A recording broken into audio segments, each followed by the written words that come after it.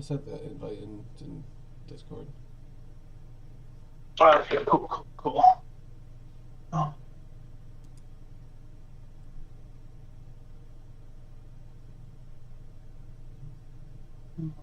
Alright.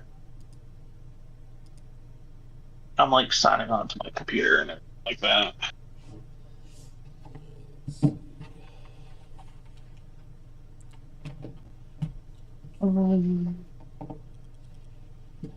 Available. Hilton Honors. Am I actually gonna be able to connect with the Hilton Honors app? Or not the app, but the fucking Wi-Fi that I never am allowed to fucking connect to? For what?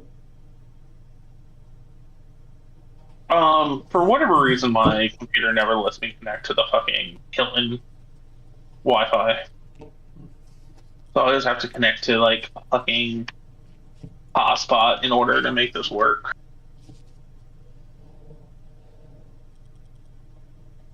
And what do you know? Working. Son of a bitch. I think I'm just gonna. I see there's like an Ethernet port, like port, and I have an Ethernet cable that I just bring with me. Plug that shit in. With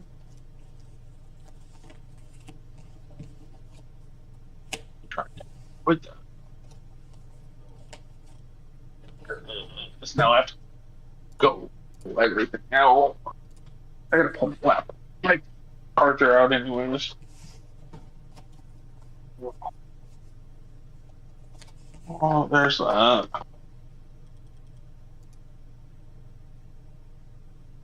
I'm just kind of miserable right now, so bear with me. Okay. The flights were not fun today. Oklahoma's halfway decent, but Say out in Oklahoma. yeah, it's like 66 degrees right now or something like that. Noise. I had a connection in Denver. We pulled into Denver, and Denver's snowing. I'm like, of course, of all places, Denver is snowing. Oh, Colorado. It's always it's always snowing in Denver. Um, but yeah, so uh, let's do that. Alright, I'm just gonna take a quick bathroom break before you get on. Oh yeah. Yeah, I'm still sleeving the cards anyway, so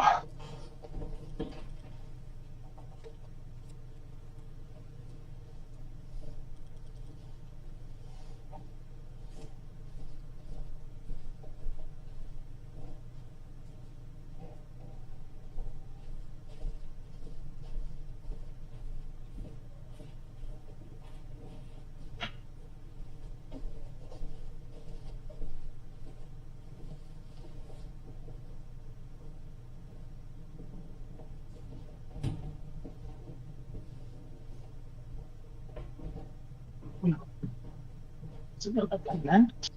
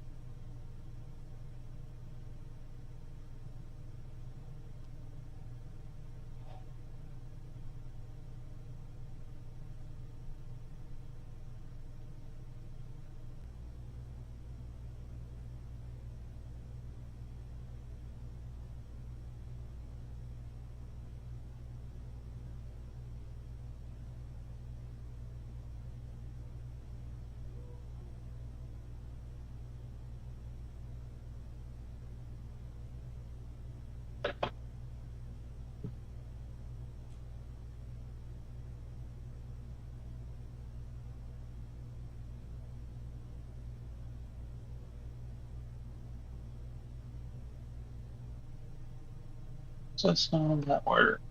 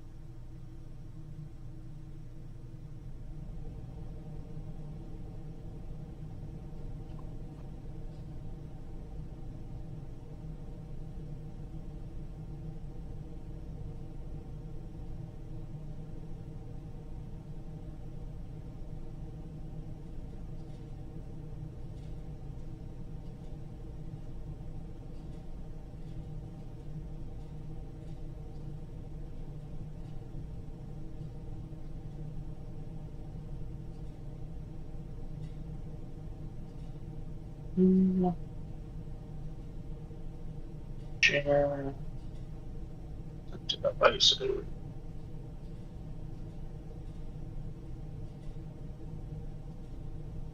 Oh,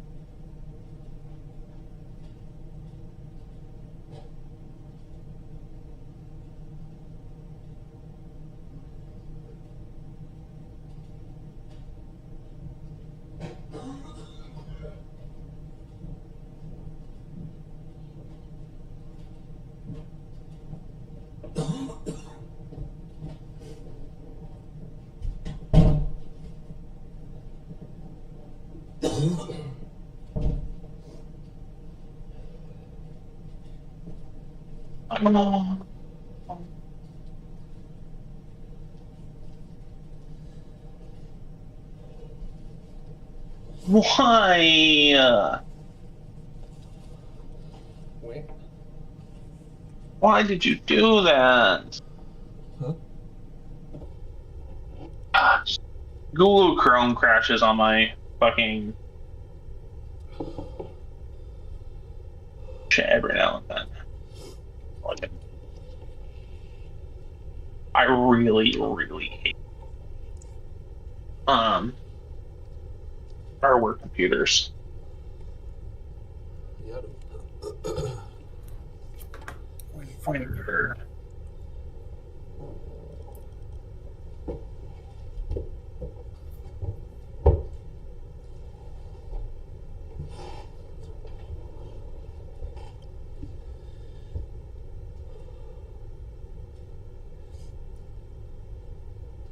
Got it. Got it. I went into the settings on my camera, so it's a little more crisp and clear now. Makes it a lot easier to click on the cards and read them. Oh, that's cool.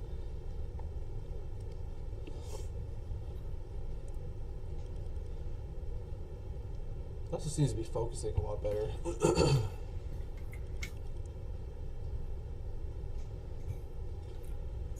And time for the hotel setup.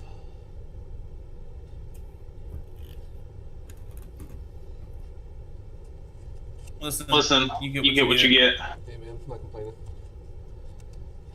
Variety's the spice of life.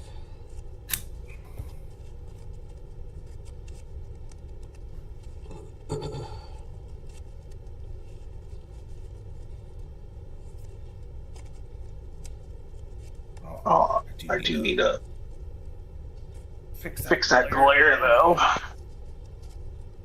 Oh, with the lamp above you. Yeah.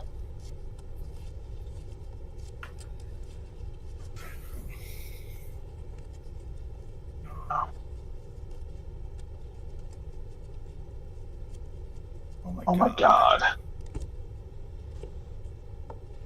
Alright. This is gonna be like the best I got for you today.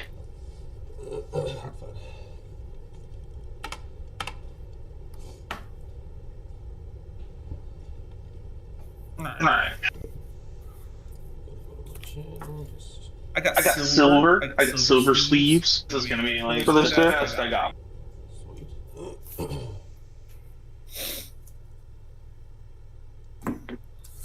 Like I am gonna put the commander in a black sleeve though.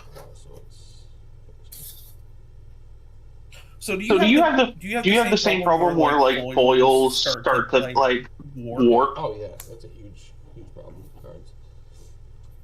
They have different like ways of foiling over the years. Some are worse. Some are much worse than others. They've actually kind of, I think, reverted a little bit. Like for example, this Xenagos card. It's got like a different type of foiling, so like it's actually kind of. It's got a slight curve to it, you see, but like yeah, it's really not too bad. Because I don't know, it's probably like 5 years ago they got really bad. Like I have foil lands, like just foil basics, not even full, that are just fucking bananas. This is my Zergo that I just bought. Yep, sounds about right. Yeah, it gets much worse than that though. It's just like the cards are like stiffer, so they just bend more. And like hold that shape and just keep bending and bending and bending. It's one good thing about commander decks though. You put your cards in these big clumps, and it compresses them and kind of keeps them flat. I went to the shop. Yep. That I was just at, and I asked about like, are you guys doing the Lorwyn pre-release? Yeah. We're gonna do. I was like, is it gonna be $30? So they're like, no, 35 plus tax, so it's gonna run about $40. I'm like, there's a fucking shop like a mile or two the other way that's doing it for 30. Fuck you guys, I'm not doing this. Like, why are you guys charging an extra $5? Because they can. Well, yeah, like I'm not like I don't want to sit there and like sound bitchy, but like maybe I just a better experience, yeah. Rolls are just that much more cold. Get your money's worth. Maybe they even sell deodorant. Oh, that's well, no. So I went into their shop today, and they don't sell much. Is it one of those just like everything's in the back and they just do online? I guess they closed down during Christmas and they did rearranging, so now they're trying to like redo restock everything. Sounds lazy.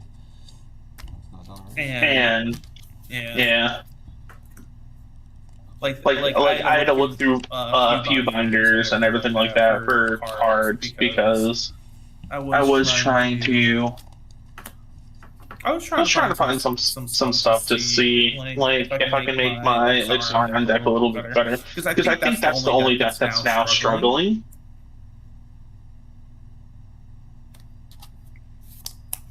And I don't even want to say struggling, but like it could be better.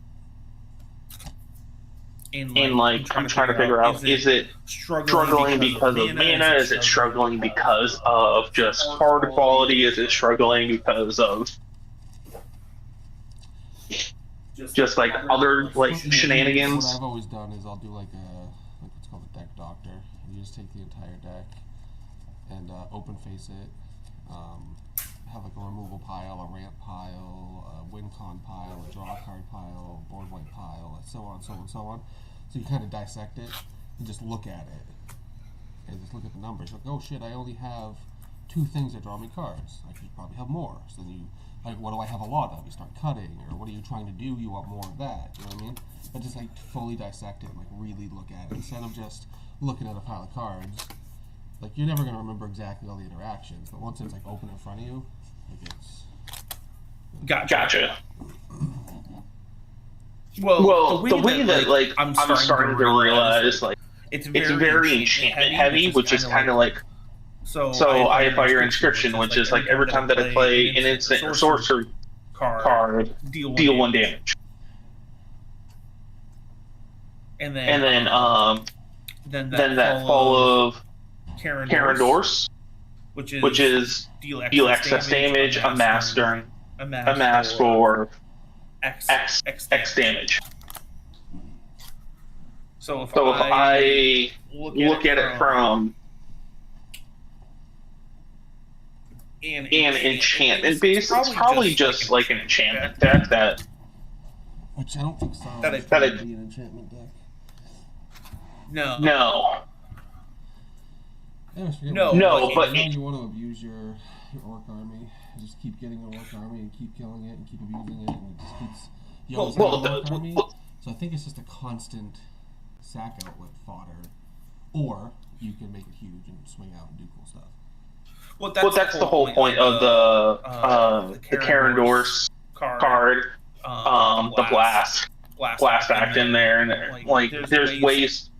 So there's like a. How it's an enchantment deck. It just doesn't. Oh, it doesn't sound like it should be. Well, the enchantments are focused around the amass. When you call it an enchantment deck, like how many enchantments are you actually saying? Oh, 3 or 4. That is not an enchantment deck. Okay. Enchantment deck. I'm picturing like 40 enchantments. Like that's what enchantment deck is. If it's just 3 or 4, then it's just a deck with some enchantments in it. Okay. So when I say that, I mean like the enchantments are like pretty crucial on like if I win the game or not. Just pieces. It's like that overkill jaws of defeat. But it's what the deck does like overall that makes it like kind of what the deck is, which I haven't like really looked at it. I played against it, but I don't know. You are right. Like your other decks definitely have a lot more movement, a lot more action. Sauron just kind of you can tell it's like it's like your first deck really that you just need to like I said, you need to fucking take the engine out and you do. Not fully. You have your win cons that really work, but I'm sure there's plenty of fat that you can trim out to make it much. Oh yeah. That's all I'm saying. I'm trying to figure out like recursion cards because like Sauron, whenever an army deals damage, you can go ahead and discard your card, discard your hand, and draw 4 cards. I really don't play around that mechanic that much, and I was playing with somebody on Spell Table, and they're like, "Oh yeah, that's like a huge thing to make Sauron like super good." So like you need whenever an army deals damage, you discard your hand and draw 4 cards. And then it was like you need to play around recursion. Yeah, and then you also have a bunch of shit in your graveyard that you could reanimate or get back. You use your graveyard as a second hand, and the more you put in your graveyard, the bigger that second hand becomes. Yep. That's why it doesn't matter what colors I'm playing, I have recursion, one way or another. Like you want to get that shit back. I have like 2.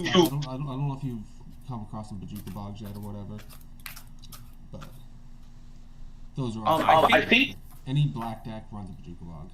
It's a land that enters tapped that acts on the graveyard. So if you're playing against someone that has a ton of recursion, or someone like you and your Sauron deck, you're chucking a bunch of stuff in the bin for the graveyard. I see what you're doing. You have that second hand. I'm just gonna play a tap Bajuka Bog and acts on your graveyard, and then you kind of like rebuild. But that's why cards like Bajuka Bog exist, because that's how good the graveyards are. And there's a bunch of other cards. There's artifacts that get rid of graveyards. There's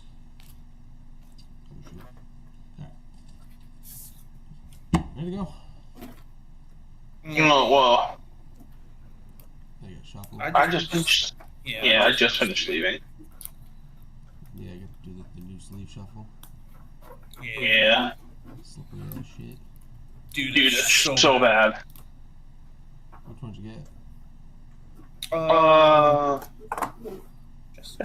Never get Katana. So I'd done basically that brand, Dragon Shield and Eclipse. Those as well. I think Eclipse might even be Dragon Shield actually. But yeah, they had another brand came out, and they were like the new new brand. Katana, yeah. Yeah, and I was like, oh, sweet. So when I lived in Laconia, I went down to the shop, bought, I think, 3 boxes, 3 different colors for different commander decks and stuff. And Winota, I think, was the first deck I sleeved.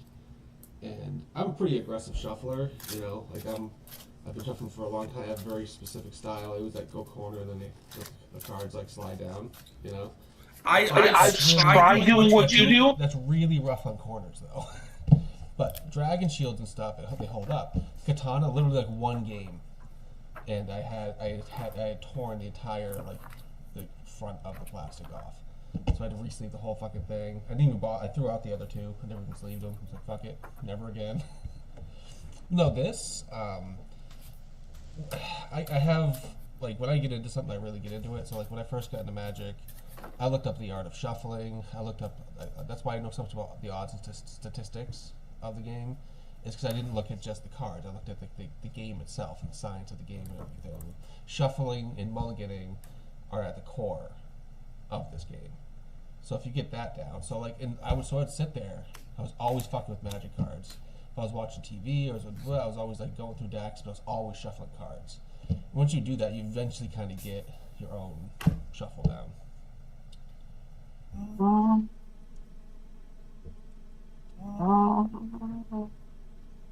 I'll keep this hand. Oh, let me grab my dice. Roll a d20.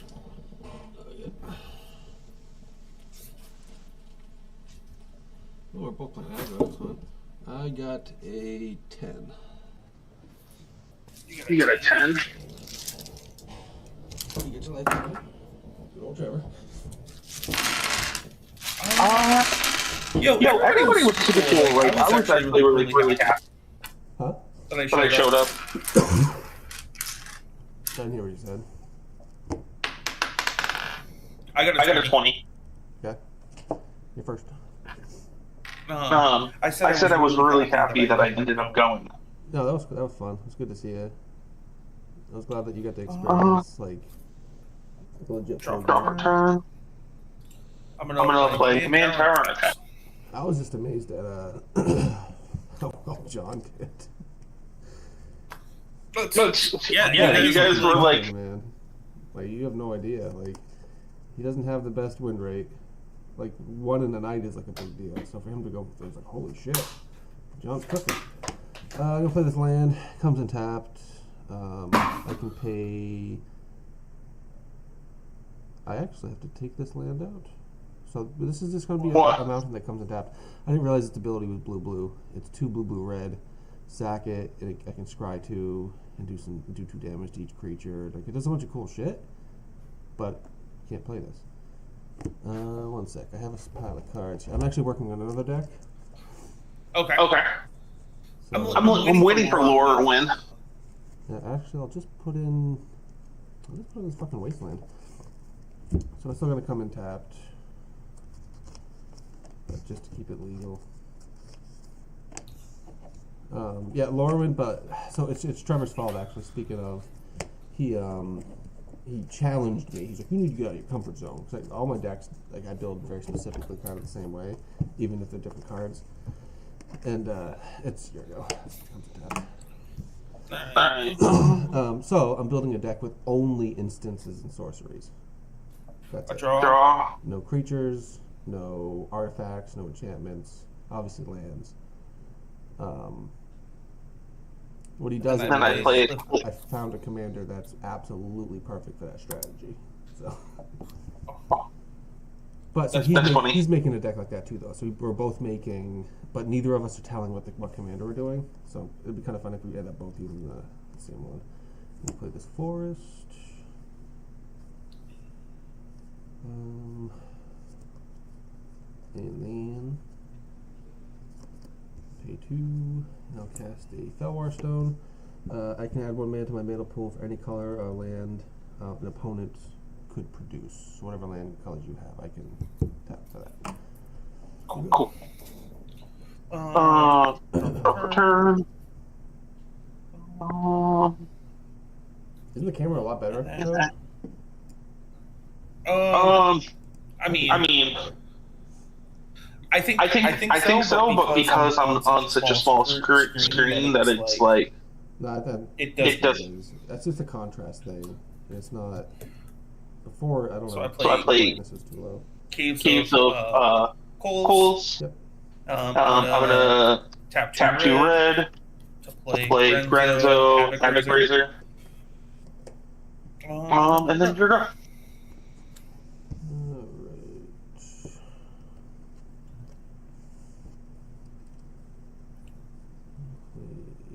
Come on, Pella.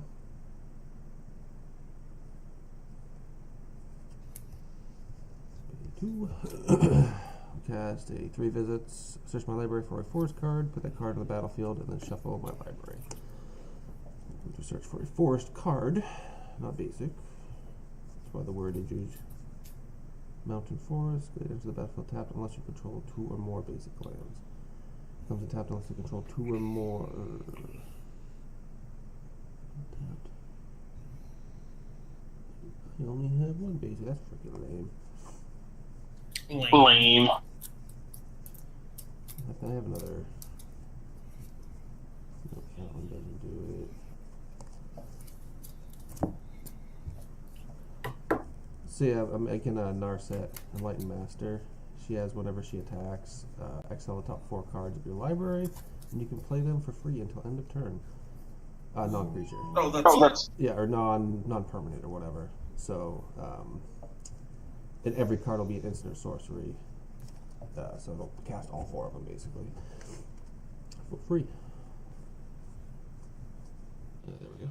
I'll pay 2 life. That'll come in untapped. And then I'll pay 3, and I'll play out this little elf human guy. I think he's an elder human. I forget what he is.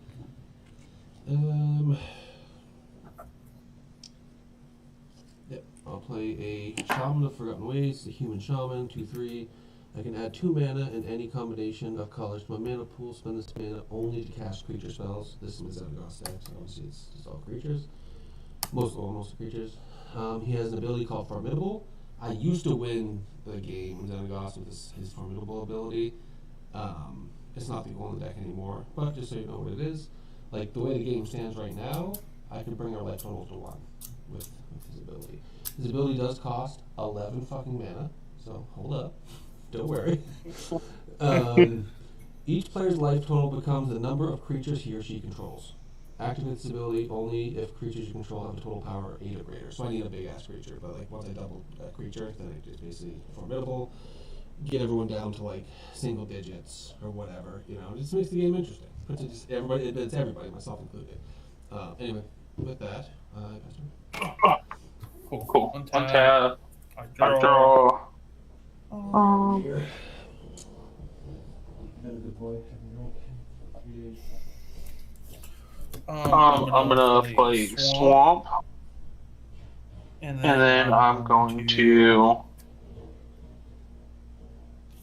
tap for 3. And I'm gonna play my G Hunter. I'm going gonna uptick her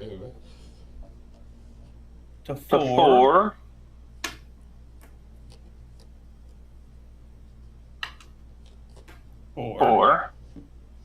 And then I'm gonna put a +1/+1 counter on Grenzo.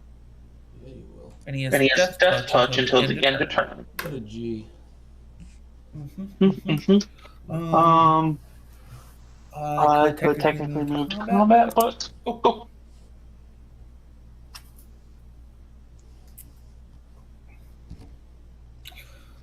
Love quick turns. I probably should have.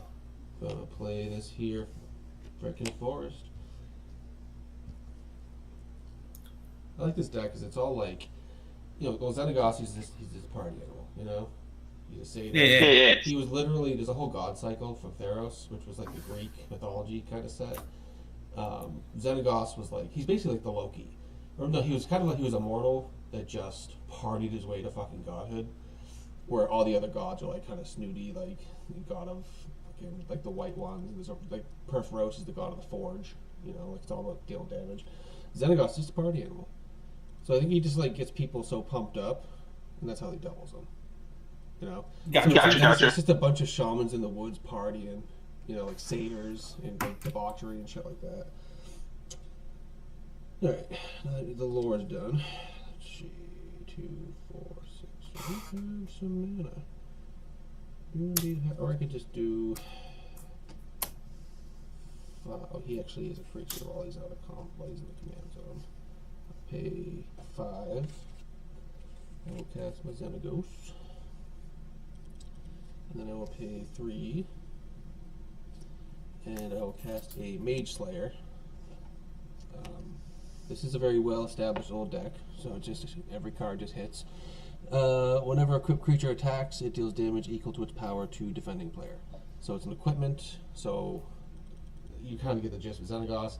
So say I'm attacking you with a 10-10, he becomes a 20, whatever creature it is, becomes a 20-20. With Mage Slayer equipped, when I attack with my 20-20, before damage, he'll take 20. And then the damage will happen after. So it'll be a 40 hit, basically. And that's just one example with a 10-10. But you've seen there's dragons that I have that are like 16-16s with double strike and so on and so forth. Again, Yeah. bonkers.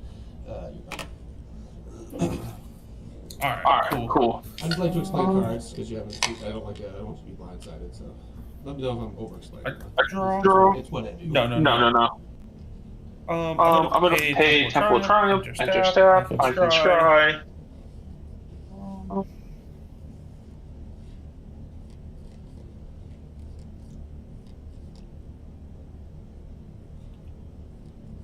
Okay. We'll go with that. And then I'm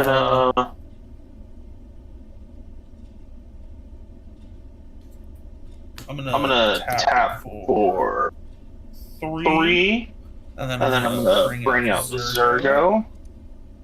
I'm gonna uptick Kaya. That gives him a +2/+2 and Death Touch. Oh, creature token that I have. But all creatures I have Death Touch. Okay. Until end of turn.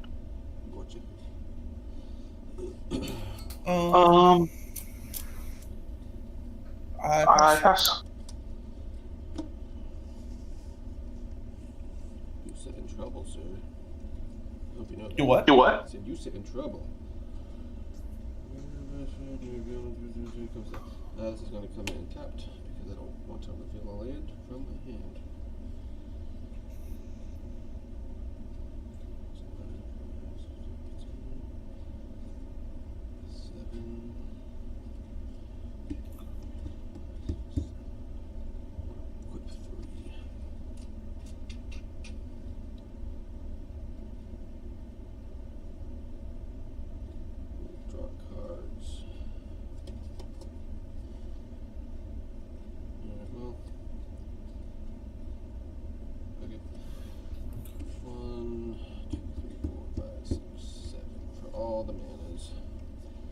Going to cast a Pan-Glacial Worm. He's not really here for the hard casting like I just did, but when he's in your hand, you might as well. I just like it because he's a unique card. He's not really good. He's just, I'll show you. 7 mana, 9/5 with trample. So he's Xenagos. He's obviously a big boy. While you're searching your library, I may play Pan-Glacial Worm from my library. So whenever I'm playing like this 3 Wishes that search out a forest, while I'm searching for that forest, I can play this from my library. Only reason it's in the deck. I've never been able to do it because I always draw the fucking thing. I also need you. 18-10. 18-10? 18-10 with trample. It looks like I just go down to 22. Or 18. Yeah, 22. And pass. I told you were dreadful. No, yeah.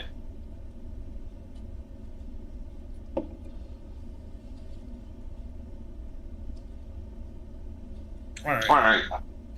Untap. Untap.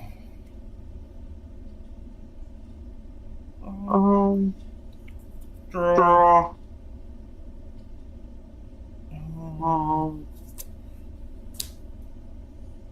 Smoldering March. Comes Comes in tapped.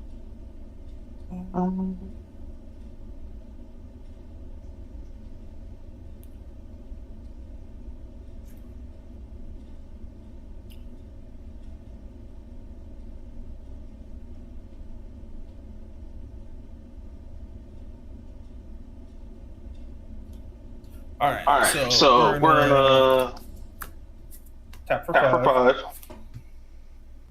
5. We're We're gonna play Lisa. I think I that's think her that's her name. name. Taisha. Okay. I'm I'm gonna uptick. uptick. Can you mute your mic on spell table? I'm sorry. I didn't even notice it just now. I'm gonna uptick. I'm gonna uptick Kaya. I'm gonna move to combat. So all my creatures have death touch. Mhm. When I move to combat with Zergo, I mobilize. Yep. 1. Do all the things. Oh.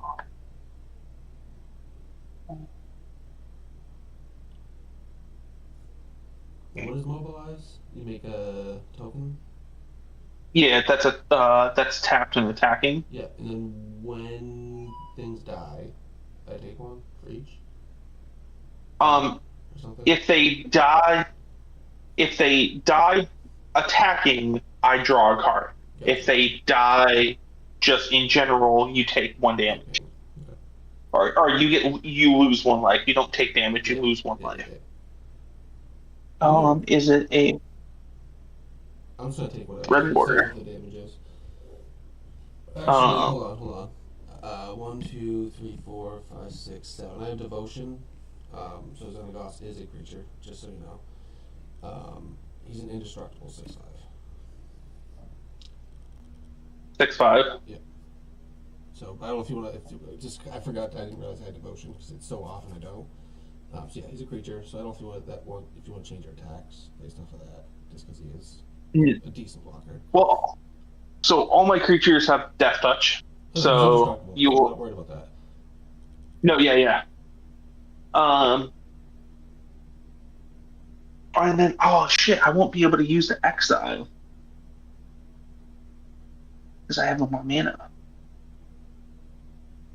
Ooh, then I lose the token. When was to get another token? Yeah, so I'll just swing at you with Zergo and the 1/1 warrior. Alright, I'll block Zergo. You'll block Zergo.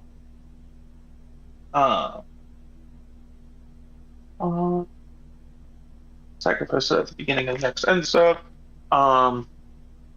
So you eat 1, you take 1. Mhm. All right, and then at the beginning of each end step, create a flying 1/1 token.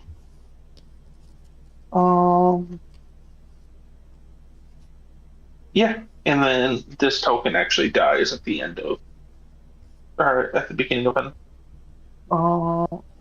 the beginning of the next end step. Boom. Oh, and then I take 1 when the token dies, right? Oh, Zergo's not on the field. Here, yeah. But you exile the top of that player's card or go target creature that player controls. I'm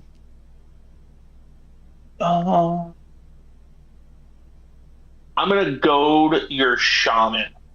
So, okay. Sure. Alright, I'm gonna draw. Is that till end of turn, or? Go target. So whenever a creature you control deals combat damage to a player, Yeah. choose one. Go target creature that player controls, Uh-huh. or exile top card That's of that player's life. until your next turn. That's how it goes. Okay. Yeah. Yep. It's better if it's like if we have more people here, but Yeah. All right, I want to play a land. It's a very pretty land. Oh, I love the. This isn't from the unsets. They always do like they're the original full arts, but their foiling's really cool because it's not like the whole thing. It's just like a band, like around the. It's just yeah. cool. I think I just play this because it's cool. Well, no, I guess it doesn't matter. No, it doesn't. Yeah, I just pay 3, equip him with the Mage Slayer, swing at you. You take 18 before he even deals you damage. Oh, so I go down to 4? And then he goes in. Then you have the With trample. Yep, 18. Oh, okay, cool. So I lose. Yeah. Yay. Xenagos is aggressive. Alright, I like doing aggro against aggro, but let me look. I'll try to have a slightly less aggro deck. Or actually, this is the game to play mono white with. Aggro versus like life gain. We're both kind of racing, but just in a different way. We both get to do what we want to do. Like you get to keep attacking, and I get to keep getting life, and whatever. Yeah. So, I just like playing Xenagos. It's probably my favorite deck. Period. It's just like a pretty much. I just swing at you for 40 and I kill you in one shot. Oh yeah, it's very powerful. It's like it's even better than Earl. It works the same way Earl works. Earl's just but like this one, there's just so many Earls, and Xenagos he's kind of harder to remove than Earl because he's an enchantment. And then he becomes an indestructible, and he's indestructible, so he's shifting between like what he is. So like you may have creature removal, but like as long as my devotion isn't 7 to green and red, he just stays an enchantment. So like you can't even get rid of him until I have devotion. But then even then, it has to be like an exile card. You can't do a destruction card because you actually don't rid of him. Like I pissed Trevor off once, back when we were kind of learning the rules and everything. He had a spell that it said something like destroy a creature, pick a creature to destroy, and then something. So I just picked Xenagos. I was like, I pick him. And he was all pissed off because I was like, oh, he's indestructible. He's like, well, then you can't choose him. I'm like, oh, I can choose him. That's why I chose him, because he's indestructible, I mean, yeah, if it allows you to choose the creature, then it was just one of those things. Like it was an interaction he never thought of before, and everyone just kind of became like. There's a lot of arguments, not arguments, but a lot of like discussions about rules and shit in this game. As you saw, like when you were playing, like it came up at least twice, like where we had to kind of like stop and look into something. So the only thing that annoyed me was when I looked at John and was like, no, like CDH rec went ahead and like describes this exactly how I do it, and he's like he has to understand it. And if he doesn't, he just does. He doesn't have. I don't know. There's a. Oh, John's John. He just has to know. Like he just has to. No, that's fine. Like that was the only time that entire night that it like bugged me. But if I go ahead and do something, I'm like, yo, see EDH record. I've done the work. Yeah. Well, it's even like when I won with Kiki Jiki Zealot's conscript combo. I explained it for you because you hadn't seen it yet. Everybody else at the table, I have won with that combo, as a giant number of the player base of Magic have won with Kiki Jiki Zealot's conscripts. John was like, "What's that do? What's it?" He knows, but even it's like he forgets every time or something. I mean, you have to like re-explain it. Like he just has to. It has to be explained to him. And then once you do, he's like, "Okay." Yeah, like I didn't see anything that he did that like was like, oh my god, he's doing this again. It was literally just that one time because like he questioned it, and I was like, no, like this is the only thing that I questioned was the fact that Swarming of Moria says create a treasure token space, then amass army. Mhm. Was I allowed to use the treasure token to cast an instant before the sorcery actually like finished taking effect? Right. That was the only thing that I questioned. But because the way that you've explained like how cards read text, if there is like a space in between two sets of text, Mhm. they act as two different sorceries onto one card, basically. Such a Yu-Gi-Oh way of fucking explaining things, man. It's wild. It's definitely diluting over time, but every so often the Yu-Gi-Oh spills out, and it just hits super hard saying there's two sorceries on one card. That was some shit I've never fucking heard before. Well, like it's not something that is I know what you on. mean. I know what you mean, but it's just not how people. It's just, it's not a judgment. It's an observation, and I find it funny. All right, I'm first, so I'm gonna draw. Yeah. I'm gonna play a planes, and I will. Let's do.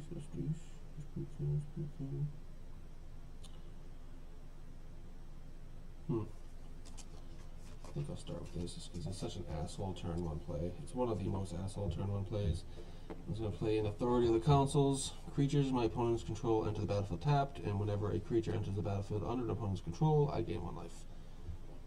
Yes. All right. I draw a card.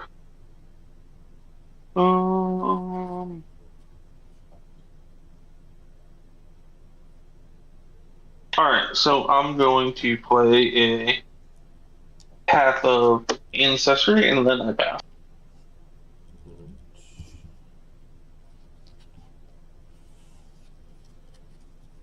Wheel. Play another planes. Then P1. Cast the Soul Ring. P1.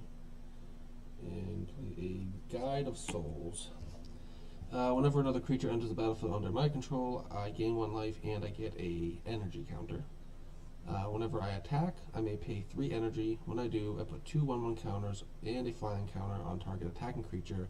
It becomes an angel in addition to its other types. So as creatures start entering, I start getting energy, and then I can get all that angelic up in this bitch.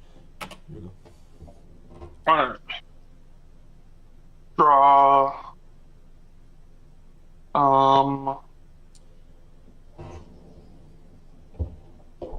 I don't think this really matters, but I kind of just need it.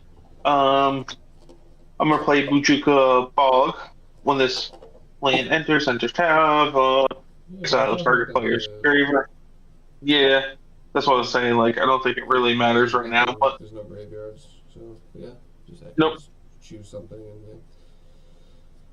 I don't think I have an energy counter, so I'm just gonna use this experience counter thing you did. Oh my god.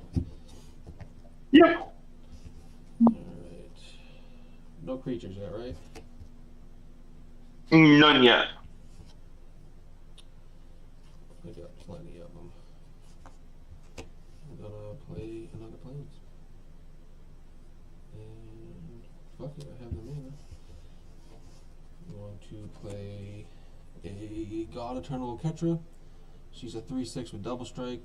Whenever I cast a creature spell, I create a 4/4 black zombie warrior creature token with vigilance. And then when God Eternal Ketra dies or is put into exile from the battlefield, I may put it into my library third from the top. The God card's generally pretty good, as I'm sure you're noticing. Yep. I gain a life and get an energy. And then whenever a creature enters the battlefield under opponent, see, I just gain 1. And then I get 1 energy as well. And pass. Alright, cool. Draw.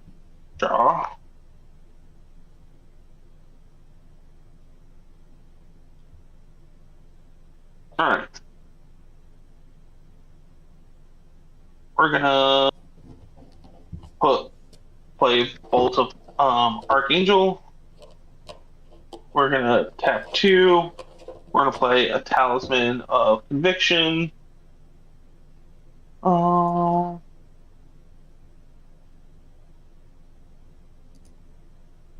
and then pass turn.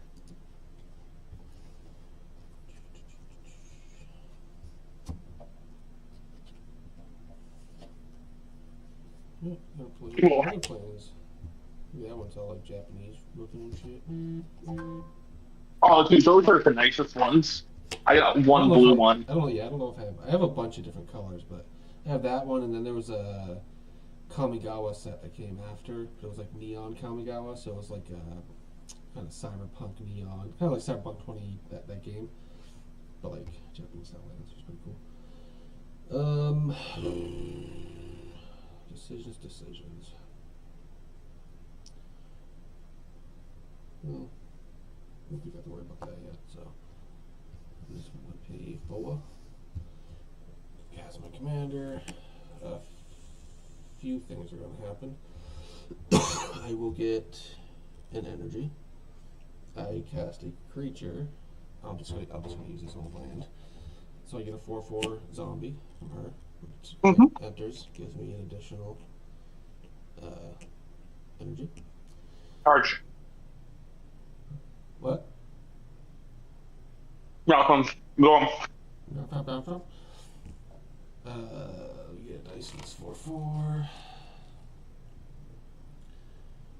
The 4/4. I will gain a life. So gain 2. I should probably attack, or do you want me to chill out? Because I played this because it's not usually aggressive, but I drew like the aggression package. I'll hit you. I mean, fuck it. I'm gonna swing at you with God Eternal Laketra. She's a 3/6 with double strike, and she will hit you for 6. So I take 6. Yeah.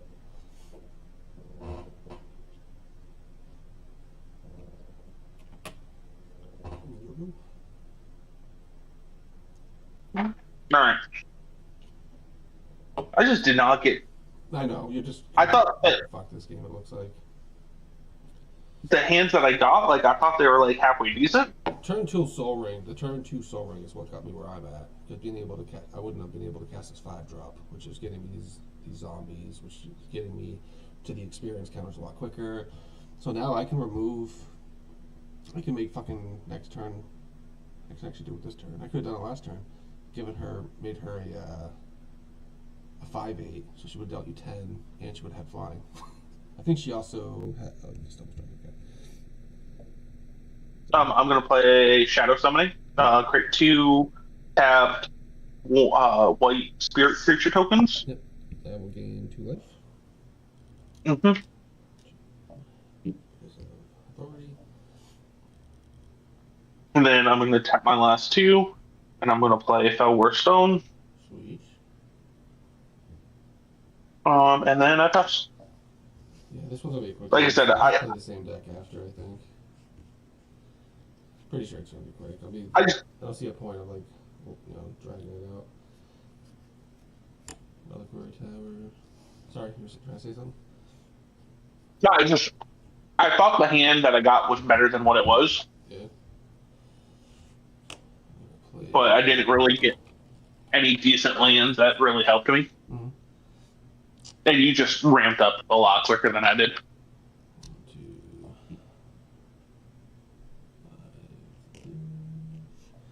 5. I played a Windborn Muse. She's a 4-mana, 2/3 spirit. She's got flying. Creatures can't attack me unless their controller pays 2. I love me attacks. Any deck I play. Mm-hmm. This deck, it has much more. This is my Pillow Fort deck. I need to remake Marquesa, because it's basically what this deck was, but just so much stronger. I guess I will pay 3 energies with his ability. Okay. Whenever you attack, whenever I have to attack first. So I'm going to attack just with her again. Pay the 3. I put 2 1/1 counters on her.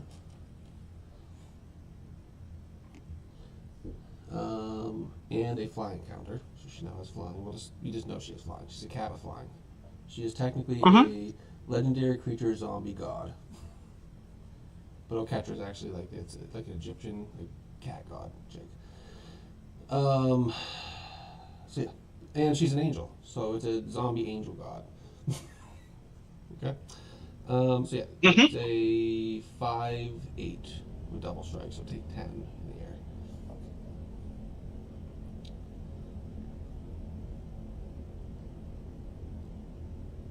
And it's not 3 mana, but nothing to do with it. All right.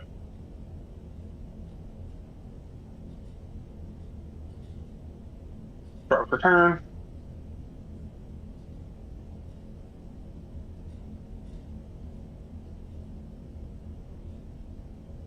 I'm gonna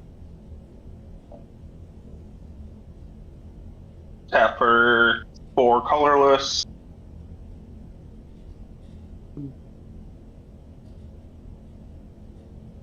And then I'm gonna play a sad robot.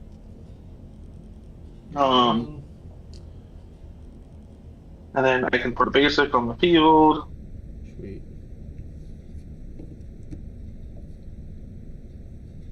Untapped. Pretty sure I lose next turn. Yeah, I'm gonna try to just speed it up.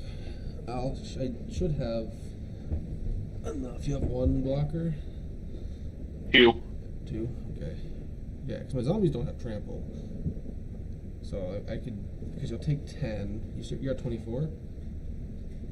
24, yeah. Yeah, so yeah, I don't think I kill you. I think it's gonna take me a few turns.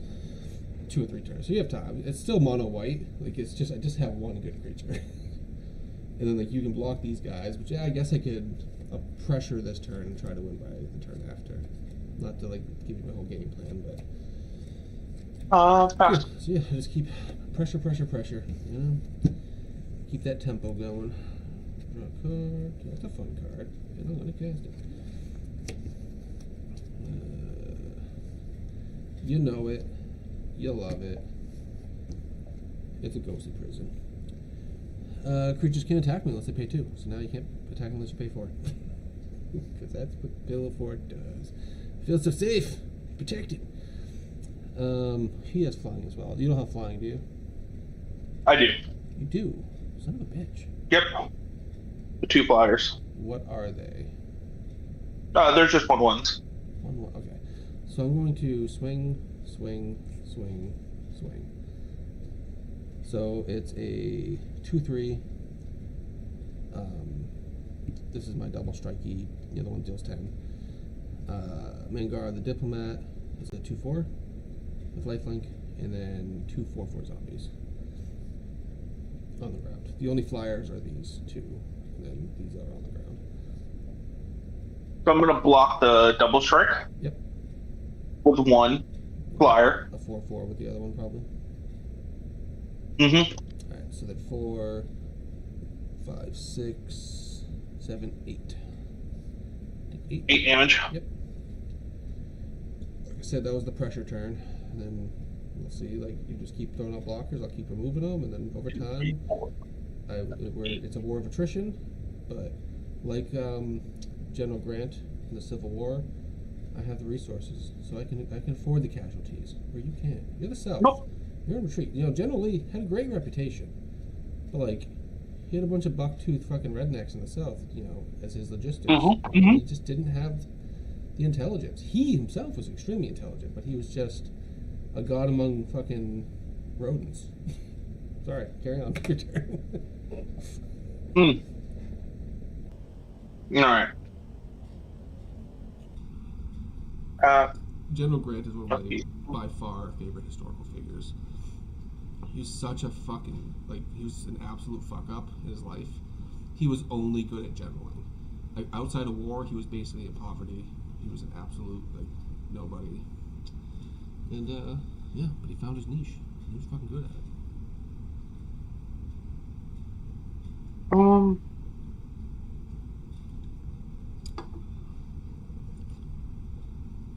I am almost top deck. Alright. I have a single card in hand, and it's a land. So unless I draw something else. Like, if you have some way to answer my board, like a board wipe right now would be perfect for you. I would still have some protections, but you would have like fucking 4 or 5 turns to rebuild. Alright. Maybe not that much, but you know what I mean. And then I'm going to tap for 4. And I'm going to play Smellerbee. Other creatures you have haste. Whenever Smellerbee attacks, you may discard your hand. If you do, draw cards equal to the number of attacking creatures. Oh, I gained 2, sorry. Attack. Oh, shit. These guys enter tap. Yes, sir. I also... How many came in? 2. 1. Well, what's fucking me is because I would be able to, like, if you didn't have the whole enter tapped or the tax, I would be able to, like, basically refresh my hand because I have 4 cards. You can't attack me. That's what I literally just said. Oh, sorry. I was only hearing what I wanted to hear. I said if it wasn't for the tax or the fact that they come in tap. Okay, I only heard the came in tap part.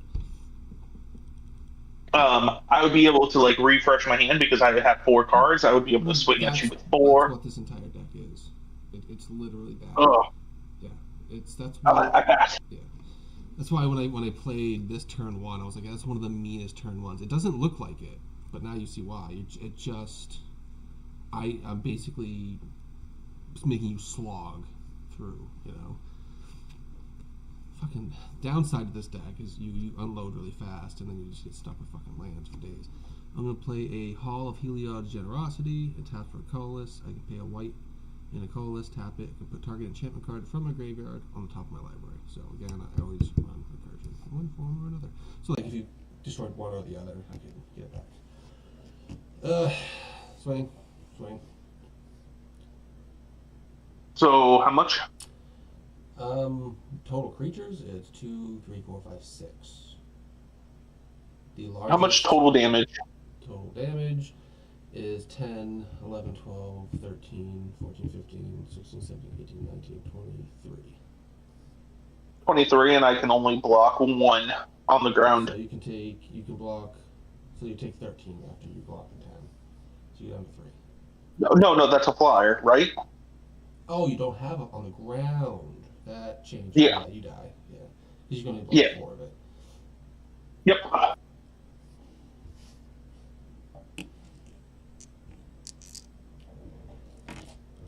Let's go. Want to play this deck again or something else? Whatever you feel like. It doesn't matter. It doesn't matter to me. All right, this was a token. Like, realistically, I'm just trying to see how well this deck can do, especially if I can actually shuffle.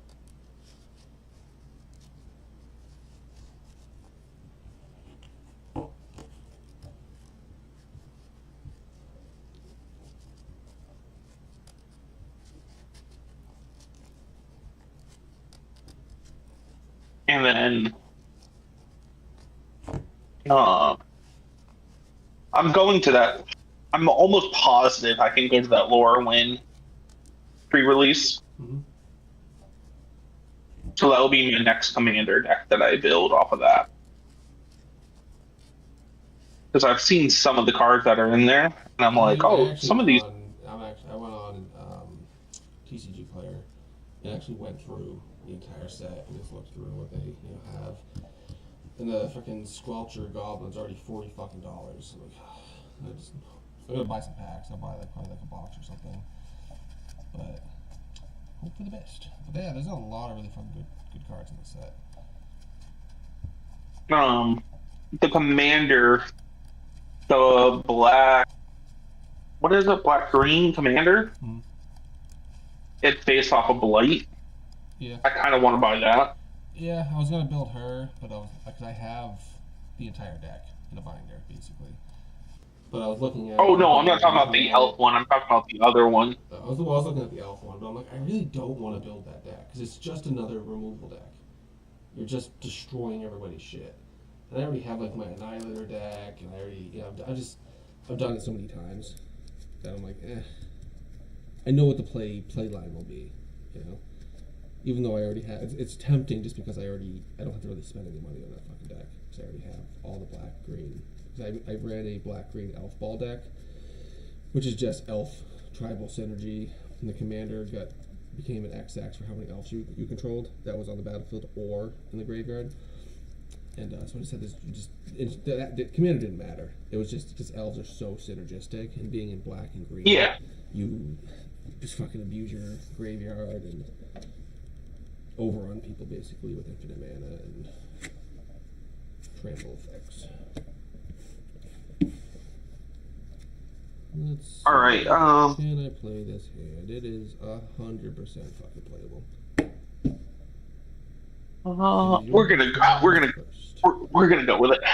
I'm gonna draw. Gee whiz, Batman.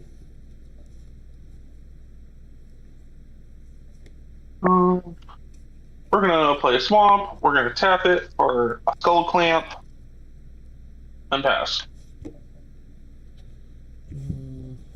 Land, pass. We're gonna draw. We're gonna play mountain. We're gonna tap for 2, and then we're gonna play a Mindblade Renderer whenever your opponent are dealt combat damage. If any of the damage was dealt by a warrior, you draw a card and lose 1 life. Just drawing lands again. I'm gonna play Howling Mine. At the beginning of each player's draw step, the Howling Mine is untapped. That player draws an additional card. So draw 2 every turn.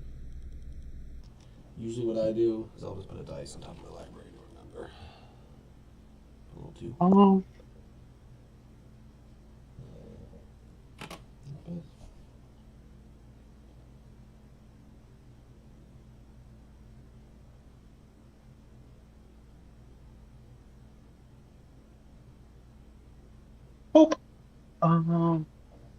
2 right there. Everybody draws 2. Yep. Everybody draws. Correct. All right. Cool. How do I full screen? F11.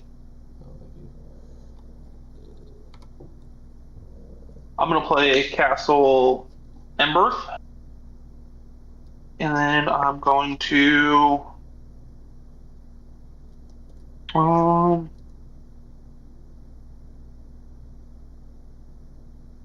you have any blockers? Nope. Just have a single little Howling Mine artifact.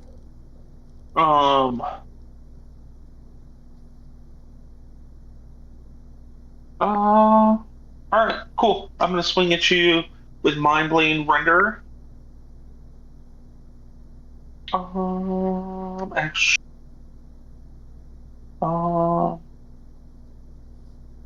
I'm going to tap for 1. I'm going to equip Skull Clamp.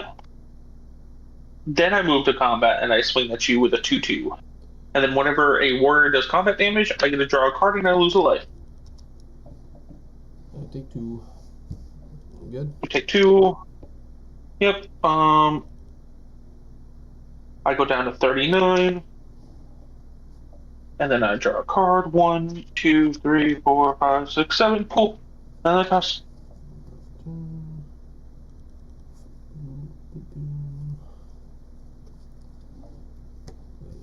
Planes.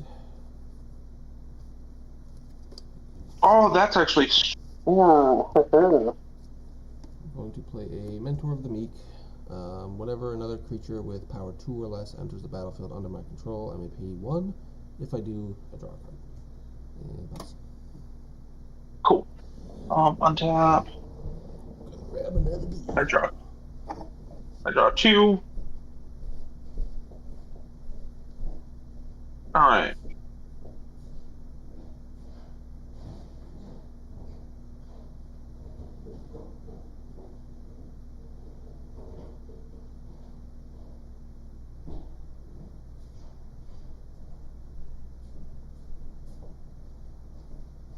How was that sound? Kill fucking worms? Trying to figure out what I want to do.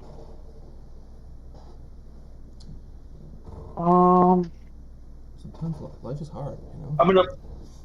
I'm gonna play Temple of Silence. Enters tapped. I can scry.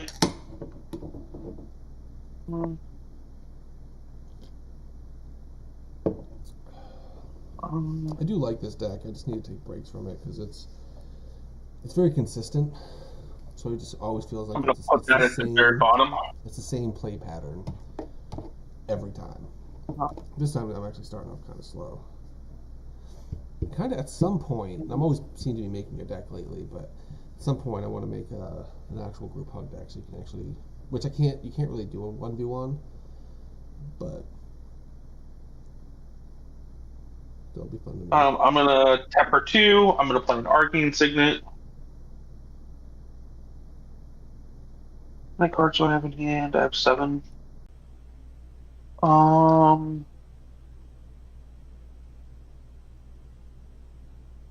What did you just play last turn? I played a Mentor of the Meek, a 2/2 human soldier. Any special keywords? You said just 2/2. Well, no. Whenever I play a creature, if it's 2 or less, if I pay 1 mana, I can draw a card. But there's no combat tricks or anything, no keywords, no nothing. Okay.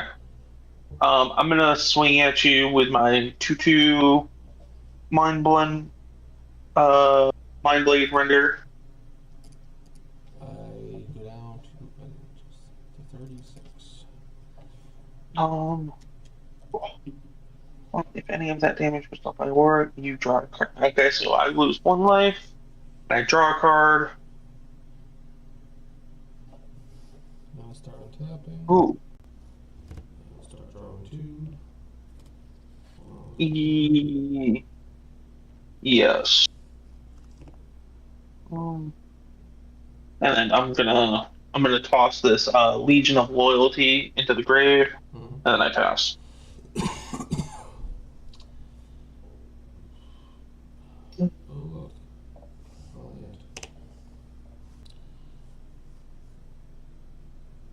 I suppose.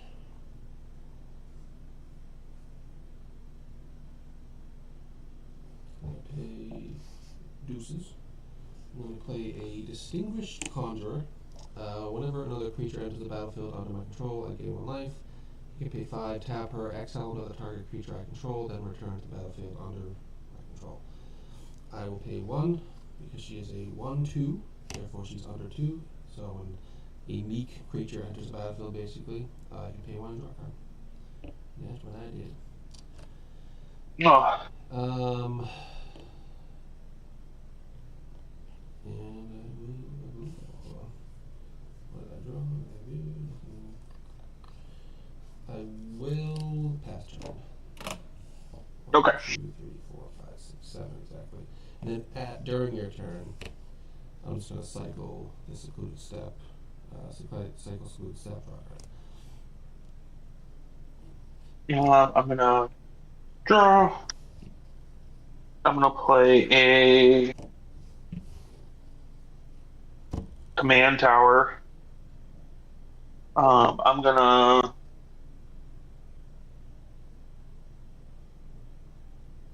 tap for 2. Actually, I pretty much have enough mana that I can do. I don't need a specific. Yeah, so I'm gonna tap for 2. I'm gonna play Talisman Conviction. And then I'm going to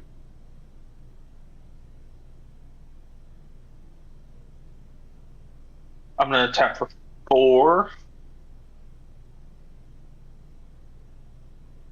and I'm gonna play a Hero of Blade. Oh, I was supposed to draw 2 cards. Good. Are you okay with me drawing that second card? Yeah, you're good. All right. Gucci. So Hero of Blade Hold has Battle Cry. Whenever this creature attacks, um, each other attacking creature gets +1/+0 until end of turn. Whenever this creature attacks, create 2/1/1 white soldier tokens that are tapped and attacking. You have blockers up now, so um, I'm just gonna I'm going to tap my Arcane Signet. I'm gonna put a Skull Clamp on my Hero Hold. So now he goes from a 3/4 to a 4/3. And effects. Now the tables have turned. Draw 2. There we go.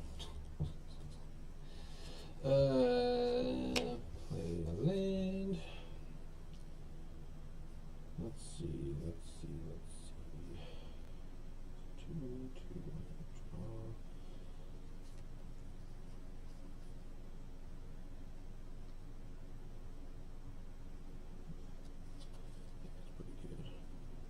Pay 2 and cast an Essence Channeler. As long as I lost life this turn, Essence Channeler has flying and vigilance. Whenever I gain life, I can put a 1/1 counter on Essence Channeler. Then when Essence Channeler dies, I can put all the counters on target creature I control that are on Essence Channeler. He enters, I gain a life. He had entered, so he's there to see the gain of life, so he does get the 1/1 counter. So I will gain 1 like that, and then I will also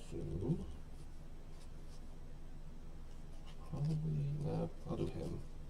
This card on EDH Rack is considered one of the most unfair broken cards.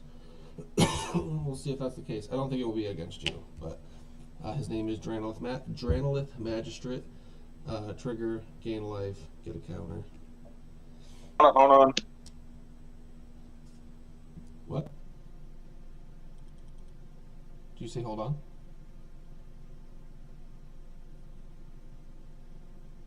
Did you disconnect? I do believe he disconnected.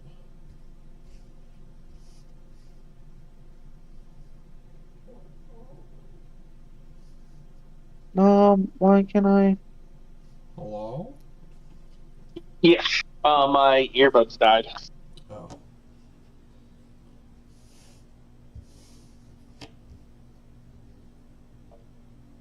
Okay. Are you good? I'm good now, yeah. Okay. So, Dreadnought the Magistrate reads, your opponents can't cast spells from anywhere other than their hands. So if you have any, like, cast from exile, or play this till end of turn from whatever pile, whatever, he just says, nope.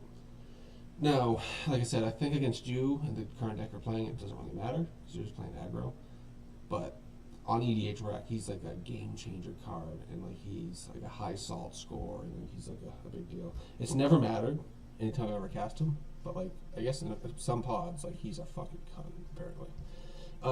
I will pay the 1. I didn't pay the 1 for him, but I'll pay the 1 for him to mentor the Meek because he's a 1/3, so he has a power 2 or less. So I can pay 1 to draw a card.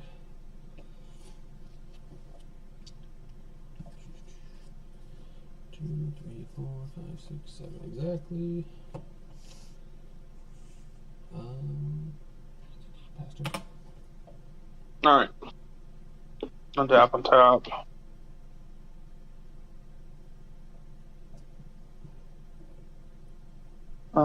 Draw 2.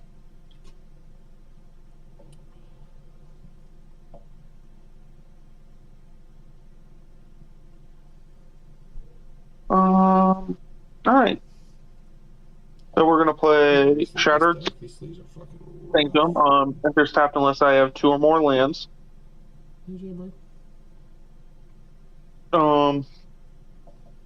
we're gonna tap for 2. And then we're gonna play an Idol of Oblivion. Tap, draw a card, activate only if a creature token was created this turn. And then it has 8.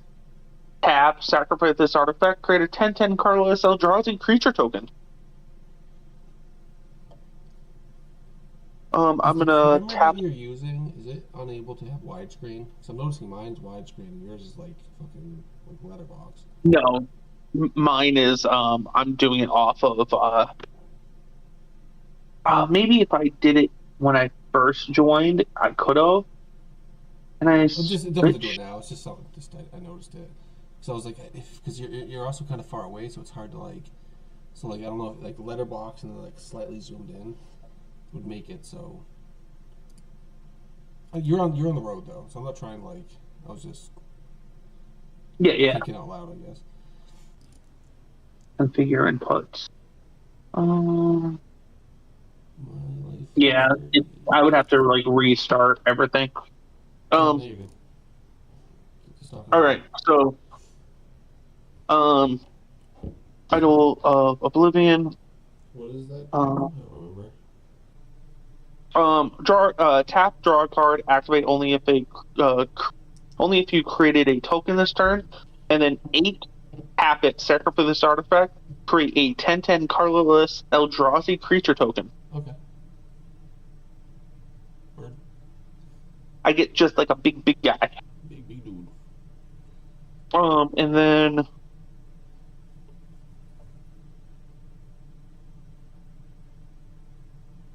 I'm pretty excited about my my instant sorcery only deck. Like it's just full of all the best of the best. It's like a world tour of counter spells and control magic and destruction. Then I'm just gonna play like 15 extra turn spells that I'll play for free. Sometimes I'll probably hit 3 or 4 in one attack. So I'm like, I get 3 extra turns after this one, and you just keep fucking cranking through your whole entire deck, just casting all your instant sorceries for free.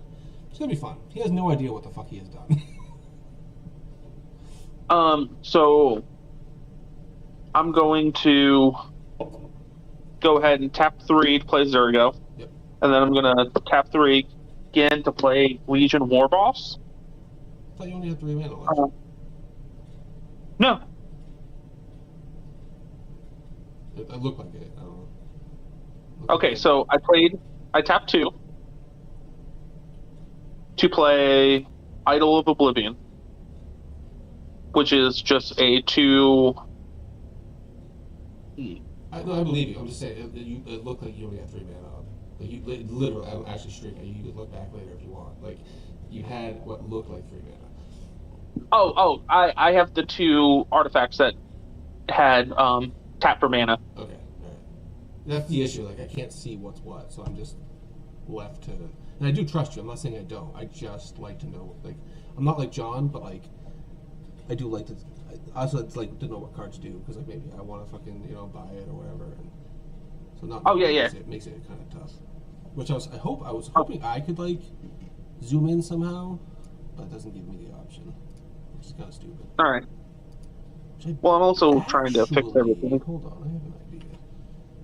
If I use my on top little app thing, spell table. Oh no, because I can still select region.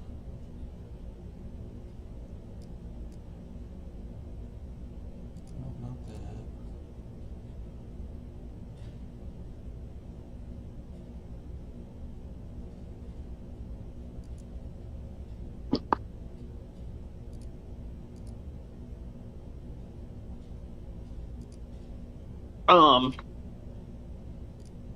Can I move to combat?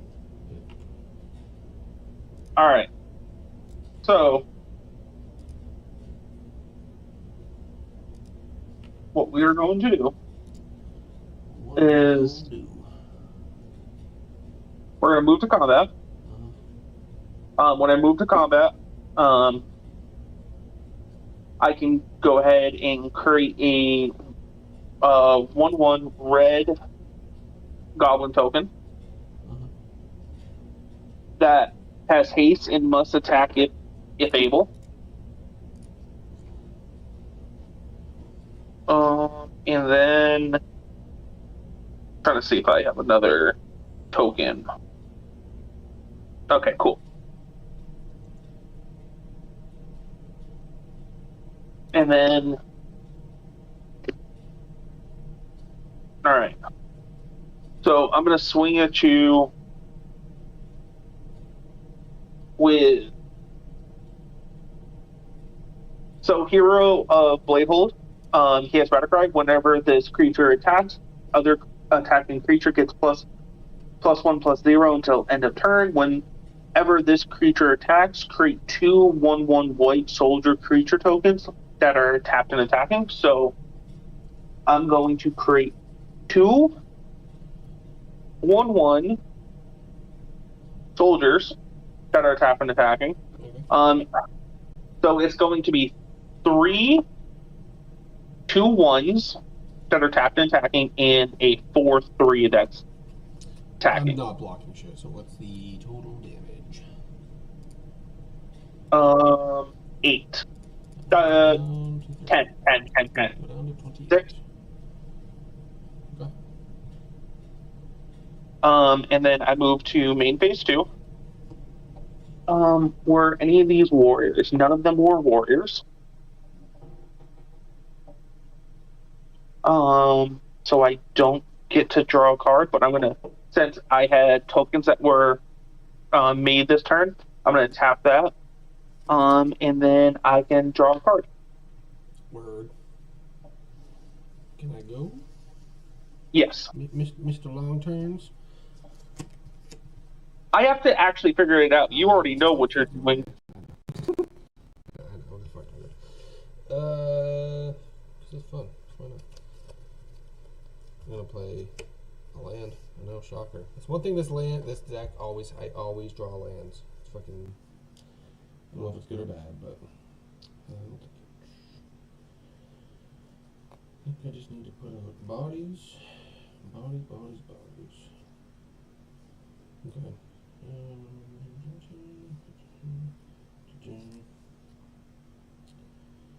Okay. About to do some things.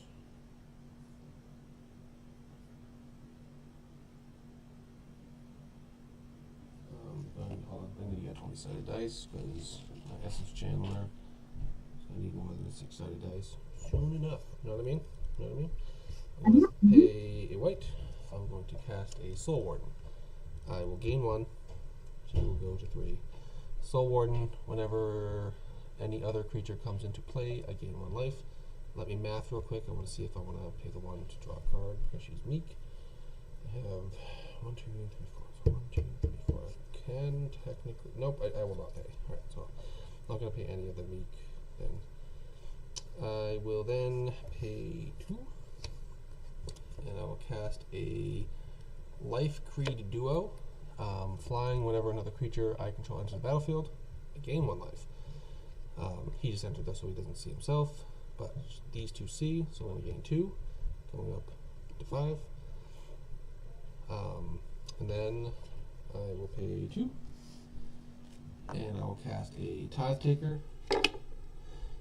During my turn, spells my opponents cast cost 1 more to cast, and abilities your opponents activate cost 1 more to activate, unless they're mana abilities. He has Afterlife 1. When this creature dies, create a 1/1 white and black spirit creature token with flying. I will gain 1, 2, 3, going to 8 counters on this bitch. And then, to finish all that off, I'll pay 1, and I will cast a Tithe, search my library for a Plains card. If I control fewer lands than target opponent, I may search my library for 2 instead. How many lands do you have? 1, 2, 3. 1, 2, 3, 4, 5, 6. So, all right, so we're both at 6. So I only get 1 land. If you had 7, I'd get 2. Pretty sure. Field card players put them. I put it in my hand, so I will put this Plains into my hand.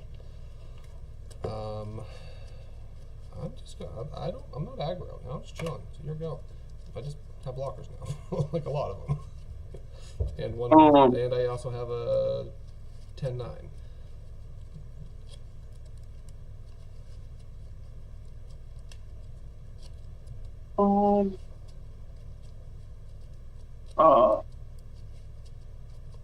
Untap.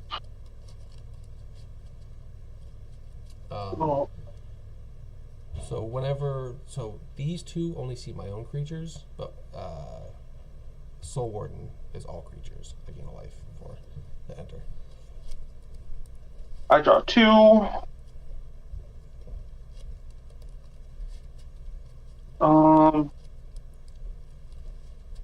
Alright.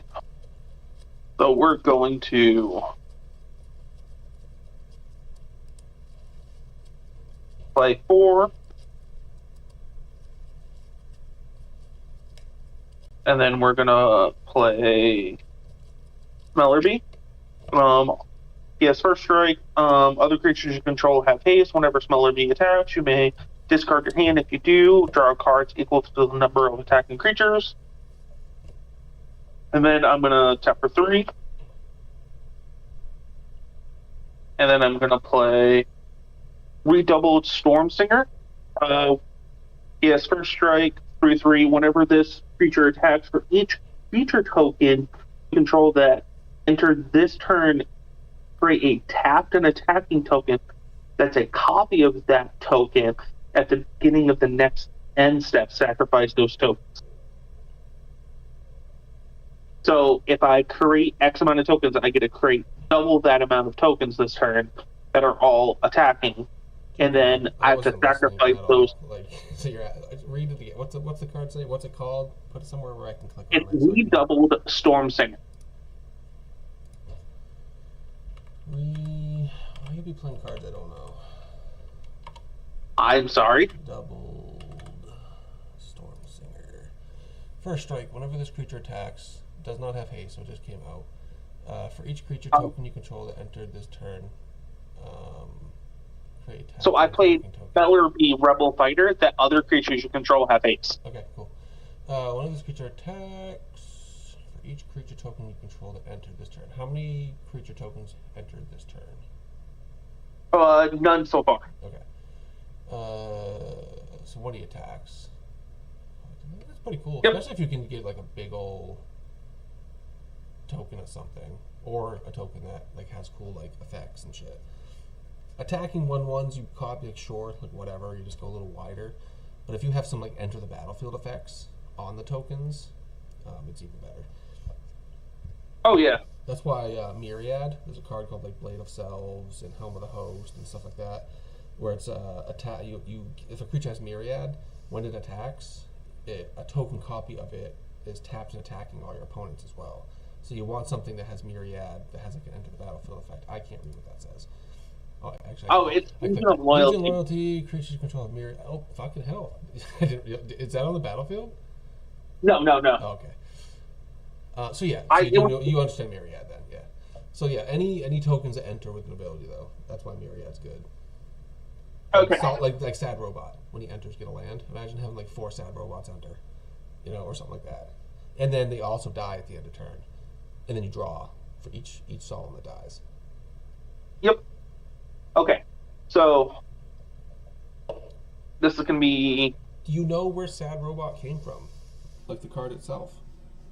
No. There's actually, I forget when, probably in the late 90s, early 2000s, there was a like competition, like a Magic Fest or whatever, and the top players, whoever won, got to make their own card. And so Sad Robot was one of those. It was just a competition player that like he was like, I want to make this card. And there's another one called Snapcaster Mage, which is one of the most broken blue creatures in the game. That's also like one of those player-made cards, basically. Sad Robot is literally a player. The original art is like literally like this sad like android robot guy. That's why it's called Sad Robot. There's been I think 3 or 4 different printings of him now, different arts. But yeah, originally he was a player-made card. So what we're gonna do? Yep. Sorry. Nope, you're fine. I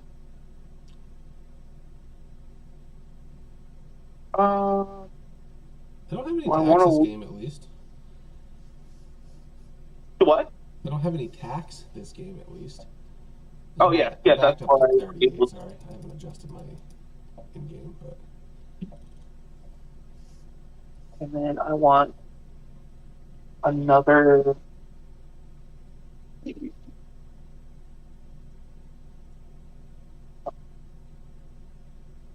Two.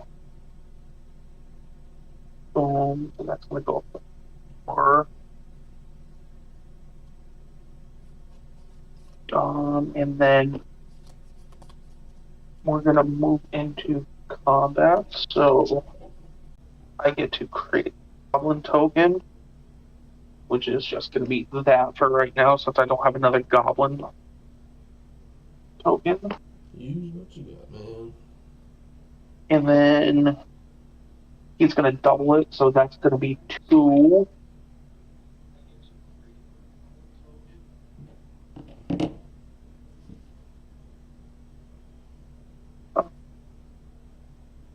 And then they all are 2/1s, and he's a 4/3. Mm-hmm. Okay. Just trying to make sure that I am doing the correct math. Using Warboss is fun too.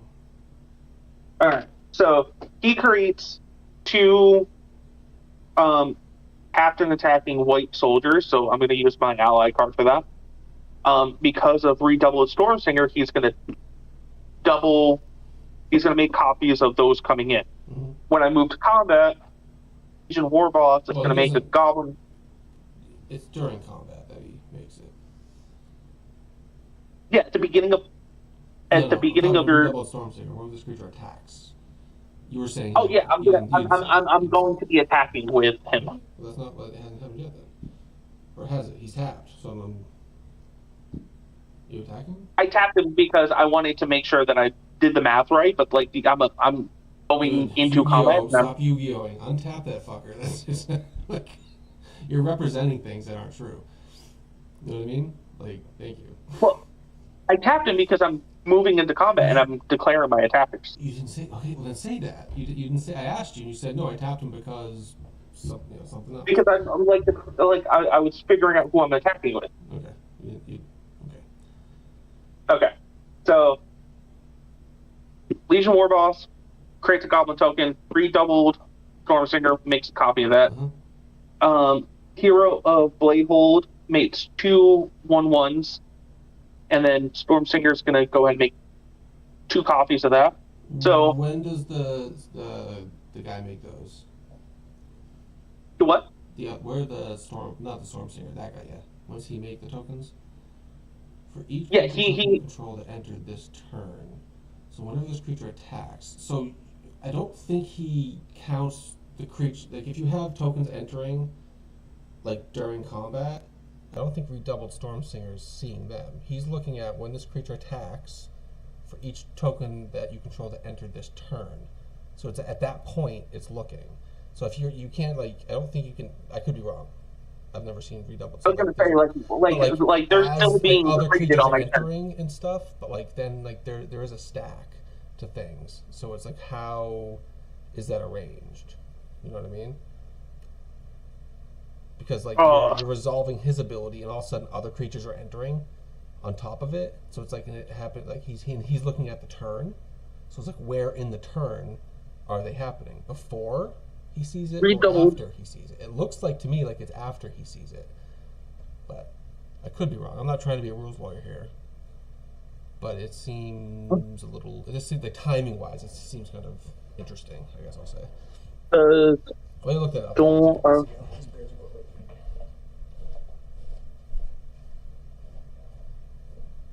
Does redoubled Stormsinger work with? Basically, these would be mobilized, right?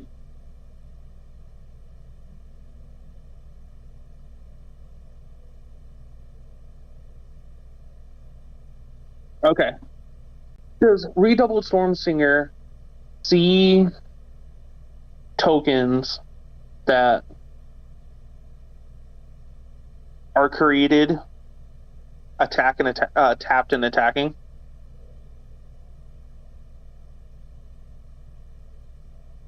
that does Redoubled Storm Singer see tokens that enter during combat? Yes, Redoubled Storm Singer. If its trigger is put on the stack after other generating effects resolve during combat, it will see and copy those newly created tokens, leading to a chain reaction. So you just have to stack it. So Redoubled Storm Singer is at the top of the stack. So you have to use his ability last. Because last resolves first on the stack. Okay. That's fine. Carry on. Okay. It's just a timing thing. It just seemed weird. So as long as because you basically hold priority, I believe is how it works, and then you can decide what triggers go on the stack because they're all happening basically at the same time. But once you do that, remember, like if you then try to then start adding other creatures, like tokens, they go on the stack above him. So you need to decide like what you're doing. You can't like set the stack and then start interacting again while things are still resolving. You know what I mean? Because you'll layer on top of him on the stack. Okay. So if I'm understanding this correctly, so would you said layered on first or last? Last. So make all your tokens first, because it's all in combat, right? Yep. So when in combat is your guy making the tokens? Is it just when he attacks? Just when he attacks. Okay, perfect. So you stack him first. Do you have any other effects other than the main guy we're talking Creating about? token? No. Okay, so then you layer his when attack on top of the token creation. That resolves first. He now officially sees the other guys enter, and then copies them. Okay. Okay. Sure. That's why it matters, though. All right. So you have. Oh god. Fucking earthquake. So you have. There is 6. How many? So there's How many 12. small tokens? How big are they? There are 2 ones. 2 ones. Okay. And then I have a 4/3 and a. So I have 2 4/3s. Yep. And then I have 6 2/1 swinging at you. Because Hero of Bladehold has Battle Cry, so every time that I attack you, creatures that So are also attacking you. 3. I'm gonna block with my 8/7. Or sorry, my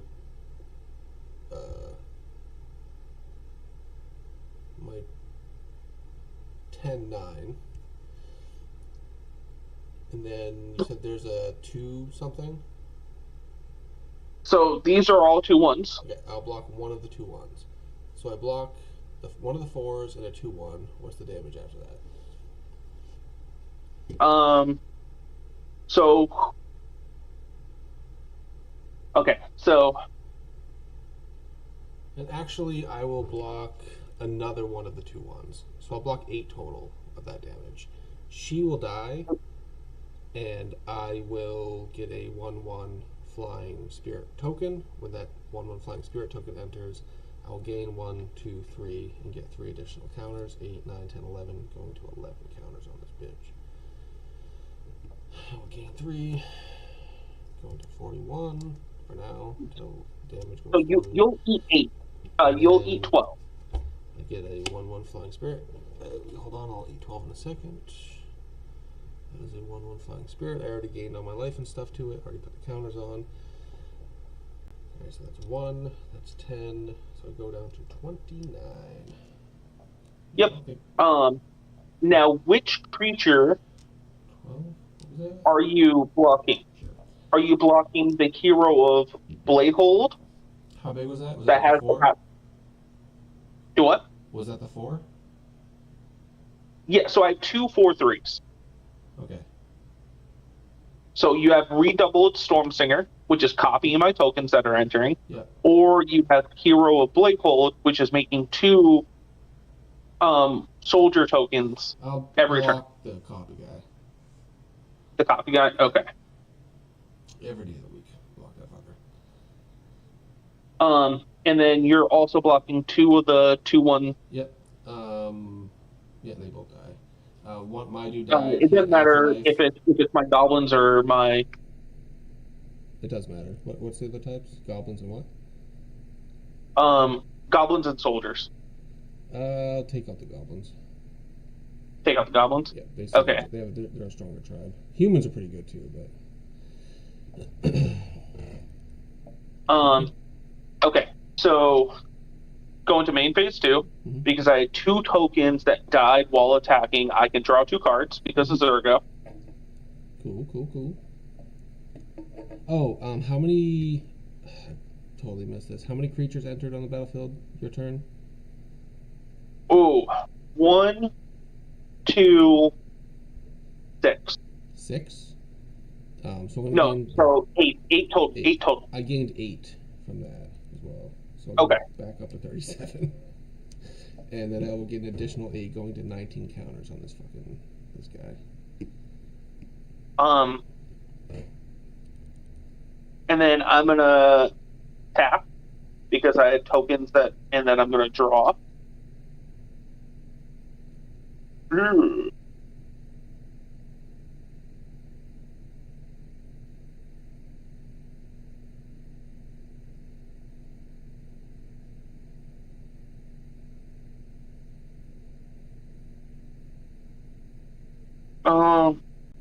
To discard 2 cards, so I'm gonna discard Amara Angel and Goldlust Triad.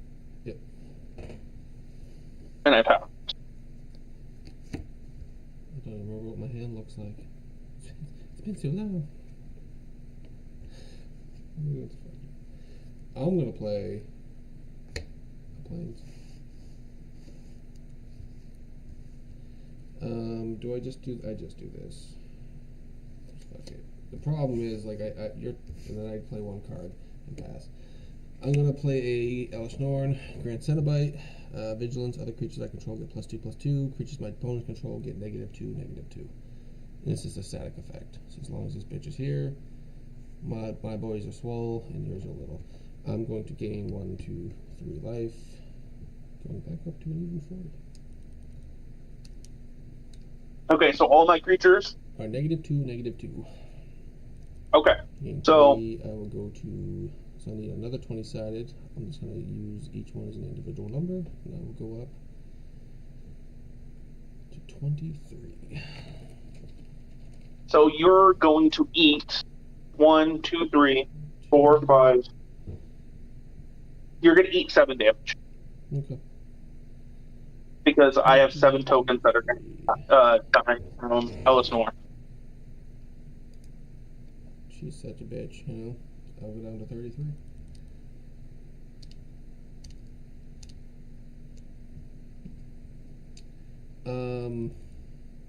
What do you have for creatures?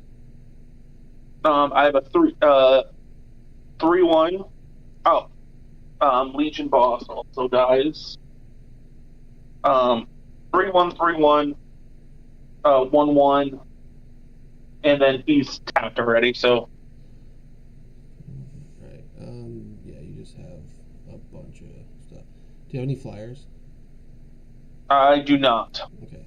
I'm gonna attack you with my 25, 24, and then it actually gets +2, so 27, 26.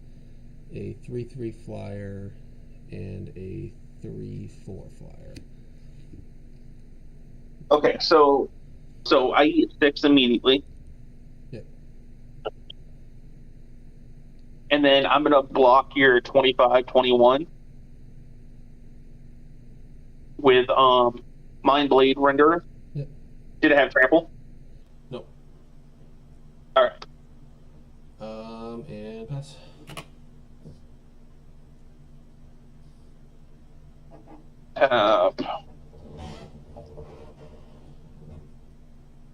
You still at 38?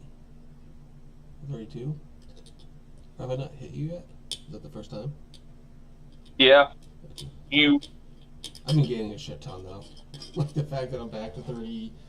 I'm at 33 now. Let me check that out on the screen. Still, like, you probably got me like 40 damage this game. Maybe not that much, but like 20. I'm gonna play Castle of Artbiel. Then I'm gonna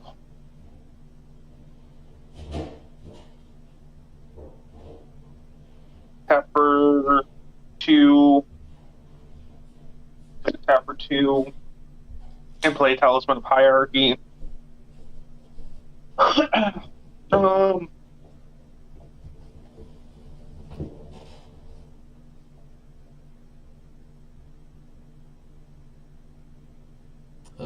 No creatures yet entered? Not yet. I'm going to pay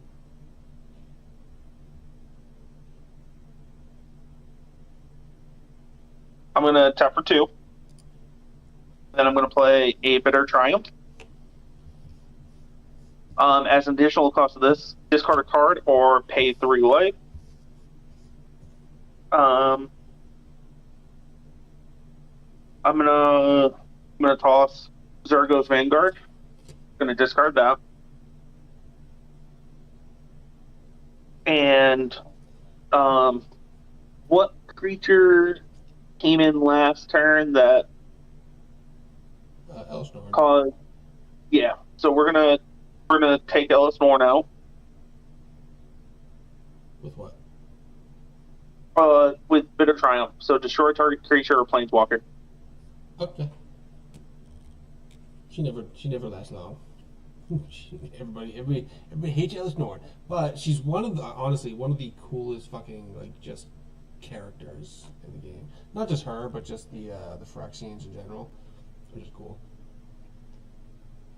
And then I'm going to tap for. He was a good board wipe. She did her job. Just going to tap 3, and then I'm going to play Gix, Garthmore Practor.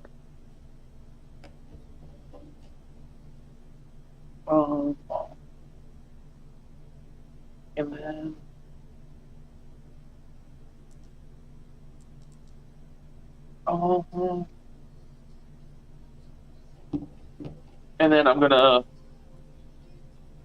have the correct mana. Yes, I have correct mana. I'm gonna tap for 3 more, and then I'm gonna play Agleen Resplendent Cather. He has vigilance. Ageline's power is equal to the number of creatures you control. Adeline Resplendent Cather. Vigilance, Adeline Resplendent Cather's power is equal to the number of creatures you control, so she's a 5/5. If you attack for each opponent, create a 1/1. Okay. One of those, like, not great in 1v1 cards. Though, a 3-mana Vigilance 5/5 ain't bad. That also makes it 1/1. In this Yep. setting. No, 3Ds. Alright, so what we're going to do is we're going to move to combat. Mm-hmm. We're going to swing at you with Melody. We're going to swing at you with Hero Playhold, and we're going to swing at you with Adelian. So that will be 3 white soldiers. 3 entered? Yep. So all together for creatures, I had 6 creatures enter this turn. Oh, I go to 20. I believe. Hold on. 1, 2, 5. I had 5 creatures enter this turn. 28. I gain 3 more, going to 39. Okay, carry on. So he's going to go ahead and he's going to make a white. He's going to make a 1/1 white human. He's going to make 2. I will gain 2 more. So I. 1, No. I'm just saying, like, altogether, like, so he goes from 1, 2, 3. Oh, how many creatures? Gotcha. So there's 7, 8. Is he going to see himself? What's he say? Whenever you attack. Their power is equal to the number. You're talking about Adolin? Yes. Yeah, the number of creatures. He is one of those numbers. Spell table just crashed on me. Give me a second. Yeah. I'm also trying to fix my deck so I can get a soul ring next turn. Let's go. Nice.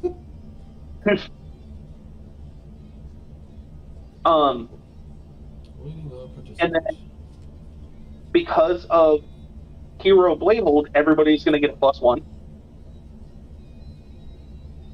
Sure.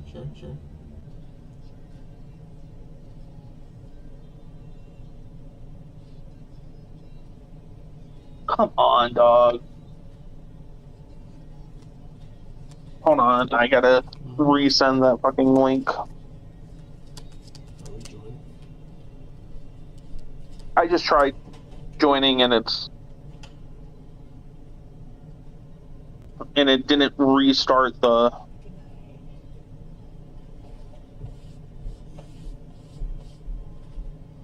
Open a new tab.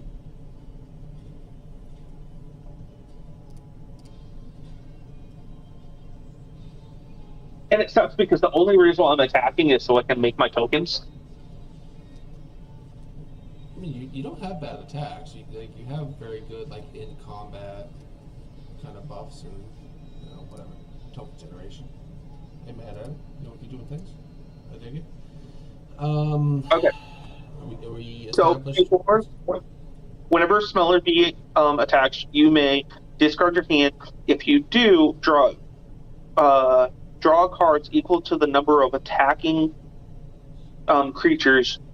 Oh, that's so good.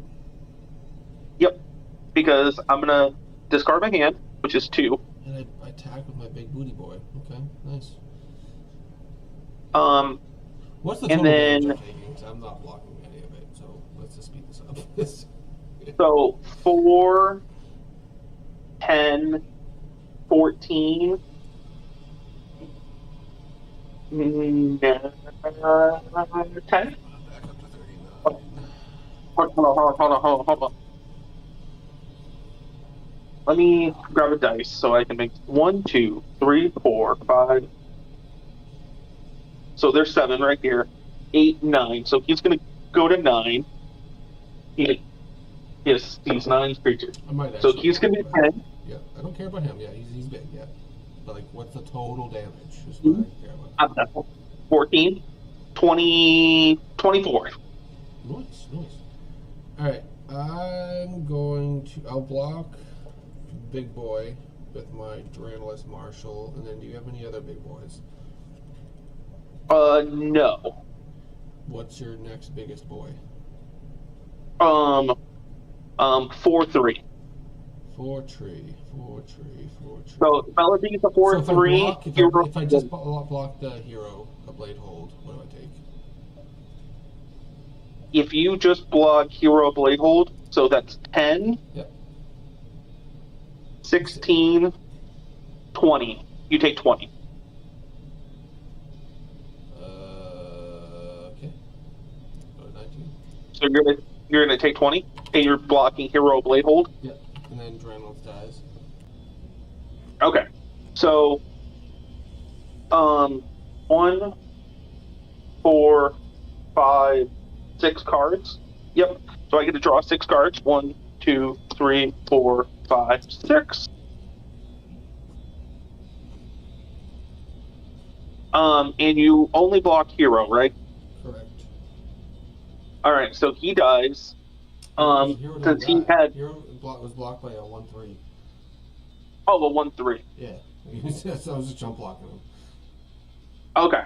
I had attacked with my big guy, so I was like, I probably should have done All that. right. So I'm gonna move to my main phase 2. Huh? Yeah. I'm gonna move to main phase 2, and then I'm gonna tap Idol of Oblivion. Since I had a creature that since I had tokens that were created this turn, and then I'm going to draw a card, and then I'm going to pass. Let's see what I can do. You're starting to. You might win this one. I'm starting to see that you might win this one. So now I have to like dig deep. You know. I feel like. I just want to point out, this is how I drew my cards, and I'm just going to tell you right now.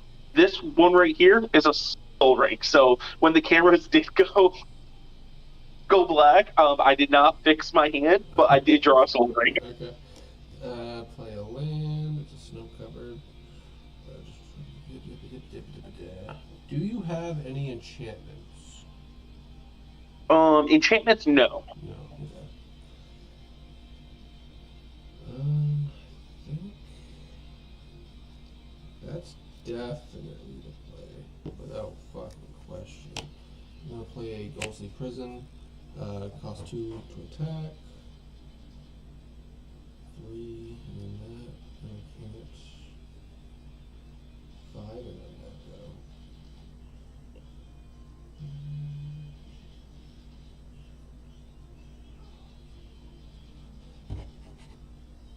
That's 4.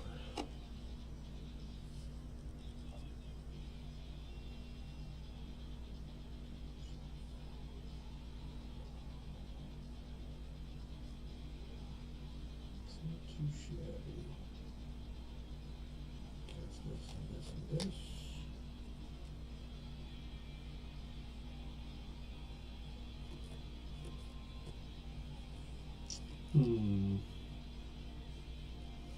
I'm just gonna pay 3. I'm gonna cast a Catcher's Monument. White spells cost 1 less to cast. Sorry, white creature spells cost 1 less to cast. And then whenever I cast a creature spell, create a 1/1 white warrior creature token with vigilance.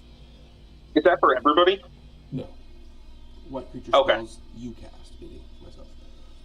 Oh, no, that's fine. No creatures actually coming in this turn, but I need to definitely, go on the defensive. So consider butthole pucker. Pass turn. All right. I don't know why it's not letting it pass. Wasn't life total still apparently. All right, so, and you still have the card that allows me to draw 2 cards every turn? Yep. I think I missed that trigger last turn, not sure. It's on you. I'm not saying that. Like I said, Not that's why saying I I need- always put a dice on top of your library, because you won't miss it. So look and be like, oh right, I always just put a 2. Sometimes, like I had a deck called Nekasar, the Mind Razor, which he reads whenever an opponent draws a card, they lose 1 life, and everybody draws an extra card in their turn. Then you play a bunch of Mind Stone effects and just cards that, and you also play cards that every player discards their hand and draws 7. And Nekasar just deals you 7 for that 1 spell. And then you give Nekasar like lifelink and whatever. There's an entire deck based around letting people draw cards, and drawing cards will kill you. It was very fun.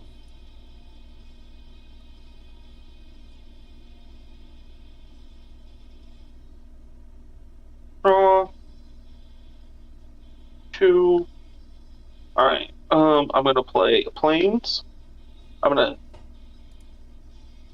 tap this Talisman of Conviction for Soul Ring.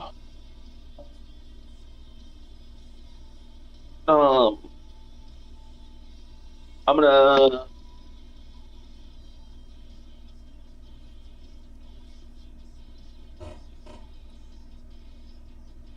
gonna tap 3.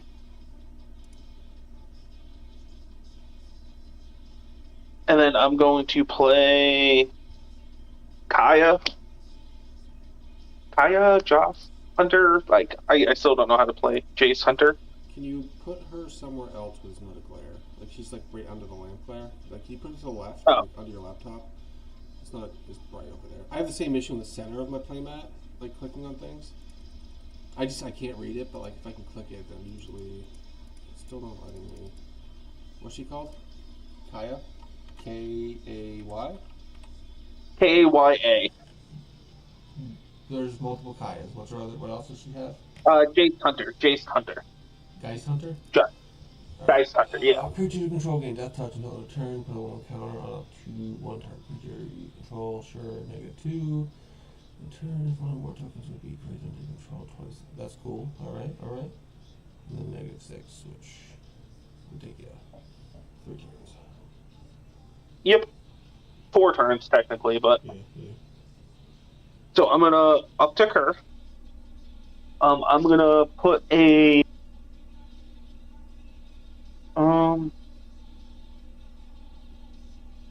Before I uptick her...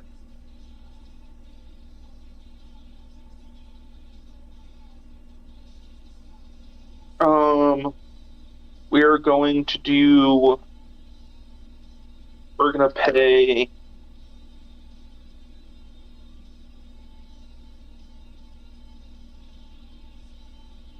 I could do that.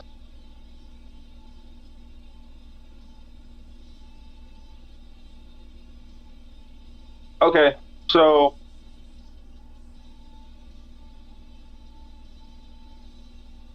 We're gonna do this. I don't know if this is the smart play, but we're doing it.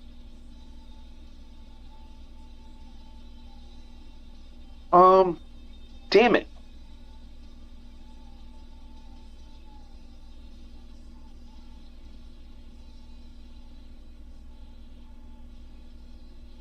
Okay, fuck it. Fuck it. We're gonna tap 1 black, 2 black.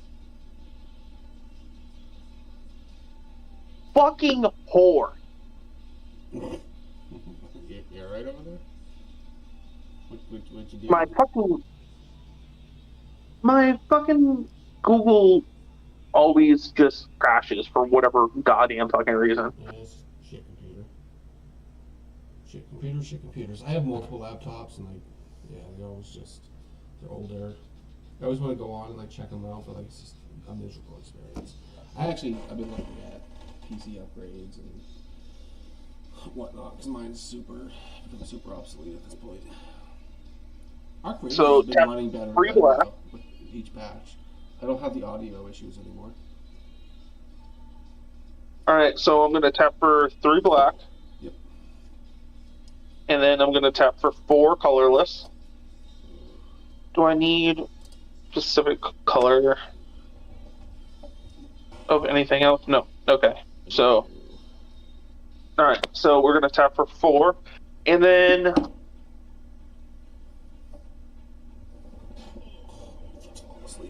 Alright, so we're going to play Gix's ability, but before I do that... Top X cards of your target opponent's library. You may play lands and cast spells from among them.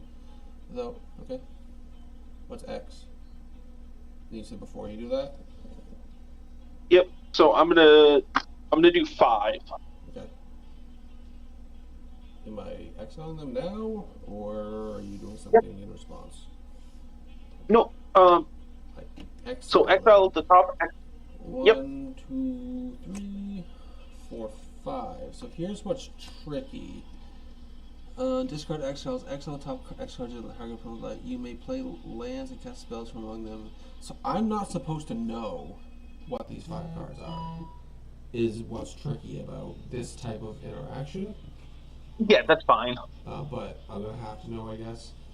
So land, you got some gas. You got some stuff. And it's without paying a mana cost? Without paying mana cost. So you discarded 5? Discarded 5. Yeah. I literally have 1 card left. Discard X cards. You play lands and cast spells. Have you played the land for turn? I did. Okay, so you can't play the land. Nope. So that'll stay into exile. Nope. There's only 1 land. But hear me out. You get a sphere of safety. Creatures can't attack you unless I pay X for however many enchantments you have. Then you will also get a Windborne Muse. Flying, creatures can't attack you unless I pay 2. And then also a Smothering Tithe. Whenever an opponent draws a card, I may pay 2. If I don't, you get a treasure token. And on top of that, a Loyal Unicorn. Lieutenant, at the beginning of your combat in your turn, If you control your commander, prevent all combat damage to be dealt to creatures you control. So absolute, like really, like I was gonna like win the game if I drew these cards. level shit. So I'm assuming you want to cast all 4 of them. Yeah, I'm just casting all 4 because Yeah. it just all sounds like taps to you. Yeah, it basically so it costs me. How many enchantments do you have? I have no Just enchantment. the one. Yeah. So it'll cost me 3 mana. No, I have no enchantment. No Well, enchantments. disenchantment though is 1.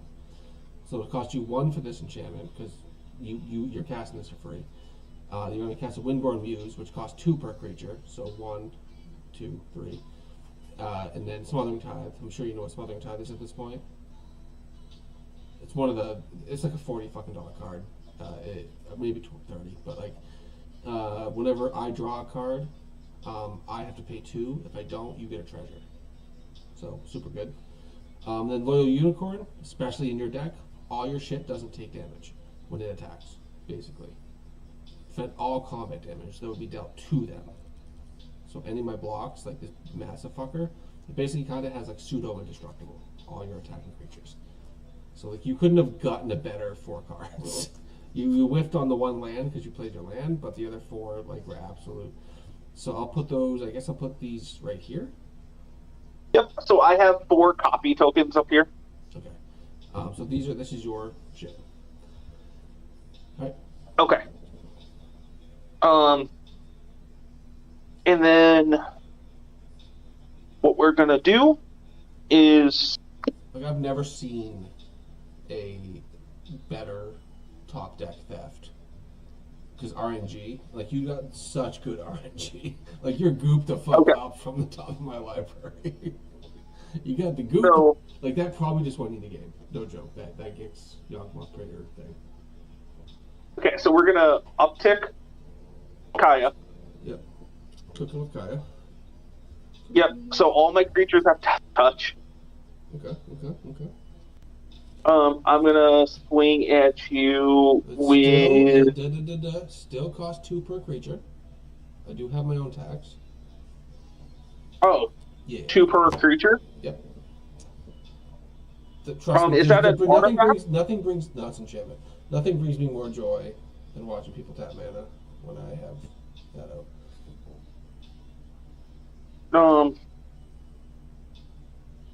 Shit. You have attacked as well, so you'll see the joy because I can't. Like I guess I could try to swing, which I might. I have a play, but like I have to wait for it to happen.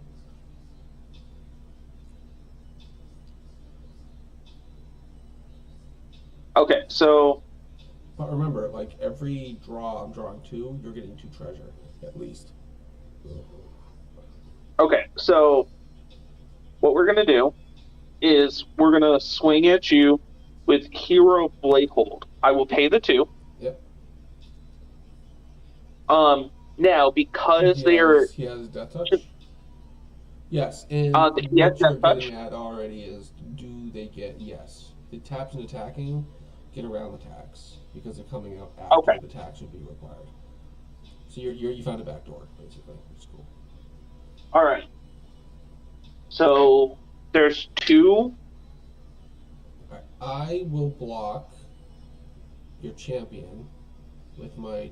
All right, so hold on. Those 2 just came out. I'm going to gain 2, going up to 21, which will then give me. I will go to 30 counters on him. I will block your champion with my big boy, right? And then when he dies, I will remove all my counters from him, because when Essence Chandler dies, put counters on target creature you control. I will put the counters on my flying spirit. So he has 30, he's at 31, and he will die. And then I take the, well, do I want to block the token? How big's the token attacking me? Or 2/1. Two ones? Yeah, so there's 2 2/1s swinging at you. I'll just take the 4. Okay. So the creature that blocked. So the creature that blocked did die because of Death Touch, right? Yep. And then when he died, I moved Okay. all the 30 counters on him onto my 1 Flying Spirit. Okay. That's why he's good, because like he'd been out so long, I gained 30 life while he was out, and it's the only reason I'm still alive. It's because of all the fucking life gain. Anyway. Okay. And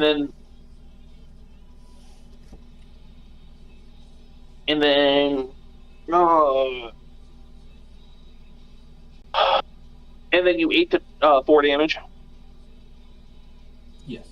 Yep. By 17. Okay. I was at 21. So you ate the 4 damage. So 1. Let me just make sure that I add this all up so I can make sure Adeline is the correct.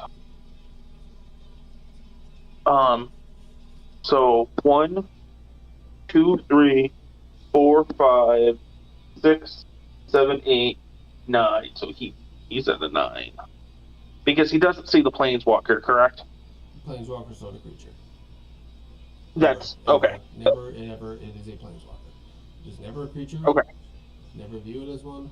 There are a few planeswalkers that can turn into dragons and other creatures, but like it tells you it's like a loyalty ability, like +1, turn it into a whatever. But like that's it. It's the only time it's a creature. Good. So because my creature that was equipped with Skullcamp died, I drew a card. I am tapping. 2 cards. Skullcamp draws 2. Oh, draws 2 cards. Mm-hmm. Okay, and then I tap Idol of Oblivion because I had tokens that were. So I draw another card. Sweet. So I pass. Alright, already untapped. Oh, and so the +1/+1 counter went to one of my soldier tokens. Okay. Do you have flying? I do not. Okay. Do you win this? Or do you win this turn? Unless you can stop a 31 flyer, which you have 32. Well, I have 32. Alright, so my goal, I guess, will be to make it bigger, which I don't think I can do. But anyway, I'll play a land for turn. How many blockers do you have? How many? So you just do Oh, you 2 don't have cards. flying. Like, You don't have flying. Sorry, I have 2 flyers. He's a 1, so he actually does the 31 additional. 1, So- 2. Hold on, I'm gonna make him even bigger anyway. 1, 2, 3. He costs 3 because he costs 1 less. I'm gonna play. so you do 2 cards, so I get 2 treasure tokens, right? Yeah, I'm not paying. So when this enters, I gain 3. Then when he enters, I get a 1/1 human. And I will gain 3 more, going to 36 counters on him because I gained 6 life. 17, 18, 19, 20, 22, 23. The only reason I'm alive is all this incremental fucking life gain I have. I will then pay 1, 2, I have- 3, 4 mana because it costs 1 less. I will cast a God Eternal. I'm actually going to do that in the. Whatever, it's too late. I could have played her first, then I would have got a zombie and a human, but whatever. Whenever I cast a creature, which I should have done first when I cast her, but whatever. I get a zombie. I will get 6 more life because when I cast God Eternal Ketra, she's a white creature, therefore I get a additional 1 human. So I will go up 6, so I will go to 40. I'm going to get rid of this 1 counter, she's a 43 flyer now.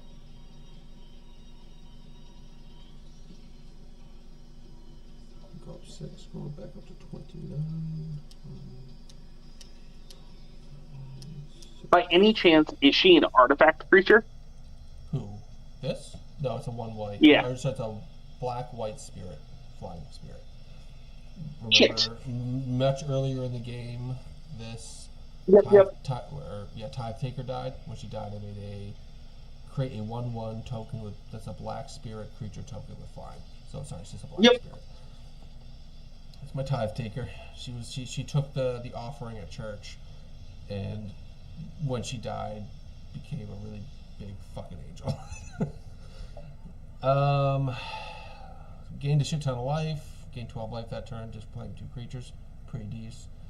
I swing at you for 43, 44 in the air.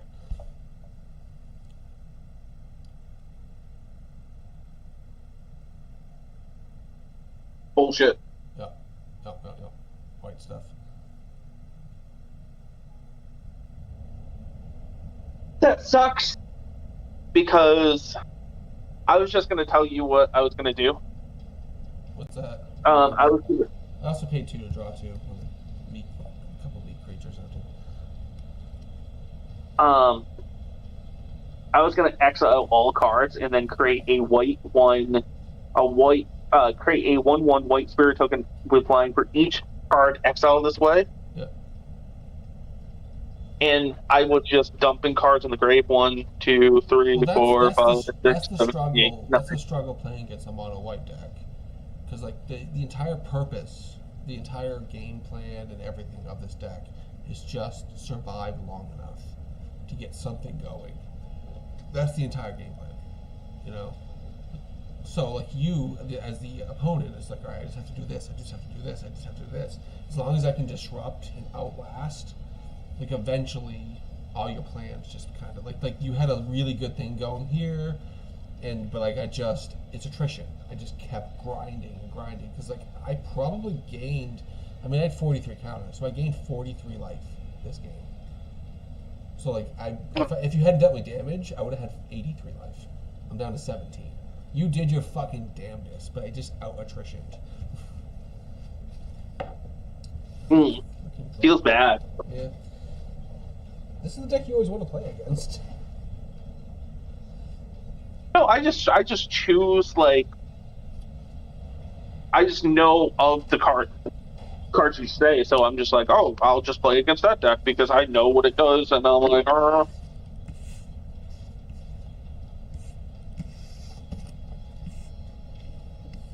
Where when like I don't know what your Xenagos deck does until you actually play it, and then I'm like, oh, okay, it's big creature thing.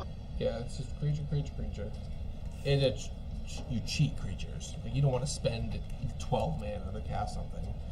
But if you want to, if there's like a Elvish Piper, it's a 4-mana creature that tap, put a creature from your hand onto the battlefield. You want to play shit like that. You want Elvish Piper stuff out, or you want to, that's the entire deck. It's just ramp, so you're cheating out lands, and then you're cheating out creatures. And then eventually you have so much land, you can hard cast those creatures too, if you can't cheat them out. That's what Xenagos is, in a nutshell. Alright.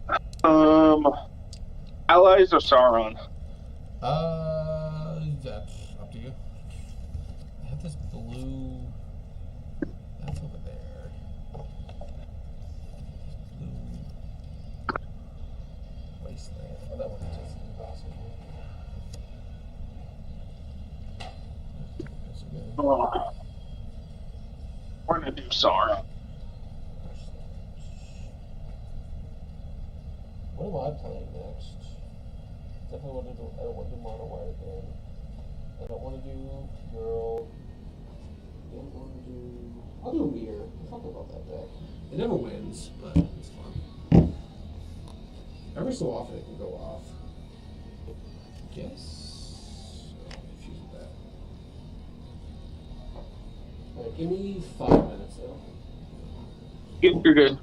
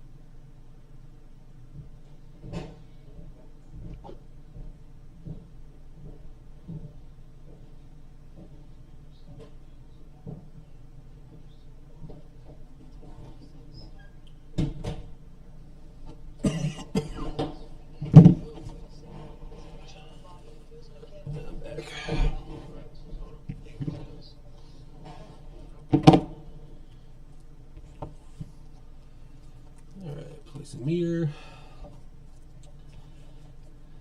Maybe actually do something for once. I refuse to kill this deck. I fucking like meter way too much.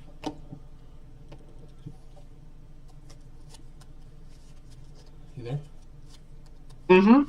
Eating soup? Eating soup? Okay, okay. Chili. Word.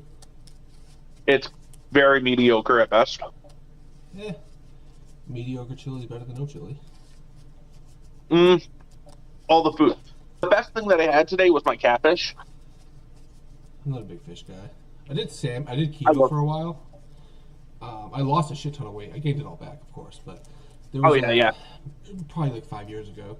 I did keto for a good, probably solid 2.5 years. Lost like 100+ pounds, super like healthy and all that, but like it's so fucking limiting. Every restaurant you go into, every grocery store, everything. It's like, well, I wasn't even. I say keto, but it was more a carnivore diet. I was just eating ribeye steaks every fucking day, but I was losing a shit ton of weight. My brain was like, it felt like I was on speed, you know, because like all my synapses were firing and stuff because of the ketones and everything you're burning for fuel instead of carbs and stuff. But to maintain that lifestyle was just too much. Oh, dude, it's rough. I tried. I did the things, and I just kind of realized I'm only human, and I can't fucking. It's just too much. I do need to like cut back. I know that, but like it's just. All right, have you mulliganed and all that fun shit? Yeah, I'm keeping hand. I will chuck two things. Hold on, what's this? I'll keep that. I guess I'll just chuck one. Sure. Shuffle. Who's first this time? Is it you? You. Me? Okay.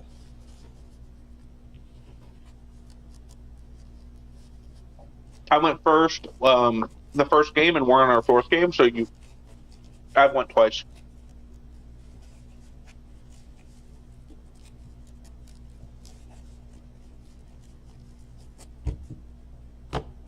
I like doing a triple cut, to myself. I love the randomness of this game, so anytime you cut, it's just it adds. And then we'll draw for turn. Play a command tower. And pass.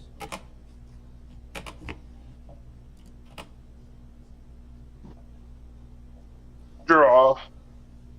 I'm gonna play a Thriving Bluff. Here's how many views a stream like this will get. I don't think it's really gotten anything yet. Can you reset your life counter, you bitch? Yeah, well, a second. Hold on. Yeah, I'm gonna play Thriving Bluff. When it enters, I can go ahead and create another. I can add another color to the red that it already has, and I'm gonna choose blue. Your mom chooses blue. Oh! I went there. Urtits. I bet you have a pretty chill mom. You seem like the type of them to have a chill mom. Yeah. She can have her moment. Yeah, well, all moms do. You know, humans. We all have our things.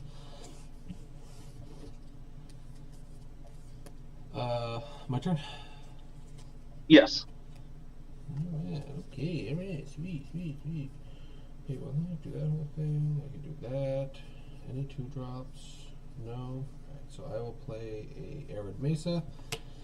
I can pay a life, sacrifice it. It's one of those money lands. Just probably costs like $20 this land alone. Pay a life, search for a mountain or plains card, and then put it on the battlefield. So I'm going to pay the 1 life, and I'll probably end up paying an additional 2. So this is a Plains or Mountain, Sacred Foundry. Actually, I don't have a 2-drop, so I'm going to let that come in tap. So I won't take the 2 from that, but I will take the 1 from this. I will shuffle, take the 1, and your go. Alright.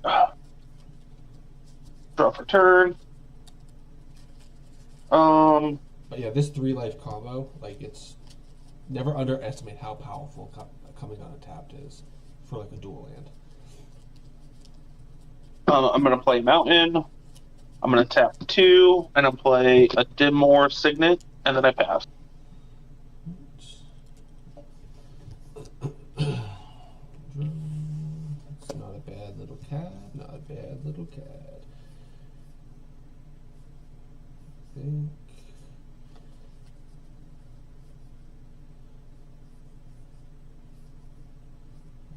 Do I? No, like this. No, yeah, maybe.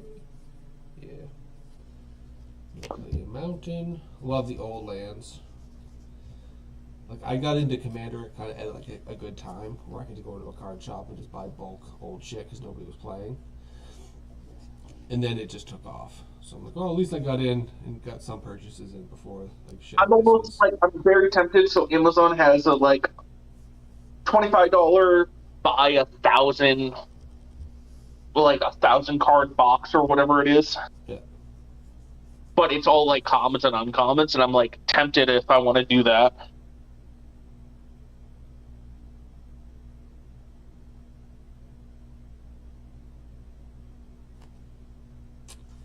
Interesting.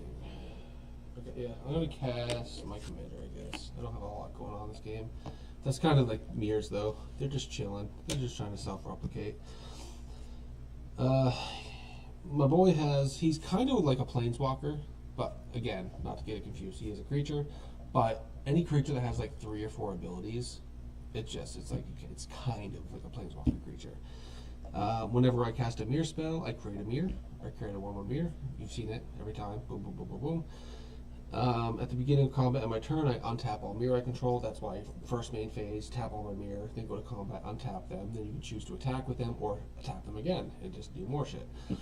And then pay Wooburg, white, blue, black, red, and green. Put 3 1/1 counters on each mirror I control. Activate only during my turn. That ability I've used a few times. You can win the game with it, because if you have 4 or 5 of each color, you can just fucking pump your board. But it doesn't happen often. More, it's just about abusing that, untapping it before combat, all that fun shit, and making mirror when we cast a mirror. Your go. All right.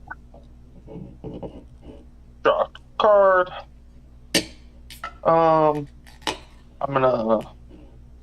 Like it's Sauron, so it's like the Lord of Mordor. So this grotesque evil coming from the volcano, versus these bastard children of this metal god that left them on a planet with no direction. So it's a really weird battle. It's a really fucking weird battle. All right, so we're gonna go ahead and pay 4, and we're gonna play Gothmog. Okay. When Gothmog enters, he amasses 1. So here's what bothers me. As a lore nerd, I've read Lord of the Rings a dozen times, Hobbit a dozen times, Silmarillion only once. But in the Silmarillion, Gothmog is the lord of all Balrogs. So you see a Balrog in the movies, and he's like, oh, he's cool. He's like a puppy. Gothmog is like this Mount Everest-sized Balrog that is the lord of all. So what the fuck is that you just played named Gothmog? Gothmog, Morgul Lieutenant. Yep. He says he's a human soldier. Super gay. Super gay. I don't know why they named him Gothmog. It's the most stupid. Sorry, carry on. He deserves to die. If I get removal, even though he's not a threat, I will kill him. Make sense? Creature tokens you control have death touch. Yeah, fuck that guy. He's gay. And pass. Okay. My little mirrors are very. You just hate him because of his name? Huh? You just hate him because of his name? I hate him because if you're going to name something Gothmog, which it is right though. Is he an orc? He's a human soldier. Okay, so it's wrong on so many fucking levels. So in the movies, do you remember the battle for Helm's Deep? The huge orc army? Yeah. And that really, the big ugly orc that spat on the rock that landed next to him? Yes. He is Gothmog. He is named after a Balrog from the First Age. This is the end of the Third Age. So 20,000 years before, during a battle where think of it like Greek pantheon, so gods fighting gods, and the Ents were created by the god of nature and shit, and they were created in response to the dwarves who were created in secret, in response to the elves who were created first. That's why there's this whole elves hate dwarves, tree ants are secretive, and they live for hundreds of thousands of years, and they're super wise, but they're slow. There's a deep lore to this shit. And to make that fucking card a little human douche, I take offense to that. So anyway, did I play land? No, you did not. I did not. Gothmog was the general of all Balrogs. So imagine the bunch of flame sword wielding shadow demons, and he's in the back, the size of Mount fucking Everest, and they make a human named him. It's just gay as fuck. I'm gonna pay 3. I'm going to cast a Mirror Galvanizer. Other mirror creatures I control get +1/+1, so he becomes a 3/3, and then I can pay 1, tap him, untap each mirror I control. So again, they're a factory creature. So the more untappy stuff, just picture them as tinkerers. It's a tinkerer deck, basically. I will get a 1/1 mirror because I cast a mirror. Let's have this take 3 tokens. And you have what for blockers? 3/3 and a 1/1 with Death Touch. I will pass this turn, sir. Untap. I draw. Does my argument make sense? Does it, right, for my irritation? Oh yeah. Not to be, I don't want to just like rant into silence. You know what I mean? Like, I've been reading that shit since I was 11 years old, so I'm very well versed in this stuff. And maybe there was a human named Gothmog, maybe, but like, why didn't they just? Which, I guess the set itself was focused around the Third Age, but the same way. Look at Star Wars. You know Star Wars pretty well, right? No, decent. Decent. So you know the modern stuff, but you know of the Old Republic as well, right? Yes. It's based like Old Republic's like 10,000 years before. It's when like the Sith ruled the galaxy, and there was huge armies of Sith and stuff like that, instead of just like master and apprentice. Lord of the Rings has a very similar, like, large gap in time in their lore. Oh yeah. Sorry. No, you're fine. So I'm gonna tap for 3, and then I'm gonna play Grishnock, Brash Inquisitor. So he's gonna amass 2. So my Orc army goes up to 3. Sweet. And then when you do, when Grishnock, Brash Inquisitor, or Instigator enters the battlefield amass 2, when you do, until the end of turn, gain control of target non-legendary creature an opponent controls with power less than or equal to when amassed Orc's power, untap that creature and it gains haste until end of turn. So I'm going to take your mirror. I'm really going to start paying attention to what you're saying. Like, I don't care until it matters to me. So how are you taking my mirror? And which one are you taking? Grishnock, Yeah. Brash, Move your hands on Instigator. Let me click. Nothing's happening. Yeah, I guess just read it. Or what's it called? Grishnock, Grish. Brash. It's super. Grishnock, Yes. Brash Instigator. When you're an Instigator, battlefield mass Orcs 2, when you do until end of turn, gain control of target non-legendary creature an opponent controls with power less than or equal to a mass. How big is your army? 3. Less than or equal, so 3 or less. So you can't take my commander, but you can take my Mirror Galvanizer or my 1/1. I'm going to take your Mirror Gab. Yep. All right, and then what I'm going to do is I'm going to the search functionality because it does make it very viable to play. I'm going to tap 1, and then actually before I do that, we're going to move to combat. I'm going to swing at you with an Orc army that's 3/3 with Death Touch, and then I'm going to swing at you with your mirror. So I will take 5. You take 5. Did I already take a damage this game, or is my dice wrong? No, you went ahead and the land. Yeah. So I take 3 or 5? How much? 5? You take 5. Yeah. Okay, so I moved to main phase 2. Yep. I'm gonna tap a swamp. I'm gonna play Deadly Precision as an additional cost. Cast this spell. I can either pay for or sacrifice an artifact or a creature, so I'm gonna sack your Mirror Galvanizer, and then I get to destroy target creature. I destroy your commander. Wow, what a dick. How dare you? And then I pass for turn. Poor Mir. They never get to do stuff. I'm always getting murdered.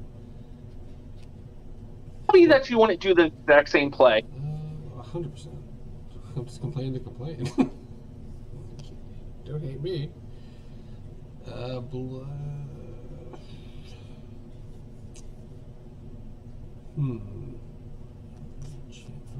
if I have anything that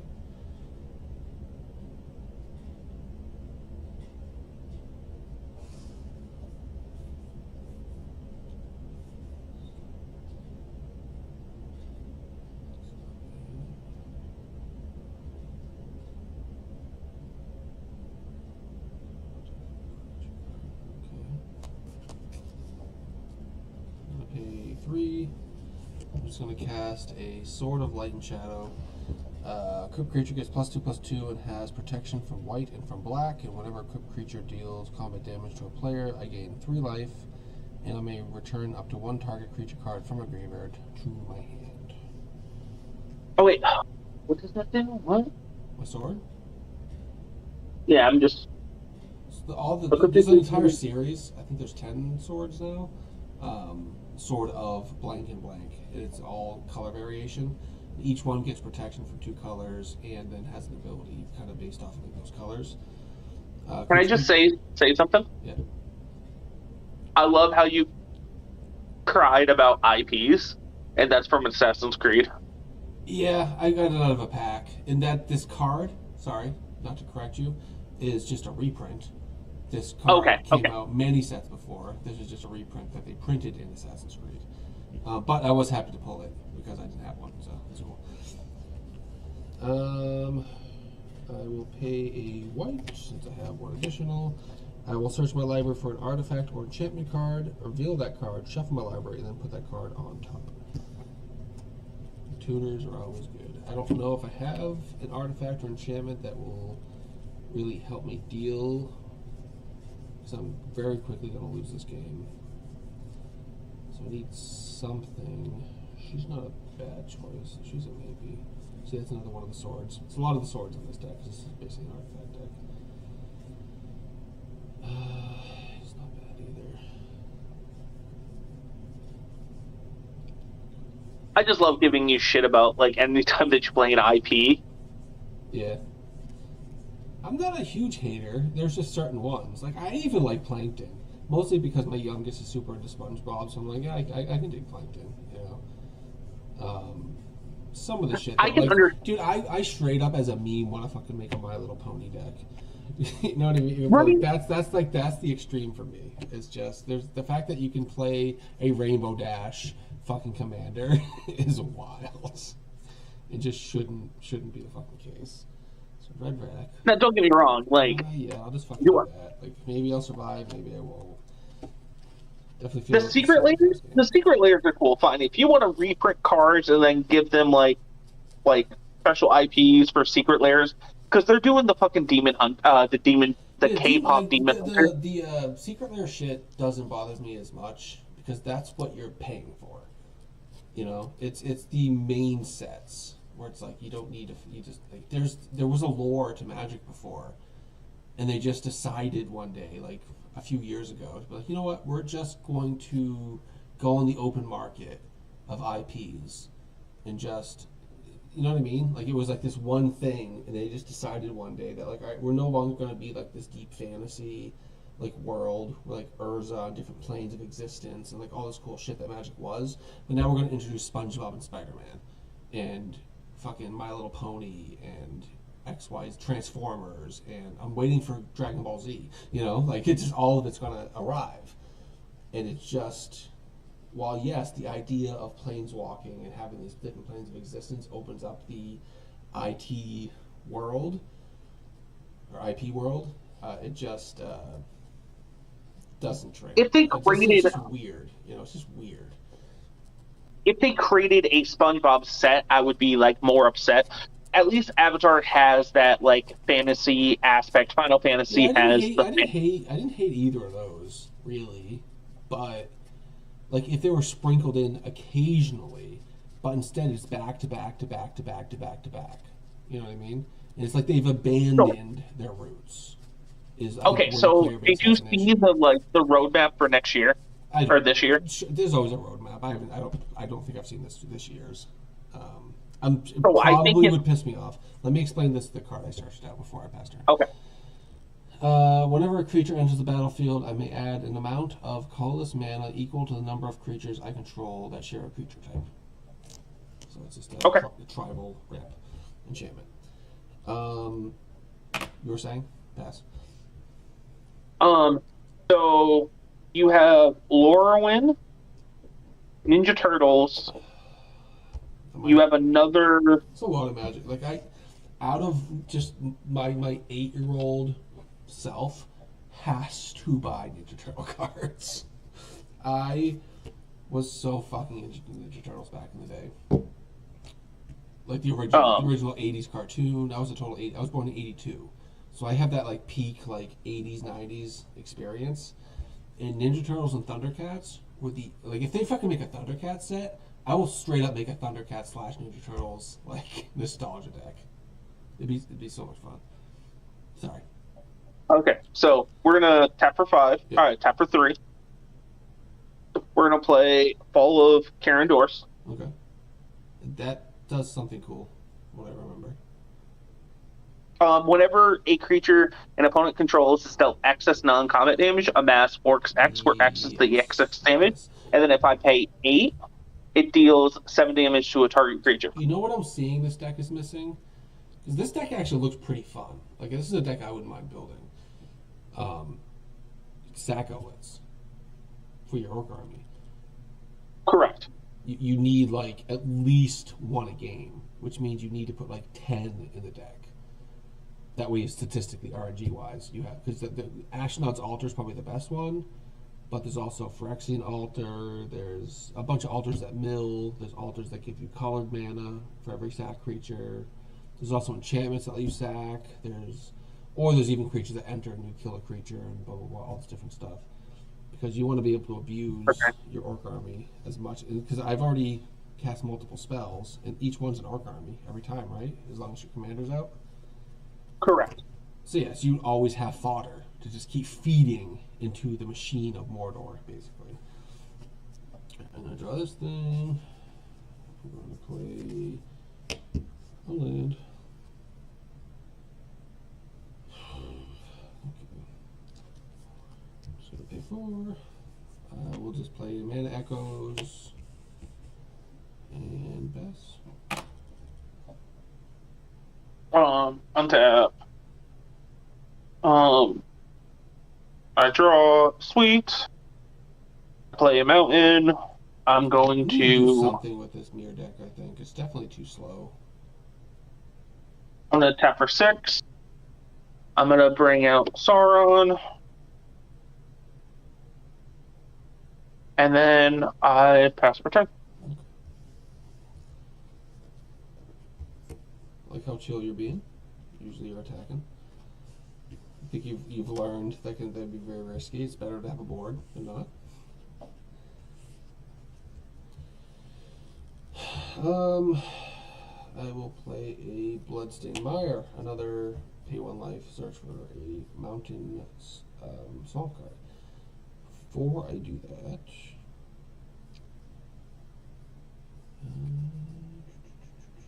I'll pay 5. I will cast my commander again. I'll get 2 colorless mana, which will give me 3. Alright, I will sack this, search for a swamp mountain card on the battlefield. Does not come in tapped, unless it obviously specifies. That's the one issue I have with this deck, is like most of my really good lands are in here because it's a 5-color deck. So I have all these other decks that I could really use the lands, but I just keep them in this deck, so.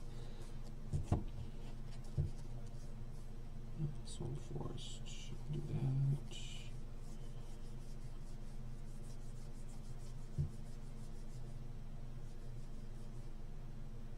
Mountain Forest, Swamp, I don't have the black, so yeah, definitely want the black.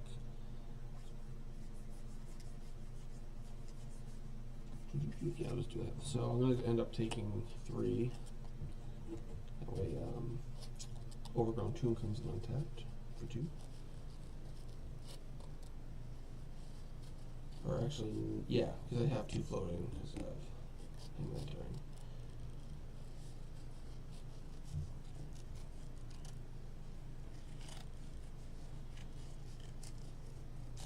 Shuffle since it's on the bottom of that deck, right?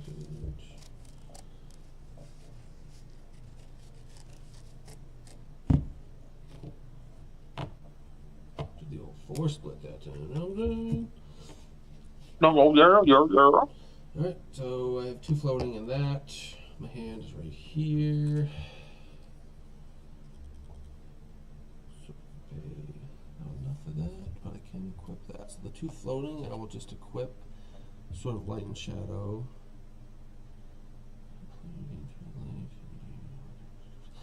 What do you have for blockers?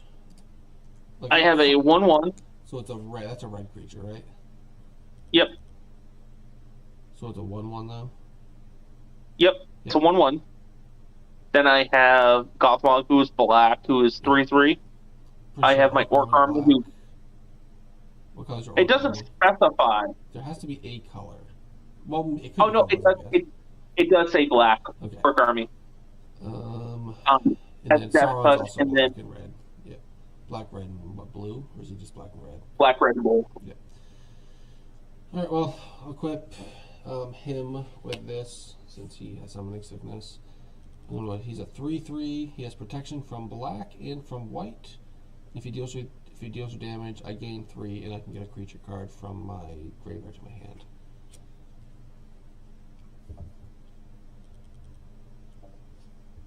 So I can't block it. Oh, well, your red can if you want. Only in pro black. Oh, black and white. Black and white. Black and white, yeah. So the red can block, but Sauron can't because he's black. So I do block it with Grishnak. And with that, I will pass the turn. All right. Untap. Tap the stuff. I draw.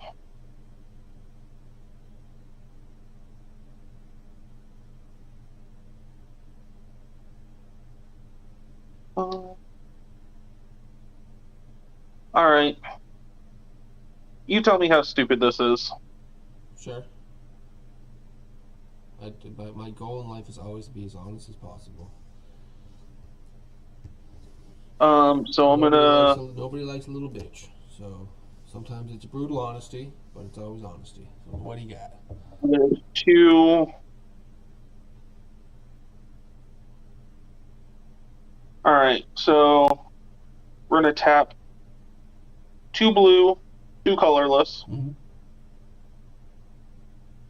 And then we're going to play a Realms Sketching. Create a token that's a copy of a target artifact, creature, or land. Can you keep that on the battlefield so I can click on it? Just, again, I just like to learn. It's not doing anything. Can you place it somewhere else?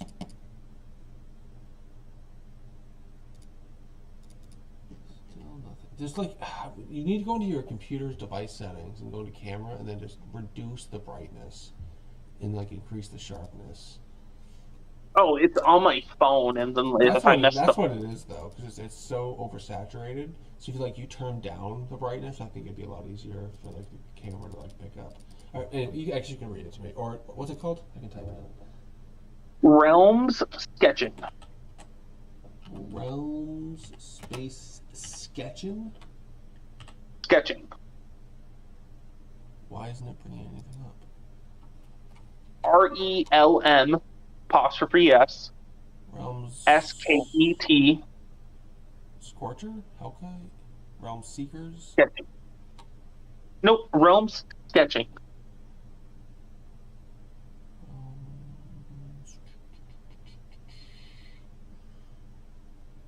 It's not even finding it on this fucking Realms. REL. Yeah, L. I can spell, yeah. It popped up very first. RELM. RELM. RE. Oh, it's not REA? No, RELM.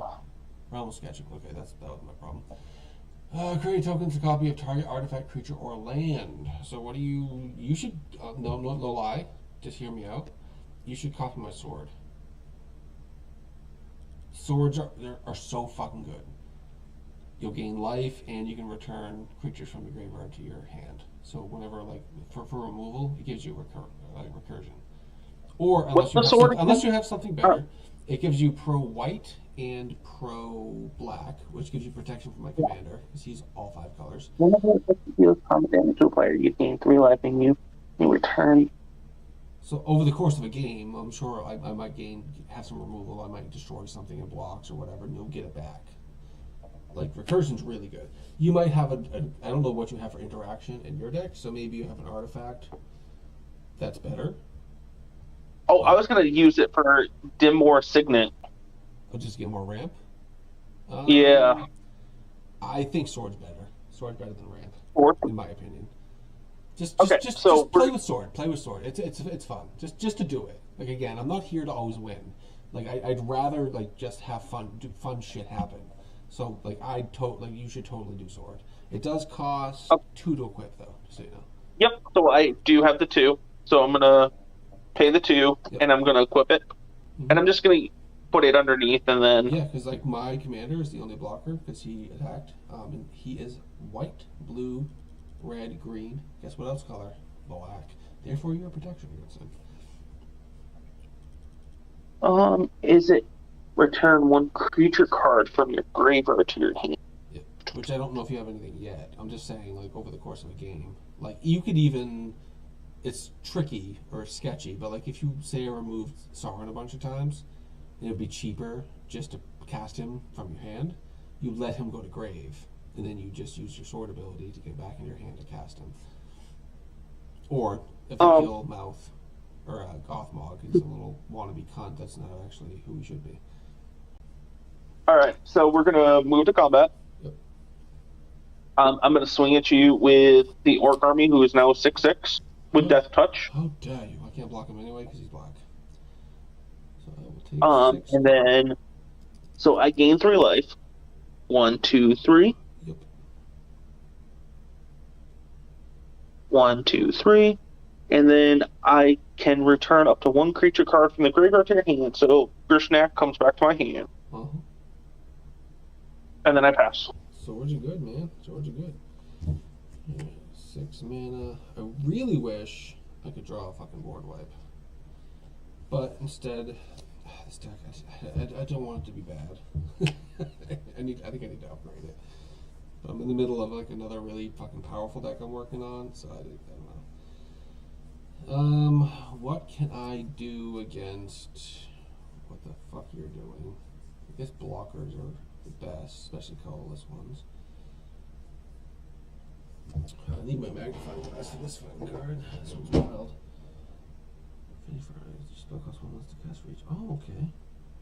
You may cast the spell with different mana cost, color, and size it. Keeps 2. So 4 mana 2/2. Oh, okay. So I cast a 4 mana 2/2, and then I have that.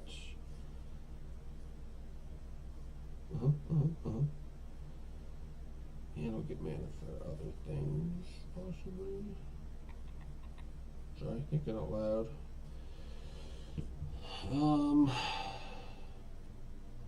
also get him back. What do you have for blockers right now?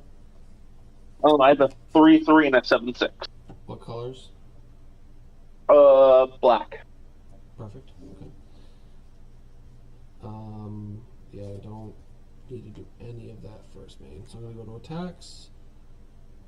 I will swing at you for 3, pro black with sword.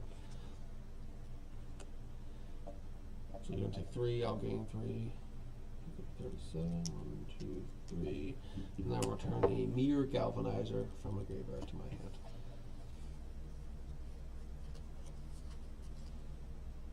Alright, this is where things get fun. Go to second main, or, yeah, no, sorry, it doesn't matter, I'm after combat. I will pay 3. No, play a Mirror Galvanizer. When Mirror Galvanizer enters, it triggers my artifact. I will get 1, 2, 3 mana, and then I cast a mirror spell. So I will get a mirror, right? Which I have to find my tokens. Yep. You'll see why this all matters. Then I'll get a mirror. I'm gonna get this other mirror and put it there because I'll get more mirror soon. I also need a different mana, different dice actually. Let me rewind a little bit just to explain. here, put that there, put that there, put that there. Paid the 3, cast the guy, got 3 mana. Okay? 1, 2, 3. When I cast a mirror, I get a 1/1 mirror. Triggers 1, 2, 3, 4, go to 7 mana. 6, 7. I will cast for exactly that 7 mana a Frogmere Enforcer. He's just a 4/4. Affinity for artifacts. He costs 1 less to cast for each artifact. So actually, I still have 4 mana. He costs 1 less for each artifact. And then when he comes in, I get a mirror. So when he comes in, I get 1, 2, 3, 4, 5. And then when he comes in, I get 6, 7, 8, 9, 10, 11. So I go from 11, 12, 13, 14, 15. I go to 15 floating mana. See why I tutored this enchantment? Yep. 15 floating mana. Actually, let me just use this 20-sided dice, or spin down as they're technically called. 15. The problem is I don't really have a whole lot to do with that mana. Some games you do. I have a couple X spells in this deck that I could then pump all that mana into with like the additional lands I have for colors that I need. But that's not the case this game. This game, I'm just going to pay a green and 2 of that. So I just wanted to kind of show off what the deck could do, really. Play a Growing Rights of Itlamok. When Growing Rights of Itlamok enter the battlefield, look at the top 4 cards of my library. I may reveal a creature card. So maybe there's a cool creature here. 1, 2, 3. There actually is. That's one of the X spells. I have 3 creatures, so I could. I don't have an X for anything. That's the problem. In fact, mana. Probably her. Enter the battle. Look at the How many spells did you cast? Because I don't know which ones are like to play versus cast. Oh, bro. I have cast 1, 2, 3 spells. Everything else is triggers. Okay. So I was at 4, so I'm at 7 now. Alright. So I'm resolving Growing Rights of Itlamok. When that enters the battlefield, look at the top 4 cards right here. I may reveal a creature card from among them, put that card in my hand, put the rest in the bottom of my library in a random order. I'm going to choose a Seedborn Muse. I'll put these back in a random order. So I'll just shuffle, shuffle, shuffle, shuffle. Seedborn Muse will go into my hand. Seedborn Muse is a super fucking broken card, which I don't have the colors to cast, or I have the mana, but untap all permanents I control during each other player's turn. So I untap everything during your turn. But that is currently in my hand. I will pay a blue, and I will cast a Mystic Remora. It's an enchantment. Cumulative upkeep, so when it goes back to my turn, I have to pay 1 mana or sacrifice it. Then each turn that costs 1 more. So then 2 mana, 3 mana, 4 mana. What it does, and why it costs, like, it taxes myself to keep it out, is whenever an opponent successfully casts a non-creature spell, I may draw a card unless you pay 4 mana. Okay? So whenever you pay a non-creature, so a Soul Ring, it's like, all right, you can I draw a card? Or you can pay 4 and you can stop me. Where Ristic Studies is pay 2, this one says pay 4. The downside is you have to you're taxed against it, basically. Okay, so I threw up a bunch of blockers. Another thing, I have 1 white left, plus 13 colorless. This is my second main. I guess I will go to my end step. So, Growing Rights of Itlamok, this enchantment that let me search out some stuff.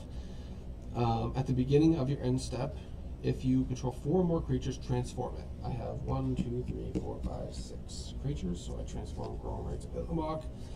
When I transform it, it becomes Itlamok, Cradle of the Sun, tap for a green, or Tap, add green to your mana pool for each creature you control. So it taps for 1, 2, 3, 4, 5, 6.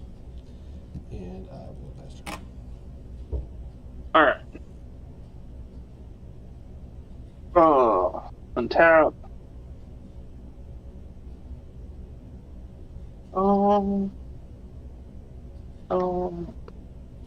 Tap.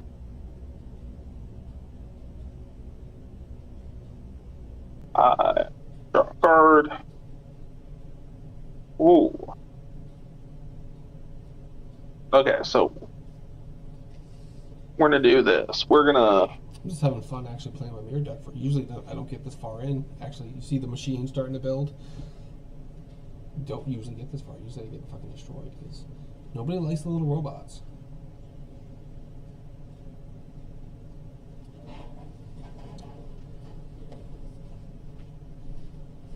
You know what you should do? Like, use your use the ball.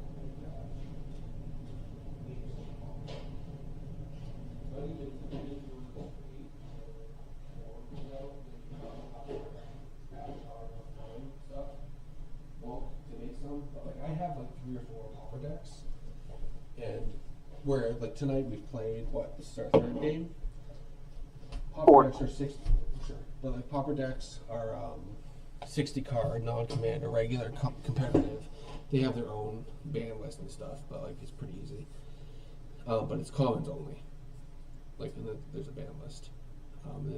It follows the 4 of rule that most other formats follow. And super fun, super fun. And we would probably at this point already probably have like a good 10 games in. It's just a fun like change of pace. Like trust me, like I really think you should do it. It's a fun like quick like you want to do like 2 or 3 pauper matches. That'll take like 20 minutes. And Okay, so what we're gonna do is, so I'm gonna play Arcane Adaptation. I'm gonna declare Army as my creature type. as long as it's legal, sure. It is. I've already looked it up just to make sure. I believe you. Okay, carry on.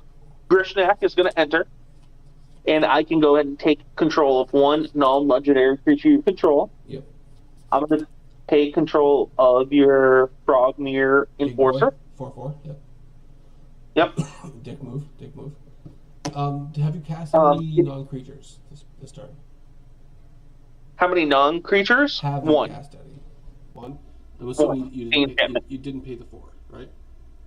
No, I did not. So you can draw. Okay. All right. So. Frog Enforcer. Yep. He is under your influence. Yep.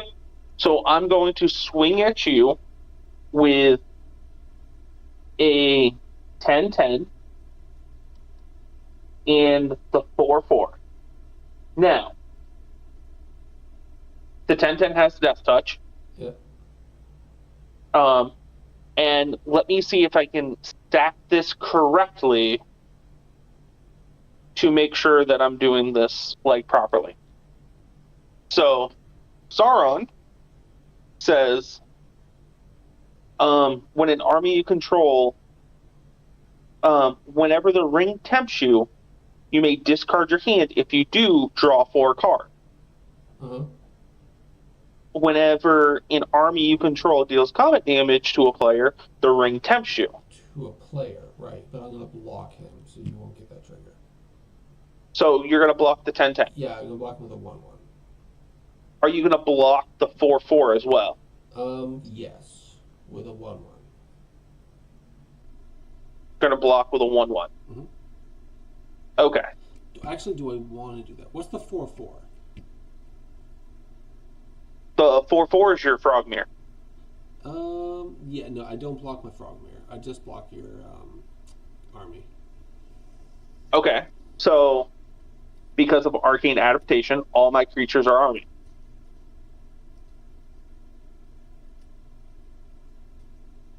So, the ring tempts me. That doesn't make sense, because the Orc army didn't. How's the... Arcane Adaptation. Yeah. gives me the ability to make all creatures that I control a creature type. Okay, how's the ring temperature thing read? Whenever an army you control deals combat damage to a player. Okay. All right. Cool.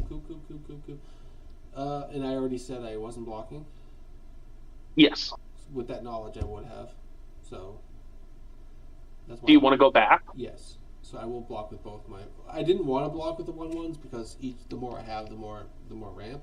But yeah, I'll block it. Just so you all right. The temp. And then sword is whenever I deal combat damage to a player. Okay. And then the ring temp, so I'm on tier 2 of this. Technically it should be in tier 3, but I missed a trigger, so I'm not going to really, I'm not going to be that guy. Yeah, with triggers, that's a little extreme. But all right, do that one and the next one. Do what? Nothing. Carry on. Oh, yeah, I see what you're saying. And then I pass turn. Was that just you only cast the one non-creature that turn? Just the one non-creature. Okay. I untap, and then during my upkeep, I decide to do the upkeep trigger. I will keep it for 1 turn. It does get a upkeep or whatever counter. So you get your frog back. Thank you, sir. My froggy, he's untapped as well. This will go up here. He has one cumulative upkeep counter on him. Old ass keyword. So I was just receive for an old ass card. What? So just like a heads up. So I ended up looking up the Arcane adaptation with the army because originally this card was in here for the Wraiths, and then I realized the Wraiths wasn't really helping me a whole lot. Yeah. So I was like, well, how else can I use this? And then I looked up, can it work with army? Army is technically considered a creature type. Artifacts. Spells cost 1 less to cast for each artifact you control. So I have affinity for artifacts. All my artifacts cost 1 less to cast for each artifact I control. Affinity for artifacts. This spell. Okay. I was like, wait, my call is free, but no. They do get +1/+1. And I can make a shit ton of mana. I just can't draw a bunch of cards. That's the issue I'm having. And what colors can you make right now? Can you make blue? Can I make blue? Yeah. Yes. Sweet. Yeah, checking. My Thriving Moor can make blue. Just curious, because I have an exotic orchard, and I don't have much blue, and so yeah, I'm gonna pay deuces. I'm going to play an Iron Mirror. When I play the Iron Mirror, I'll get 1, 2, 3, 4, 5 colorless mana. And then because I played a mirror, I'll get a mirror, getting 1, 2, 3, 4, 5, 6 colorless mana, going to 11 colorless mana to this. See why that fucking enchantment's so broken in this deck? Play a creature, get stupid amounts. I will then tap this for 1, 2, 3, 4, 5, 6 green. I'll use 2 of. Let me get a dice. 6 green. So wait, hold on. Is it per artifact that you control? This taps for every creature I control. 1, 2, 3, 4, 5, 6. This, whenever a creature enters, if it shares a type, you get a colorless mana for every creature you control. So every creature that comes out, say you have 5, you play a 6th, you get 6 mana. And then whenever I cast a mirror, I get a mirror. That creature will come out. It'll give me 7 mana because it's 1 plus the 6 before. Then each one 8 mana, then 9 mana, then 10 mana. Then it's almost infinite. It's perpetually 1 more every creature that comes out.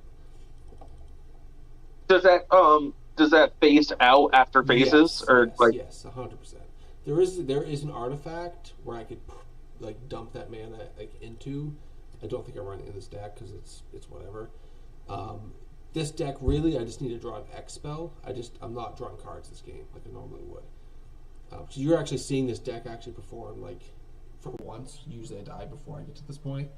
But normally you're just hoping to get to an X spell, because if I can cast a like Sanguine Blood, it's like every player, or a Torment of Hailfire. So repeat the process X times. X with the mana I have now would be 11. It's take 3 damage, or discard a card, or sacrifice a creature, and you do that 11 times. But if I can just play, like, which I will in a minute, which actually the next card I play won't really matter.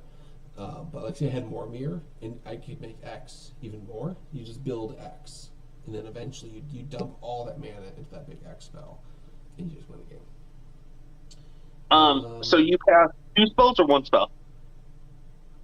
1. I cast a mirror. 1. For 2, and then I just tap this for 6 green. 6 green. I'm going to use just 2 of that, and 3 of this 11 going to 7 floating colorless. And I'm actually going to cast a non-mirror. I'm going to cast a Seedborn Muse. It's a spirit, a 2/4 spirit. When it comes out, I just get 1 mana because it's only 1, as opposed to like 7. Untap all permanents I control during each other player's untap step. So all permanents, not just lands, but creatures, everything else. It's very rare. When I go tribal, but there's some cards like this deck where, like, you know, a lot of them, like this guy taps for mana, this guy taps, and he taps to untap all mirror I control, so I can like tap him to untap and tap and tap, and then when I pass turn, they all untap again. I can just keep untap and tap and tap and tap. Did I play a land this turn? Question. I think I might have. How many do you have? I wasn't paying attention. How many? I haven't missed the land drop. So how many? And I went first, so I should have 1 more than you. I'm at 3. 4, 5, I missed 6, a couple land drops. Okay, I'm gonna assume I did. Oh, I had 5. Yeah, I'll assume I did. Okay. I don't think I have the colors. I have green, red, black, boom, boom. I do have the colors. So I'm going to use a green, a red, a black, a white, and whatever the other color is. Red. Only 4. So green, red, black, blue, white. I'll pay 5. I'm going to put 3 1/1 counters on each mirror I control, which is 1, 2, 3, 4, 5, 6. And they're all going to get +3/+3. Because the mirror factories online, you know, they're unionizing, and they're sick of your shit. You keep coming over here, trying to fuck with my life. You know, and they're like, bro, I'm just trying to exist. You know, they abandoned all of us in this fucking greasy, oily planet, and we're expected to just, I don't know, survive. And they did, you know, they did. All because this little guy, he helped them through, you know. So they're He was the union I'm leader. going to attack you. Yeah, he's the leader, and he's the one that just pumped them all because he had colors. All right, so I will then. What do you have for blockers? Really, what I'm asking is, what color are your blockers? Are there any non-black? Just my 1/1 Grishnak. He's what? He's a 1/1. What color is he? Oh, red. Oh, shit. Does he matter to you, though, is the question. What does he do? No. Whenever he enters, I can control a non-legendary creature till the end of turn. Oh, that dude.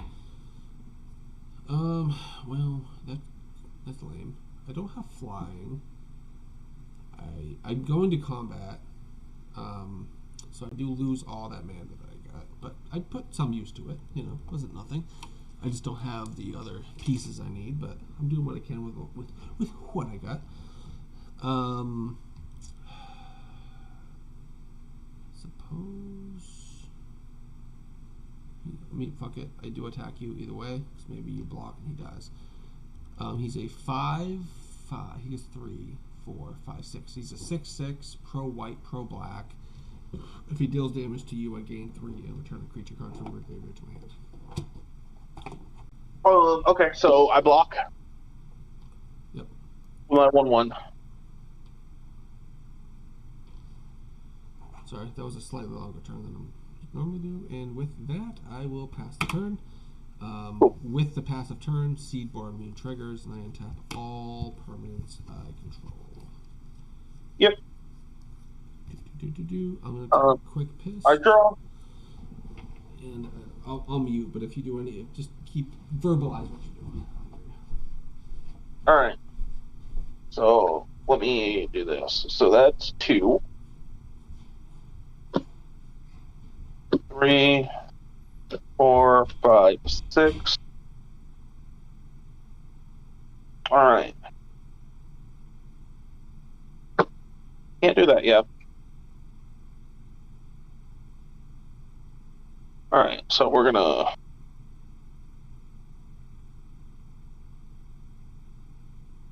And then...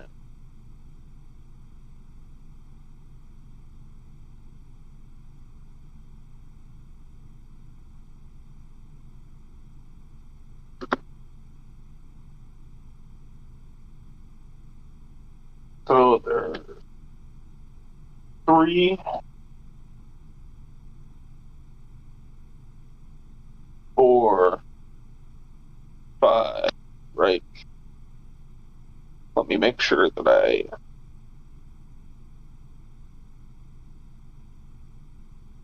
Oh. Well, that's 7 mana.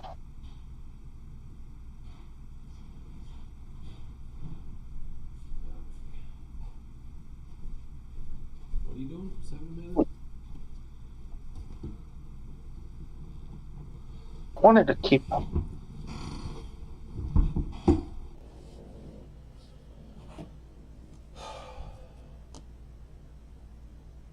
What we doing, bro?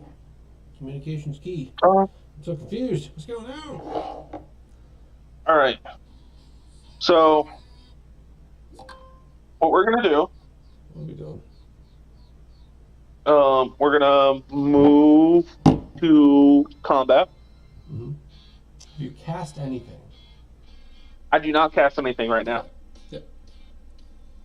I'm going to swing at you with a 12/12 Death Touch. 12. And then I'm also going to swing... What color is your 12/12 Death Touch? Black. Beautiful. Okay. And then I'm also going to swing at you with Sauron. That's 7/6. Okay.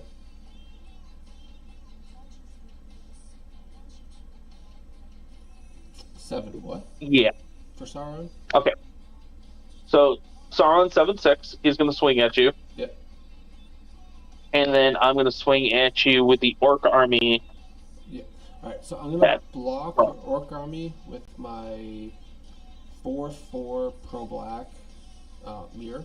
Set the all untapped during your upkeep for your Pro Black. And then I'm going to block your commander with my 7/7 Frog Mirror Enforcer. Okay, nope. So with that being said, I'm going to tap for 2. And then I'm going to play a Heartless Act, destroy 1 target creature with no counters on it. So I'm going to destroy your Frogmere. I will pay 2 blue, and I will cast a mana drain, and I'll counter that spell, and then I'll get 2 mana during my first main phase. Oh, okay. And then do you want to pay 4 or I draw a card? I guess a non-creature spell. You can draw a card.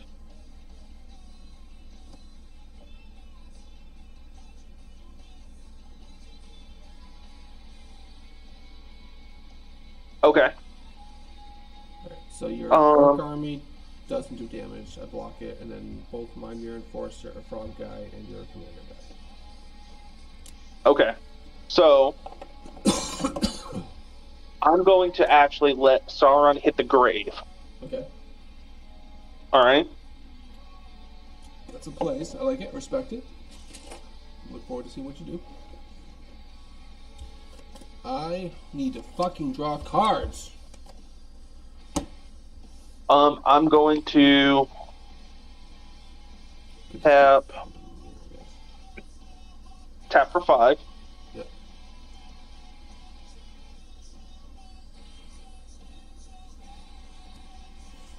Hold on. I might have been wrong with my math because he actually got +1. He had +3, so 4, 5, 6, 7, 8. He was an 8/8. He actually lived because all mirror I control get +1/+1. So yeah, but like he did not die. So 3. He's +4. I'm gonna keep the +3 because that's his counters, but he also gets anthemed.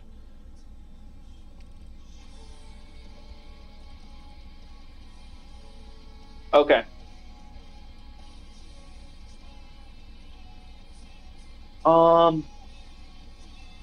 So I'm gonna go ahead and play. I'm gonna assign each one the +1 from him, just so everybody knows. Just so we know. So it's a 5, 5.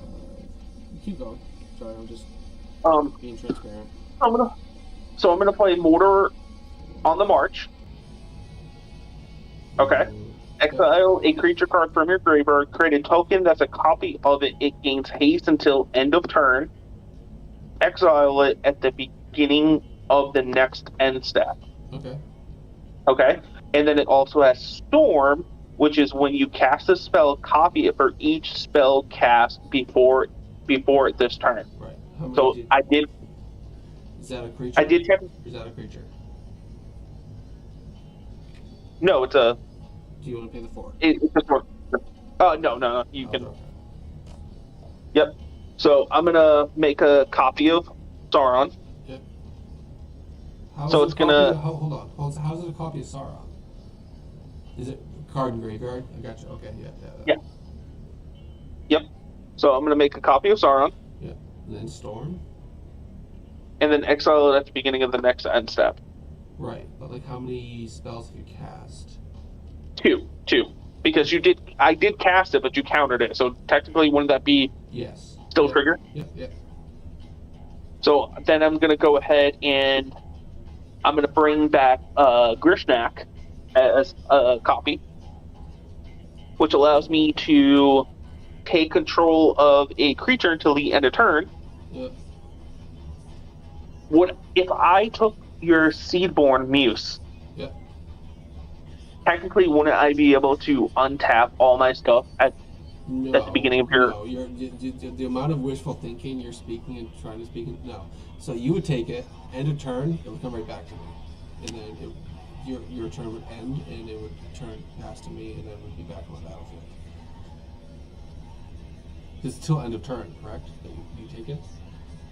Yes. Yeah, so yeah, no. I understand you wanting that to happen, but that is the most wishful thinkingest question ever.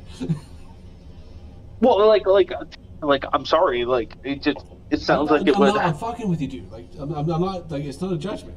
I get it. Like I would have asked the same thing back in the day, but yeah, no, that is the most wishful thinkingest question ever. Seedborn is good. I'll admit it. Yeah.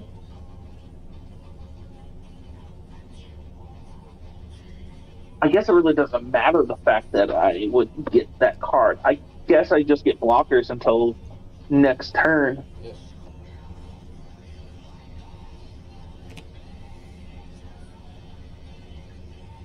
Okay. And then I pass. I will use the 2 from that counterspell to pay the 2 from a Mystic Remora. So she stays out. I'll untap, upkeep, and draw. That's actually a really good fucking card. Oh, when Grishnak enters, I amass 2. Yeah, you do. I'm going to play Fabled Passage. Sacrifice single passive, search my library for a basic land card, put that card in the battlefield tapped, then check my library. Then if I control 4 more lands, untap that land. Obviously I control 4 more, so I'm going to sack this, get a land, so I come in untapped. It's a basic though. Basically I just want something that's not great.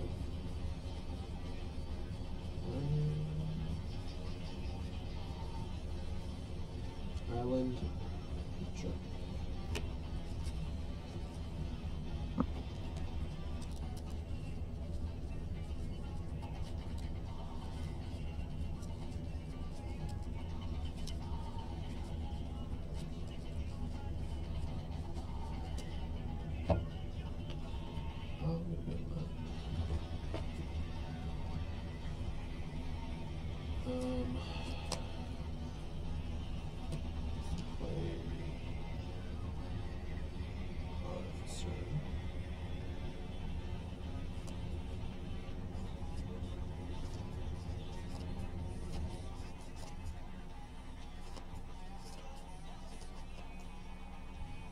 I think we should draw some fucking cards. Like more cards. I'm not drawing enough cards. So, black, red, white, blue, green. They're all going to get another +3/+3, so they're all going to go up to 6. Technically, they're at the +7 because of Neo Galvanizer, but just to save the dice. But she's actually a +5. She doesn't see herself. 1, 2, 3, so 7.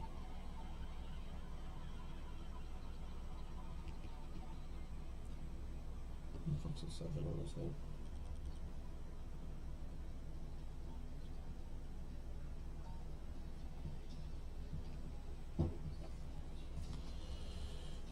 I got 4, so no, this. I'm gonna tap this for 1, 2, 3, 4, 5, 6, 7. 7 mana. A blue and a red. I'm going to 4 of the 7 that float, and then blue and a red. I'm going to cast Brutaclad. Telcor Engineer. He's a 4/4. Creature tokens I control have haste. At the beginning of combat on my turn, I create a 2/1 blue mirror artifact creature token. Then I may choose a token I control, and if I do, each other token I control becomes a copy of that token. Then I'll pay 1, and I'll cast a Soul Ring. I do still have... He actually is an Amir, which is kind of weird. But I will go to combat. What do you have for blockers? Any, 7, 6, 3, 3, just the color, 1. just the color. Is there any non-black that can block me? The Grishnak. What's he do? He's the one that, when he enters, I amass, and then I get to take control of a non-legendary creature. Just when he enters? Yeah. Okay. He's exiled next turn anyway, so. Yeah. I just need blockers, I think. So I will go to combat. I untap each. I'm going to not attack you, but I go to combat. I get a mirror. It's a Brutaclad. Beginning of combat, turn, create a 2/1 blue artifact. Blah blah blah. I currently have 2 1/1s. I will make 3. I will turn. So during combat, like he comes in, and then I can choose an artifact and turn all my tokens into a copy of it. So instead of these 1/1s, I'm going to turn them all into 2/1s. So he. What is his name? They keep Brutaclad Telcor Engineer. So I'm going to replace him with him. And I will replace him with him. Just makes him slightly stronger. It's a mirror token creature upgrade guy. So now I have 3 8 sevens instead of 7 6s. Okay. Which, sorry, actually, he just came in, so he wasn't here to see his plus 6s that he's given everybody else. So he's just a generic. He gets +1 from that. So he's just a 3/2. But the other ones are all like huge. And these are actually 7, 8, 9. So they're actually 9 8s, like these guys. So everything's really fucking big now because of I have to make them big or else I die. They do not have trample. When this mirror comes in, I do get 1, 2, 3, 4, 5, 6, 7 floating colorless mana. None of that matters. I have 1 card in hand, and it's not relevant. I wish I had a way to, pour mana into something. Cause you have a blocker to my guy, so I can't. Nor do I have a creature to get back anyway. So he would just gain me 3 life, which I am at 37. I have not updated the screen, but my life counter here. I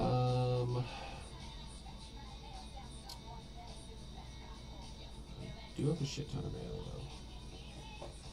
Which luckily that means I can keep that out. But I guess I will just pass the turn. I'm just going to be a wall of little metal angry robots. That you deal with. Alright.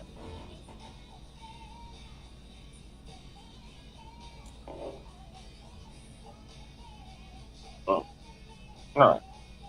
I draw.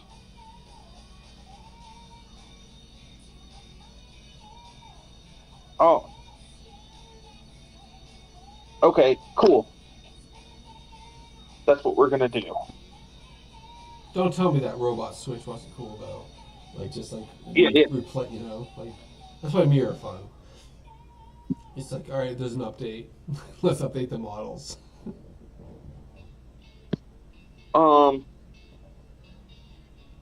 Since I'm gonna lose them anyways.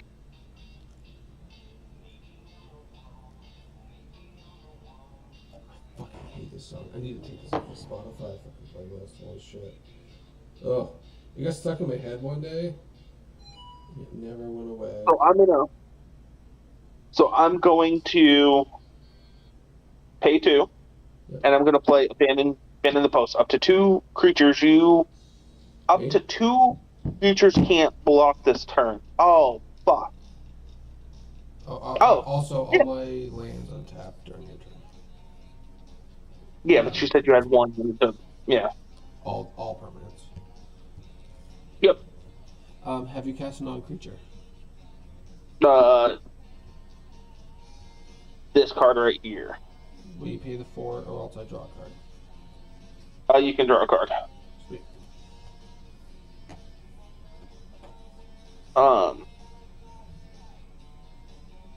And you. Okay. I think you're fucked. So, I just think it takes me a while to get there, but I think you're fucked. Now with that, prove me wrong. Okay, so it's a red spell, so I can target your creature that can't be token. Yeah. Yep. Up to 2 creatures can't. Yeah. Yep. So up to 2 creatures can't block this turn. So I'm gonna so the creature that is pro black. Yep. And then another creature that you control. What is the highest creature you control? My commander is an 8/8. He is everything else is 7/7, 7/7, 7/6, 2/1, 4/4. So my commander's a 8/8. So yeah, commander. Okay, so I'm gonna swing at so your commander and your pro black cannot block this turn. Okay. Right. Oh shit! Sorry. There's also 7, 8, 9, 10, 11, 12. There's a 12, 12 here. My frogmare. So also, like each one of them gets +1. So all the numbers I said are plus by 1.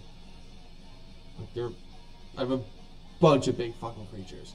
Like I think what I'm trying to get at is you shouldn't attack into a board of 100 power. Like, what are you doing? just hear me out. Okay. So, Abandoned the Post went ahead and went to the grave. Yeah. Because because I went ahead and declared that your commander and the pro red cannot block this turn. Yeah. Okay. I'm going to pay its flashback cost.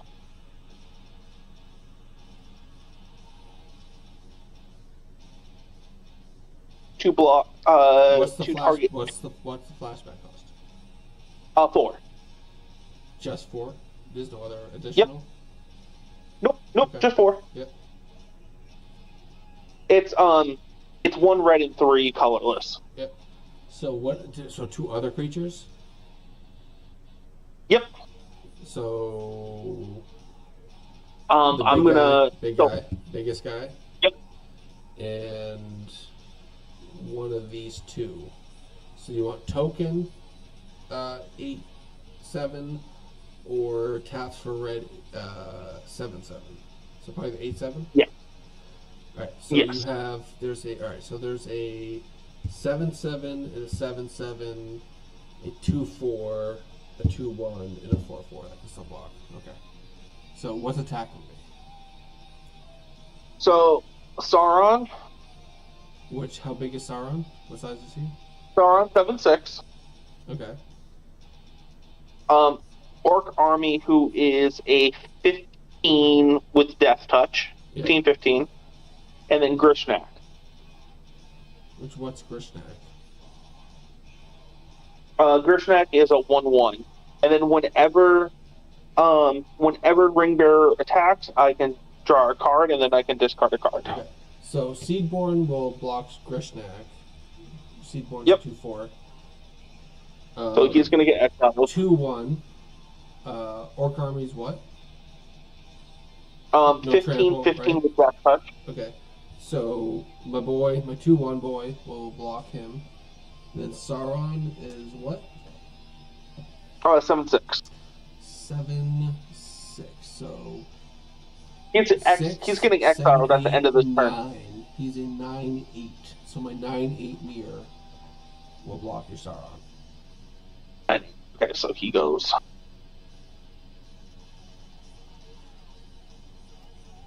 And I'm pretty much fucked. Yeah, like my mirror deck is finally you're finally seeing what it's like designed to do. I just need to. It gets there like 4 turns too late. Luckily, like this game is getting there. But good. My turn. Are you winning next turn? You're at 40. You one guy. I'll hit you really hard. It depends what I draw. I don't think you die, but you get close. Okay. I hit you hard. Yeah, really hard. Okay. You just cast the 1 non-creature that turn? Yes. Okay. Alright, well, hit your spacebar, sir. Mr. Man. Thank you. I will draw. Fucking land. I will tap my Growing Rights of Ilmok for 1, 2, 3, 4, 5, 6, 7, 8. Oh, sorry. Hold on. I need to decide. I will pay 3 to keep my key move upkeep thing going. Probably be the last turn, because after a while it's not worth it anymore. And then I will tap this for 1, 2, 3, 4, 5, 6, 7, 8 mana. 3 of that mana, I will cast a Palladium Mirror. When I cast Palladium Mirror, I get a mirror. So when I get this mirror, I get 1. So I had 7 green already. I use 3 of that, going down to 4 green. When this guy comes in, I get 1, 2, 3, 4, 5, 6, 7. Just 7, because this guy and this guy aren't here. So I get 7 floating, right? Following? Okay. It Yep. doesn't matter a whole lot, but like 7 floating. This is all green. These 4. This is 7 colorless. Yep. When this mirror enters, guess what happens? You never guess what happens when I cast a mirror. I know it's a huge twist in the storyline. I get a fucking mirror. When that mirror enters, I get 1, 2, 3, 4, 5, 6, 7, 8, 9, 10, 11, 12, 13, 14, 15. So I go up to 15 floating colorless. Do I have a card in hand that can abuse that fucking floating mana? Abso-fucking-lutely not. But what I do have is an ability to pump up my board even more. So black, blue, white, red, green. I'm going to give all mirror I control +3, +3. And that's not temporarily, that is permanent. So 7, 8, 9, 10. He will go to 10 counters. More dice. 3. What makes this pull play bonkers? So sorry. So that goes to 6.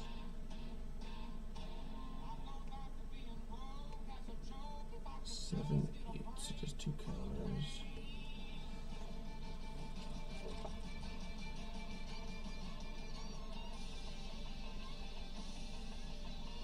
I just need to know if I'm like surviving this turn. I think you die. I'm just 1 sec, man. All my tokens do have haste because of Brutaclad as well. 3. Because I have a shot of 3. winning next turn, but it's like I don't literally think slim you to can none. win. I don't think you can do it. Just with the amount of I've never had to because you're an aggro player. I have never had to pump with my commander's Wooburg ability, his last ability. I even mentioned it when I first cast him. I never used his ability, but you being Mr. Aggro, I'm like, you know what? You have to fight fire with fire. So I'm fighting aggro with aggro. So now they all have like plus. They all like this. He has 3 counters. He has 3 counters. He has 9 counters. He has 3 counters. He has 9 counters. 9 counters. 9 counters. He has 10 counters. He's a 14/14. Like I'm just building. Anyway, long story short, I'm going to go to combat. I will make a 2/1 mirror to Brutaclad. I will turn all my mirror into 2/1 mirror Brutaclads. So this 2/1, for instance, will become. I don't think I even have. So I'm going to get 2. I have 2 of these guys. Which actually Leave me with technically I have 3 of these. 2 of these guys. They don't have the +3/+3s that all the other ones get, but all my mirror tokens become 2/1s instead of 1/1s. When he enters, I also get 1, 2, 3, 4, 5, 6, 7, 8 mana. Each of these also have haste. They also get +1/+1 because of the galvanizer. Your life total is 40. How many blockers do you have? I have 1. 1 blocker. Okay. What color is your blocker? It's black. Black. Alright. I am going to pay the however many million fucking mana I have at this point floating. I'm just going to equip my Sword of Light and Shadow onto my big old boy. He actually gets +3 additional. I haven't done that yet. So he's 13, 14, 15, 16, 17. He's a 17/17, pro black, pro white, gain 3, get a creature back from my graveyard to my hand. I will go to combat. I'm going to attack you with my 17/17, a 9, 10, 11, an 11, 11, or 11, 10, a 2, 8, 9, 10, a 10, 10, a 6, 7, 8, 9, 10, another 10, 10, a 3. I'm not going to attack with him. He is I was going to say, you're not even going to attempt to let me live? No.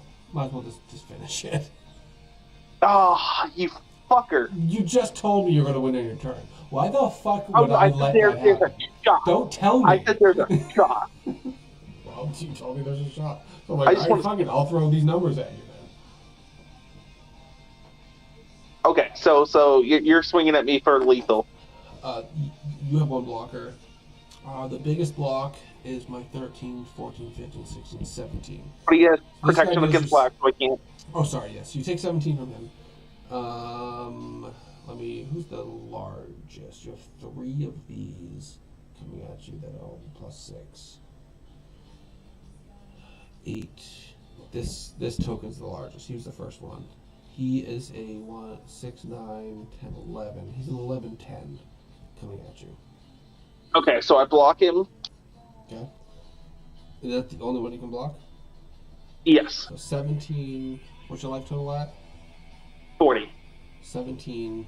So it all matters. 17, 18, 19, 20, 21, 22, 23, 24, 25, 26, 27. 28, 29, 30, 31, 32, 33, 34, 35, 36, 37, 38, 39, 40, 41, 42, 43, 44. And then there's still 3 other 7/7s coming at you. So yeah, super die. Okay. So, draw a card. Play that. Why are you drawing a card? Draw a card. I'm just seeing if I could have won. Yeah, I couldn't. I was like, wait, what? I really feel like I should have, because like that sword, as good as it is, it did me no value. I should have, if I went ahead and copied my artifact, I would have been able to use my Fall of Karendors and actually had value. You got instinct, man. I like the sword, but for me, the sword was definitely just a good little tool. Didn't win me the game, but I was just telling you how good it was. You didn't have to, copy it. No, like it made sense, but like I feel like I did not get the ramp that I needed. So I'm gonna play happy this. That Mir finally did something.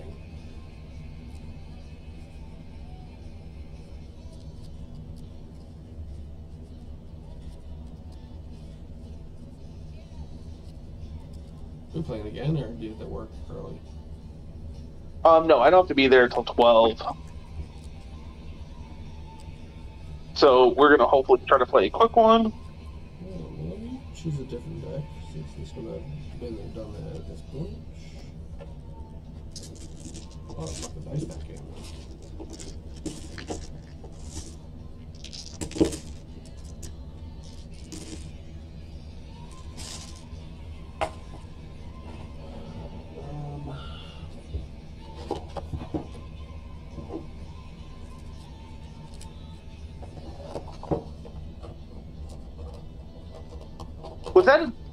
Was that this deck box? What? The deck box that you had. Was that this? This one? Hold it closer to the screen. Yeah. So I actually have super old fucking deck box. So I have a sleeve for my Sauron Commander. That's that deck box.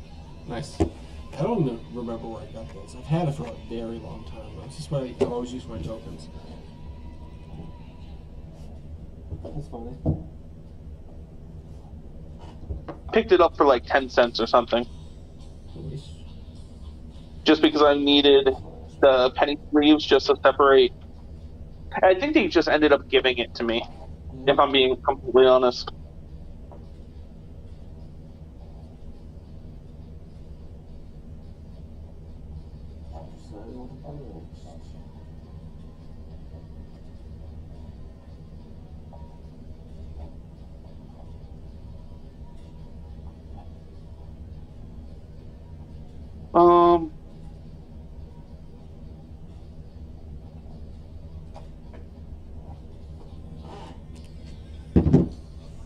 Alright.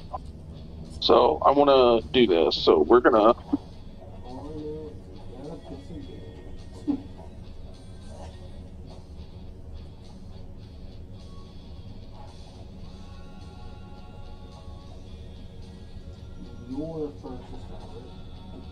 Yeah. I am just mulliganing down the way that you guys mulligan.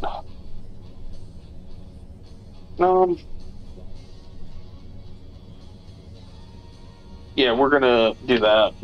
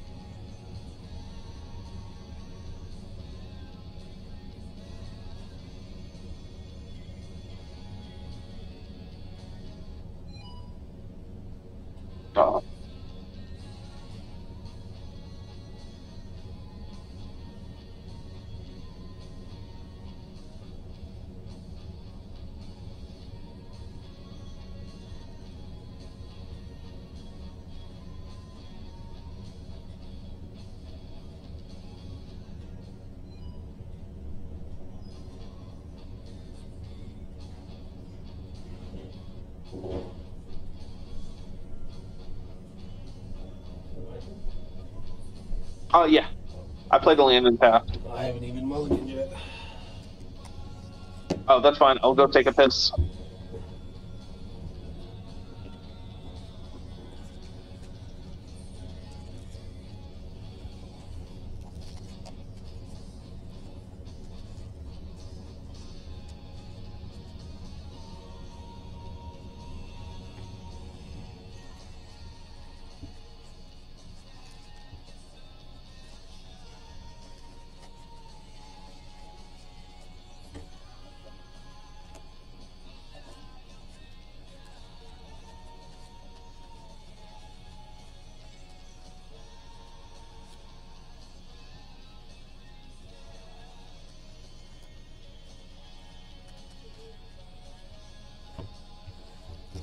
Do you know the singer Youngblood? I heard the name. Sounds like a rapper. No, Ozzy Osbourne. He sang changes at Ozzy Osbourne's final show, Okay. and Ozzy basically dubbed him like his successor. Okay. I don't want to say it like that because that sounds like really like Ozzy basically said like this kid is like the next rock and roll like guy. Young Blood. Yeah. He does not perform metal in my opinion, but I like some of his songs. But go look up Youngblood changes from back to the beginning. Because if you like Ozzy Osbourne and Black Sabbath, you'll like be like, oh shit, this kid like fucking killed it. I guess I'll just keep what I have because whatever. I'll draw for turn. I will, before I play a land, it's cool. I'll play this 0 mana artifact. I can sack it. Look at the top card of the target player's library, then draw a card. Beginning of the next turn. I'll play my land for turn. I will sacrifice this. Let me see the top card of your library, sir. What do you got? What is it? Loreen revealed. Draw 3 cards, or it's an island cycling.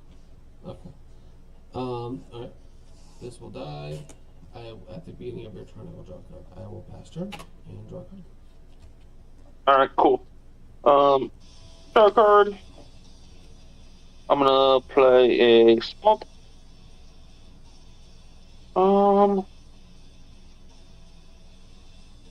See, this is where if I had recursion for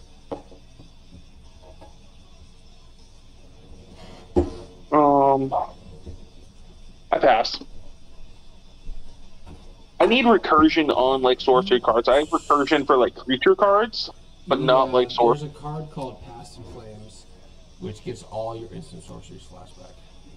Costs like 4 mana though, but if you have like 7, 8, 9 mana, pretty good. Is it an enchantment or something? No, it's a sorcery. It itself also has flashback. But like if you spend a game, your turn. if you spend the game casting instant sorceries, you're filling up your graveyard with them. So then you cast Passive Flame, and you can recast all that stuff. And then Past in Flames itself also has flashback. So from the graveyard, you can cast it, and then also then start casting what else you have in the graveyard. Everything you cast from the graveyard then goes to exile, though. You what? So I'm going to tap the 3, and then I'm going to play a Bane Alley Broker. Tap, draw a card, then exile a card from hand face down. I may look at all the cards that are exiled with Bane Alley Broker, and then I can pay black and blue, tap it, return a card exiled with Bane Alley Broker to its owner's hand. Okay. And then I pass. Can you reset your life total? Thank you. I guess.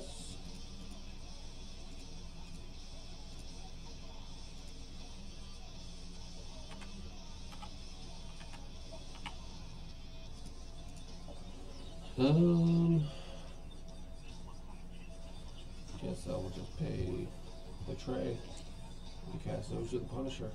Whenever you play a land, take 2. Pass.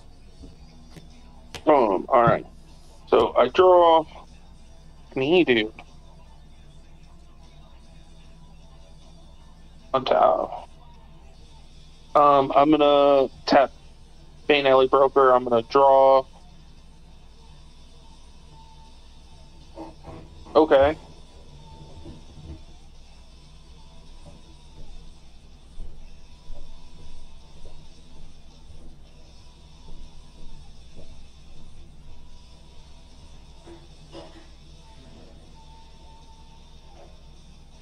I want to do that. Alright, so I'm gonna tap 1, and then I need to exile cards first. So I'm gonna exile that.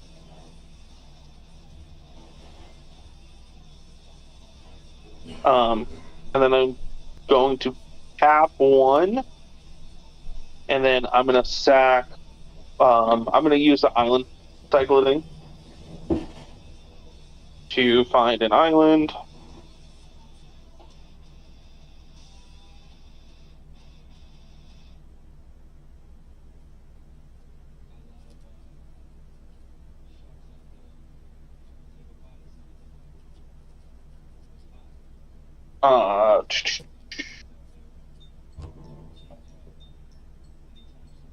And then I'm gonna play an island for turn.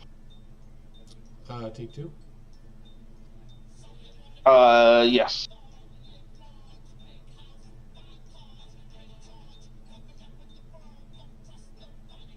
I want to do that this early. I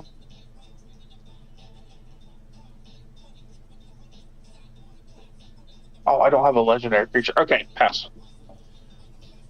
Word.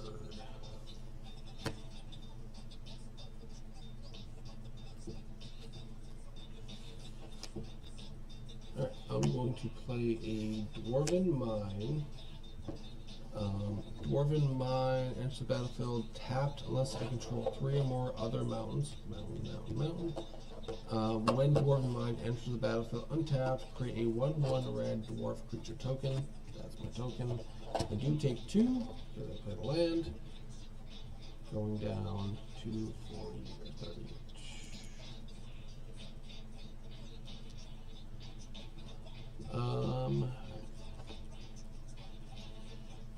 And then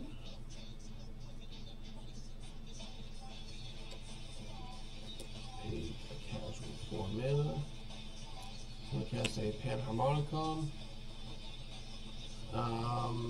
If an artifact or creature entering the battlefield causes a triggered ability or of a permanent you control to trigger, it triggers an additional time.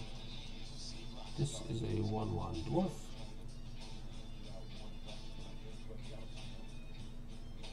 And I pass. Alright. I draw a card. I eat 2. Play Smuggle, enters tapped. I'm gonna tap Bane Alley Broker, so I can draw a card, and then I'll exile a card.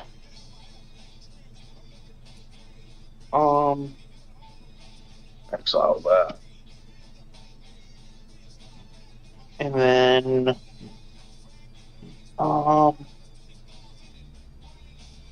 yeah, I pass.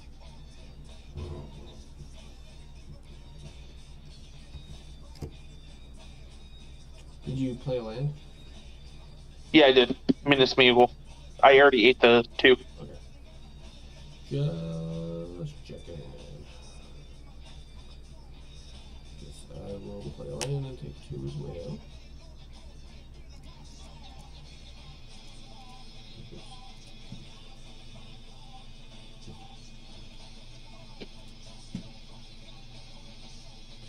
What do you have for non-basic lands? Swamp and an island. No, what do you have for non-basic? Or non-basic. Minas Meagle and Demore Guildgate. Okay.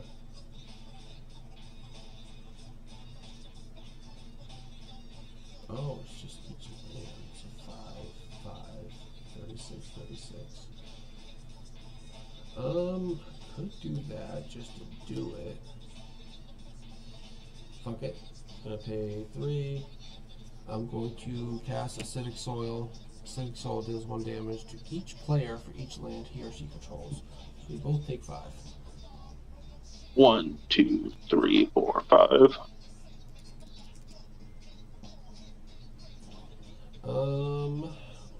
With that, you have a tapped boy. Game this turn. We'll hit you for 2 commander damage as well. Then yes.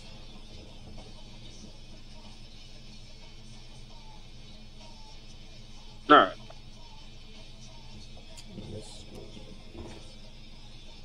I draw. God damn it, dude. I'm gonna play Mudflap, eat 2. I'm gonna tap, draw a card.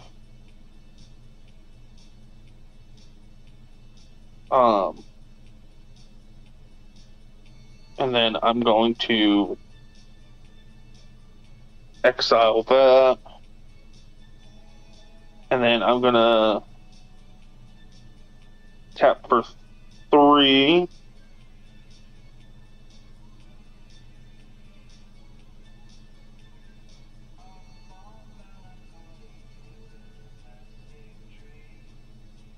And play Mordor Trebuchet.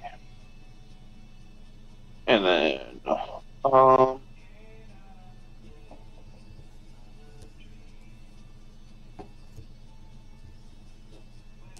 I'm getting fucking red blocked right now. I'm not getting much either, though, so I mean, it's definitely. Every land I play, I'm hurting myself as well. Do I even want to cast? Yeah, I don't need to play land, honestly. I'm gonna pay a white. I'm gonna cast a sword. I'm gonna pay 4. And I'm just gonna play a Karn, the Great Creator. Artifacts you control can't be activated, which I don't know if you have any, but if you do, they're fucked.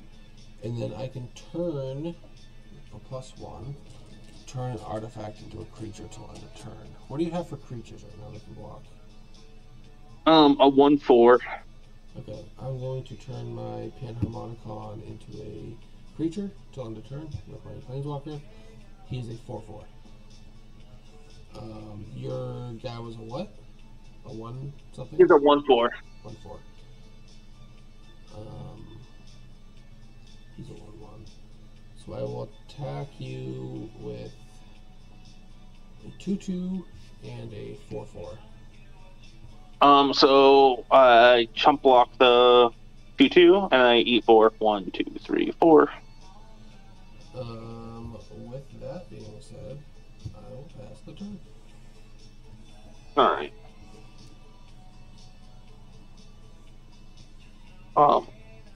I draw.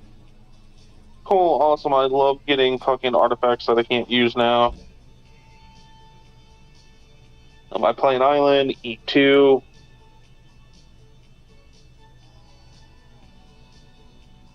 Dude, I literally cannot do fucking anything. I already played a land for turn. I'm gonna tap that, draw. I'm gonna exile that because I can't even fucking use it now. And then I pass.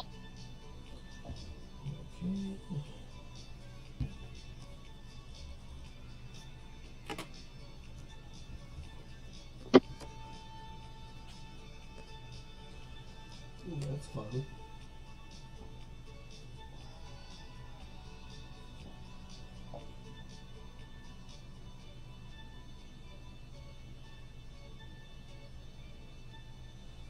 Alright, I will plus him again.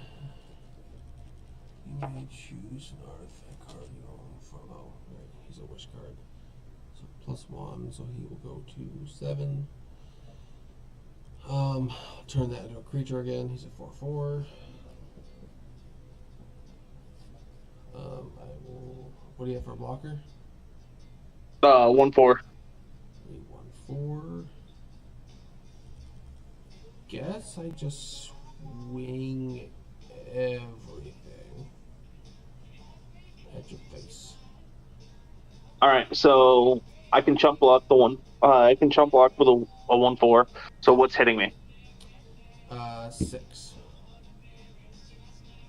1, 2, 3, 4, 5, no, 6. What are you chumping? I guess. What did you have? 2/2, a 1/1, and a 4/4. I will chump block the 1/1. Okay. Because I will kill it. Now it says activate abilities are okay, so like I can still use that even though it's an artifact creature. As far as what? As like a blocker. Yes. Yeah, you just can't use his abilities. Yep, that's fine. I suppose I pass turn. All right. Draw. Tweet. -1. Play that.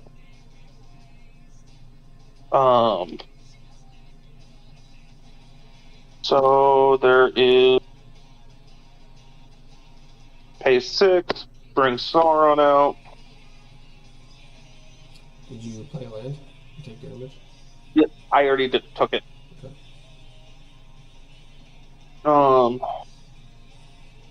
And then This is no longer a creature. You know it's tapped.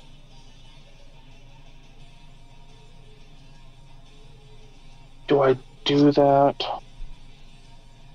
I don't need to do that this turn, so I'm just gonna tap, draw,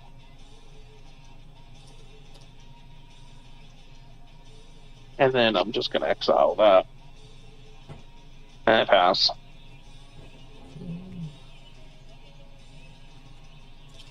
I just draw a land every time. It's so annoying.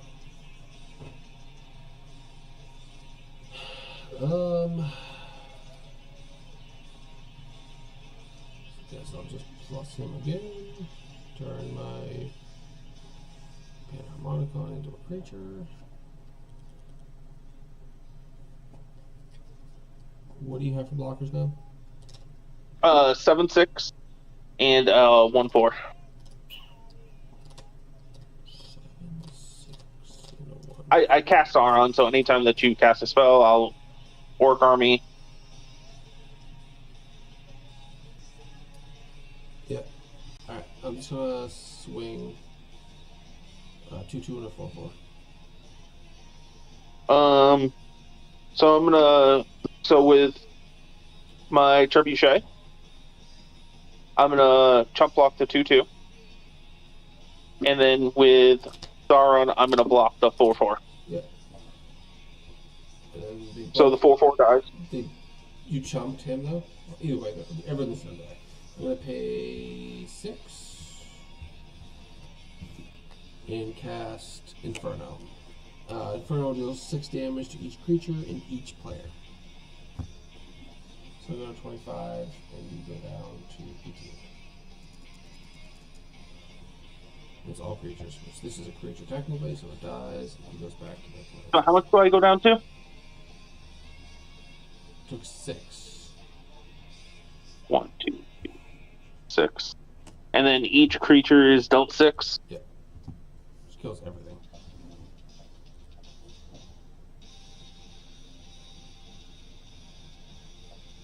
And Okay. that's-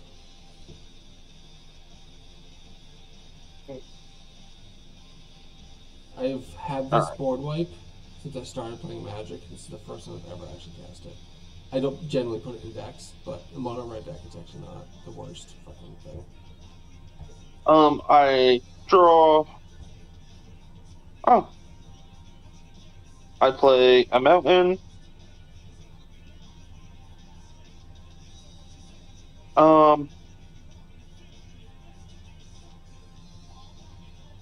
I don't eat damage now, right? Nope, not for lands. Not for anything. Okay.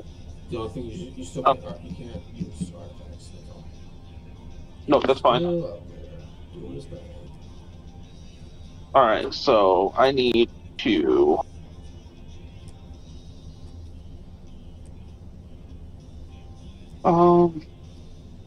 Like if I draw the, I forget what the artifact's called, but the artifact that synergists can, then the game's over instantly. I forget the name of it though, but it could be the top card. It could be. You never know.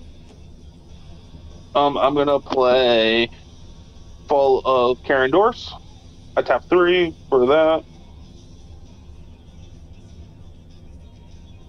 And then I'm gonna tap 3 more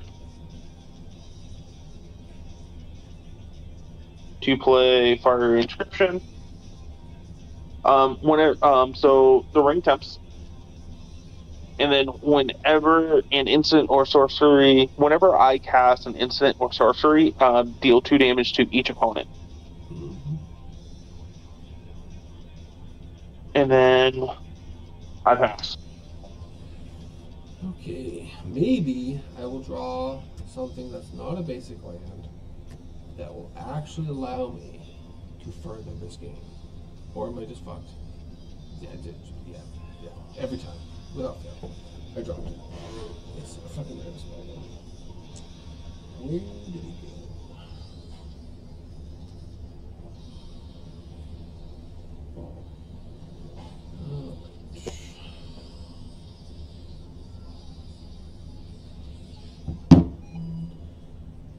I will play my land for turn, since it won't harm me again. I'll pay 2 technically I can make it a creature. And then red spells cost 1 less, so he costs 4 instead of 5. Cast him. I will plus him to make an enchantment, or sorry, make an artifact into a creature. So this 2 mana will become a 2/2. What do you have for creatures? I don't have any. I can't take any. We don't have haste or anything. I was gonna say, don't take something sickness. Pass turn, he will instantly go back to being an artifact. Alright.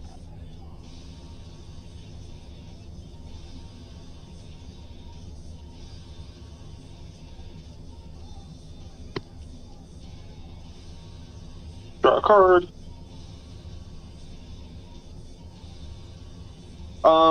Who's on the board? Zozu? Yep. Alright, so 1, 2, 3, 4, 5, 6,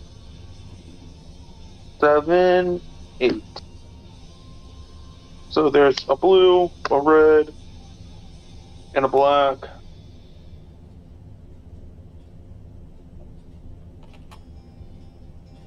Boom, cast Sauron.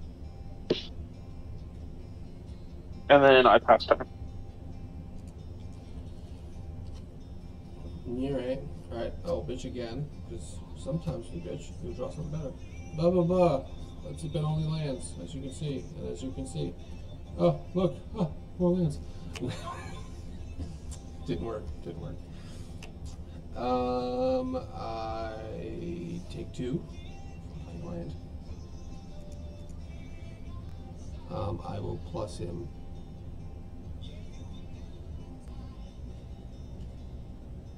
He's a creature. You have a 7/6 or something? 6. I will attack you with 2 2/2s. 2 2/2s. Yep. So I block Zozu. Yep. And I let the other 2/2 get in. Okay. 2. So I'm going to cast. He's going to cost. He costs 1 less. He does cost 3, 4, 5, 6, 7, like 6 because he costs 1 less. So 2, 4, 6. I'll tap him. He will come back. I'll recast him for 6. So 3, 4, 5, 6. Sorry, 7. Recast him for 7. I will go to mana turn, and he will become an artifact again. There you go. Alright. See what I'm doing? Just keep pressure. It's the only way to do it.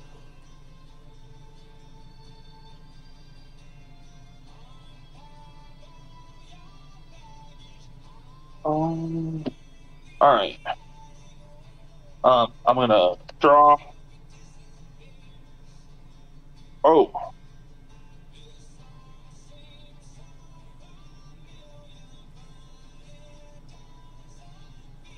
Alright. So we're gonna pay 1, 2.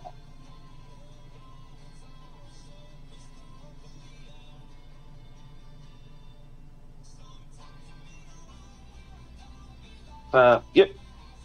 We're gonna play 5. And then we're gonna play hold on. Before I do that.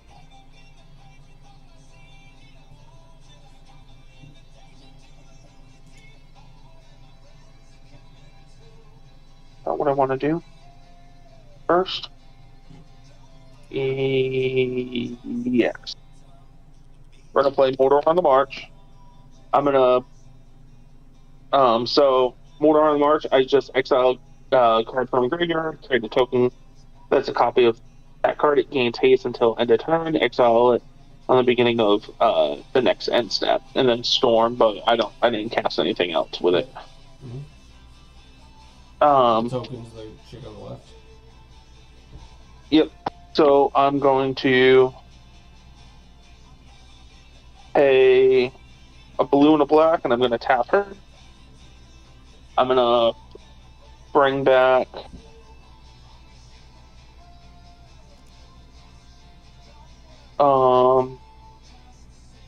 one of the cards. Which card do I want to?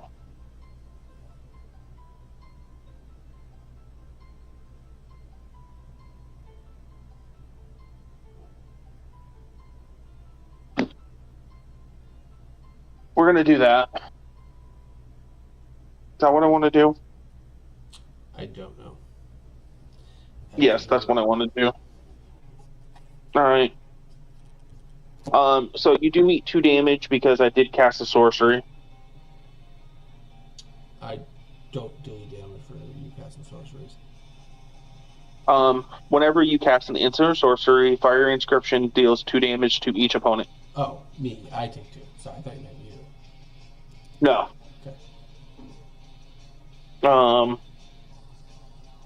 And then how many creatures where did my camera go? Do you see me still? No. Hold on.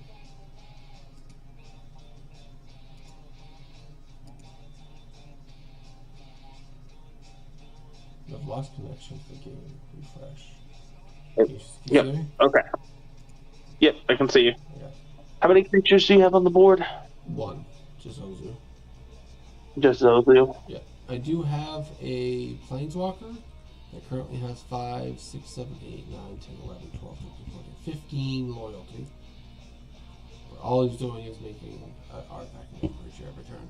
His last ability I'm not using because it's a wish card, which allows me to basically like have a sideboard, which I don't do any of that shit. It's his top ability that makes your artifacts not do things. But yep, that's fine. He is pretty small. He's got a lot of counters on him. So what is Zozu right now? 2/2. That's all he ever is. He's a 2/2. Yep. Do I want to do that?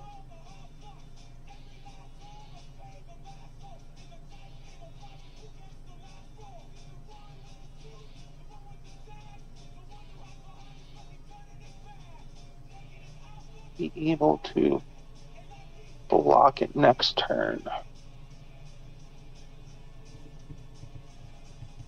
Okay, so I'm gonna tap 2, and then I'm gonna play Lightning Strike. I don't see your board at all. It's all black.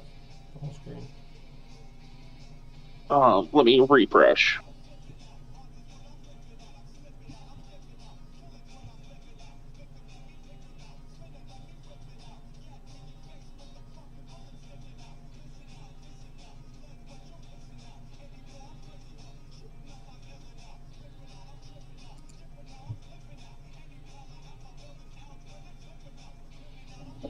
Give it a second.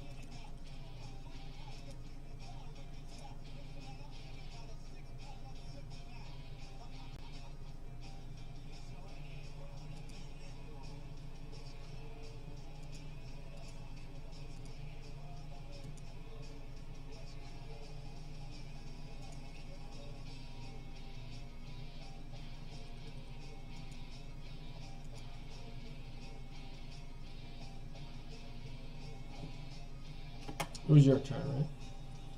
Yeah. There we go. Let's see. Okay. I'm gonna cast Lightning Strike. I'm gonna do 3 damage and then another 2 damage to you. So you're gonna take 5. Me? Yes.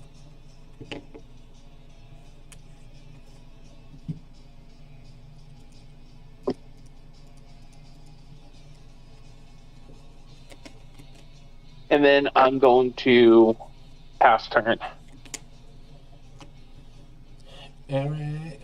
Untap, untap, untap, untap, untap. Keep drawing. Ooh. What are the power toughness of creatures you control? 7, 6, and a 1/1. Ugh. Don't need to play lands anymore. 7, 6, and a 1/1. How do I 7, 6, and 1/1? I can afford to kill him again.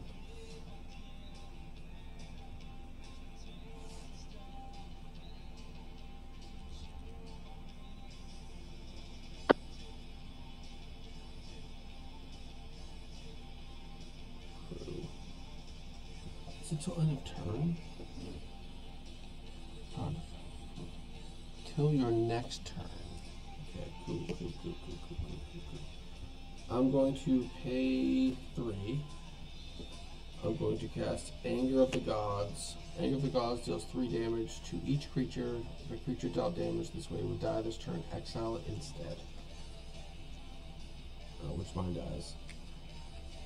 Okay, so hold on 1 second. What's going on with spell table?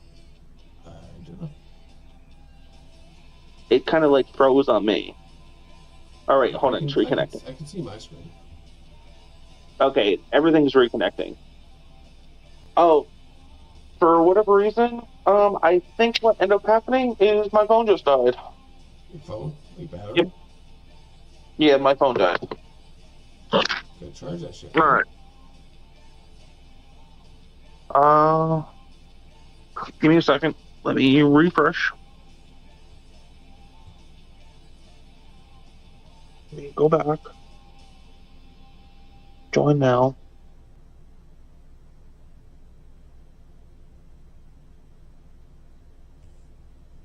Display. Oops, something went wrong. Return to lobby. No, go back. Go back. Join. Join a game.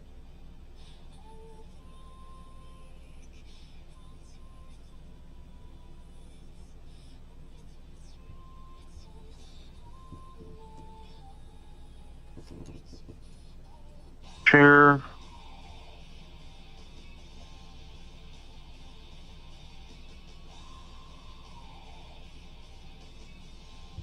What the fuck, dude? Oh, that's why.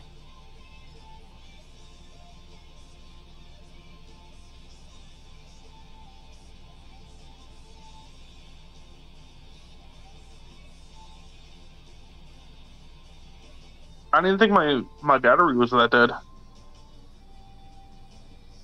Mm.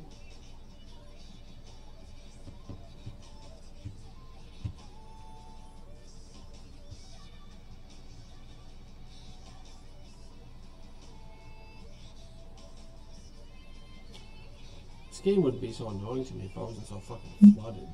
It's get so flooded in lands. I need to actually have a look to see if. I think this deck from over Alright. 36 is too much.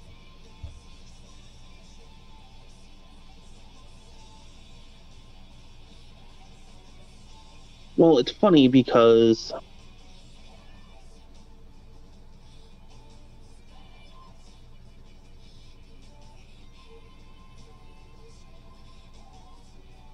I think you just went ahead and did something really good for me. Sure. Just I don't got much. Like literally all game, I'm just lands in hand. You know, so I'm just doing things to do things. I would just like to see what I'm doing now.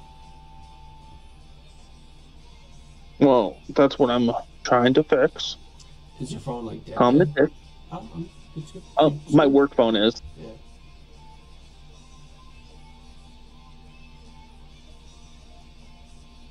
Because I didn't think it was gonna burn that much. With power. That's one reason Yeah. I got the webcam. I don't worry about my phone anymore. That and the camera quality is just a ton better.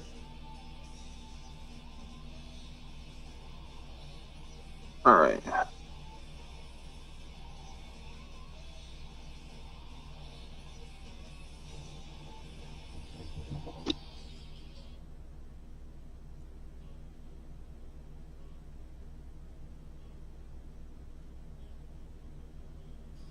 Oh, that's not what I want. That's not the angle that I wanted, but whatever. The whole process, I sent you a picture, but you probably use something similar with a laptop, with a webcam, like attached to it. Oh my god. Hold on. Oh my god.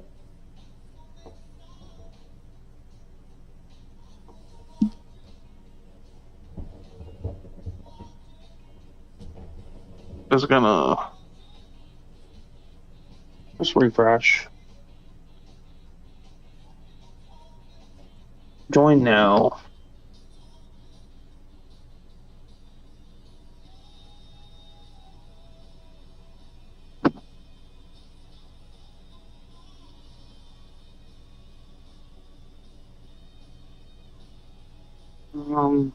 I want that. Camera settings. Facing back.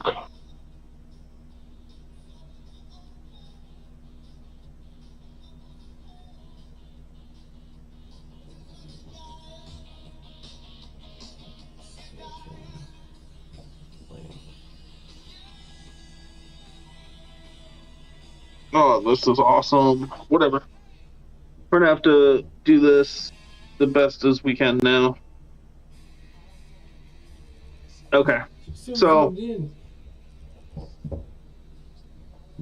okay, so you dealt how much damage to everybody? 3 damage to each creature. If a creature dealt damage died this way, exile it. Okay. So that card's going to get exiled. Orc army dies. Now, Fall of Caradors. Whenever a creature an opponent controls is dealt excess non-combat damage, amass Orcs 1. Or amass Orcs X, where X is the excess damage. Technically, Zozu would see 3 damage, so he was in excess of 1. So Orc army would actually come back immediately after. Because Sauron stays out? Yeah, he's 7/6. Yep. Well, he's not doing it because of Sauron. He's doing it because of Fall of Karen Indros. I'm just saying Sauron was out, so he didn't die. So he's yep. And then what? Oh no, never mind. Because you cast a spell, but then it killed the Orc army, but the Orc army came back, so like it's irrelevant. I'm going to +1 my Planeswalker.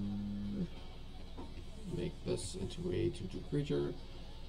2, 4, 6, 7.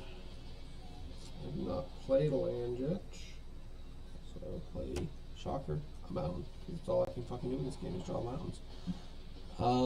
Pass. All right.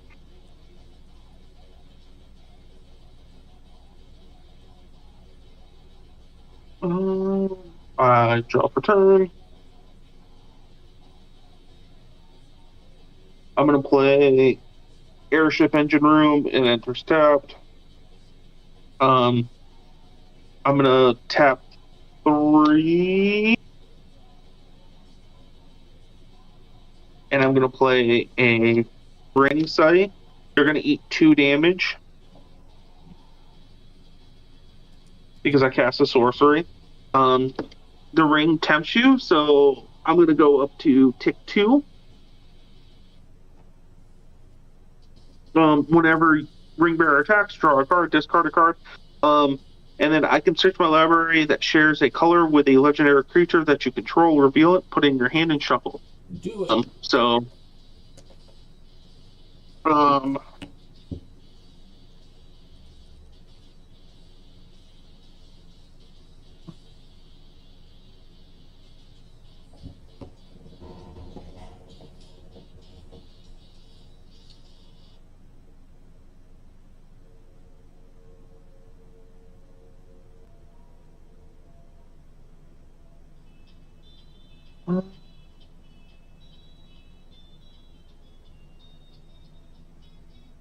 Trying to figure out if I want to do that or not.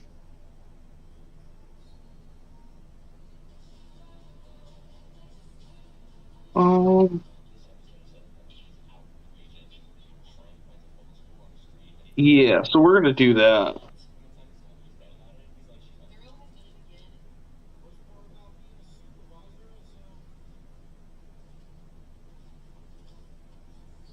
So when you'll be able to play Arc Raiders again? The 19th. Ugh, it's a while. I'm gonna put Witch King Sky Scourge in my hand.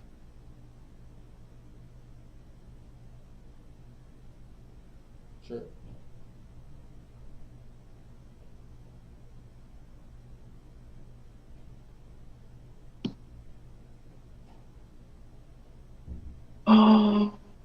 And then I'm gonna move to combat. Do you have any walkers? I have a 2/2. You have a 2/2? Yeah, my artifact is a 2/2 because I turned him into a creature, my Planeswalker, till my next turn. I'm gonna do that. Damn it. What I'm gonna do is actually, this is gonna be the play. I'm gonna pay 4, and then I'm gonna tap a Munis Mugle, and I'm going to make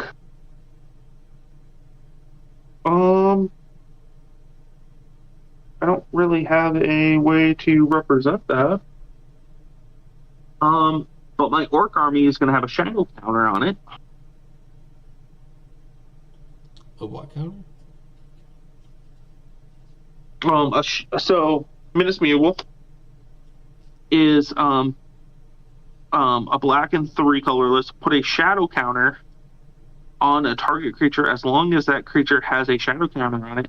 It's a wraith in addition to its other types. Okay. All right. Are you making your actually, a wraith or a Sauron? What? I'm going to actually put it on Sauron. Okay. And then a creature with a shadow, a creature with shadow cannot block or be blocked by other creatures. So,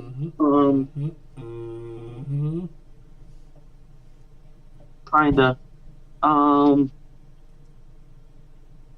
This is just going to represent him as a shadow, okay? Yeah.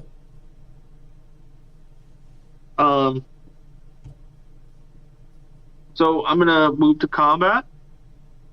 I'm gonna swing at you with Sauron, who's a 7/6 that has shadow. I go to. Is that the only attacks?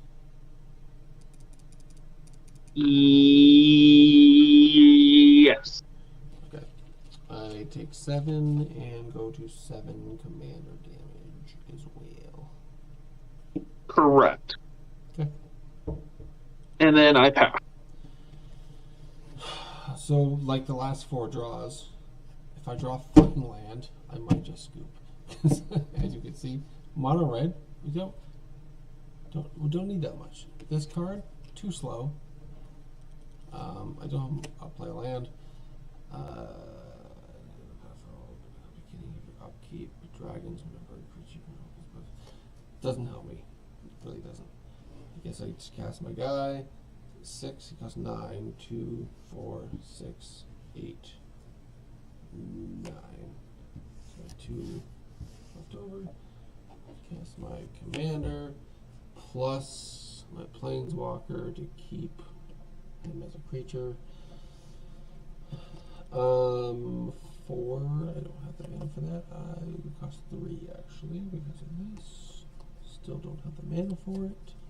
Actually, I'll change the land I play per turn though. That way I do have the mana for it. I will sack this. I'll take 2 because the game's gotta end. I do 2 floating, 3. This costs 4, but it costs 1 less because of this. I will cast a Outpost Siege.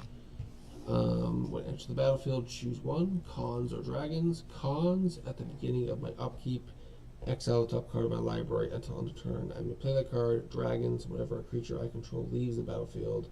Outpost Siege deals 1 damage to target creature or player. I think with life totals being what they are, I will actually choose dragons. So whenever a creature leaves, you take 1. And I will pass. Okay.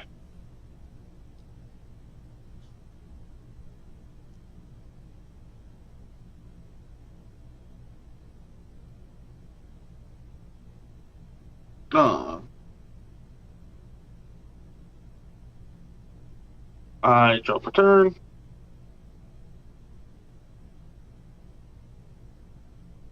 Okay.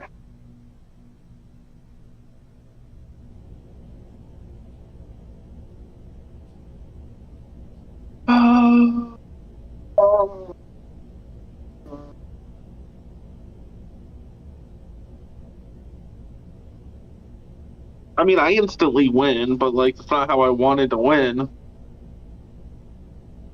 Game's gotta end. Win the game. This deck was never Alright, designed so to,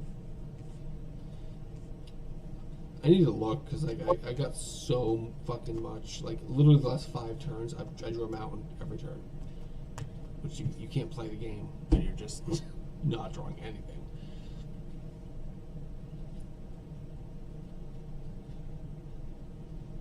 One, 2, 3, 4, 5, 6, 7. 1, 2, 3, 4, 5, 6, 7. So I'm gonna pay 8, 1 red, 7 colorless. I'm going to trigger a ball of Karendorse. Deal 7 damage to target creature. I'm going to do 7 damage to your artifact creature. Alright, you take 1. Yep. I'm going to uptick this by 5, so this goes to 6.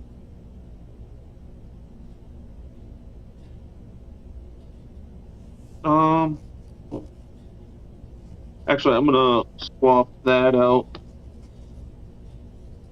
Black. Doesn't really matter. But I just want to do this. March from the Black Gate.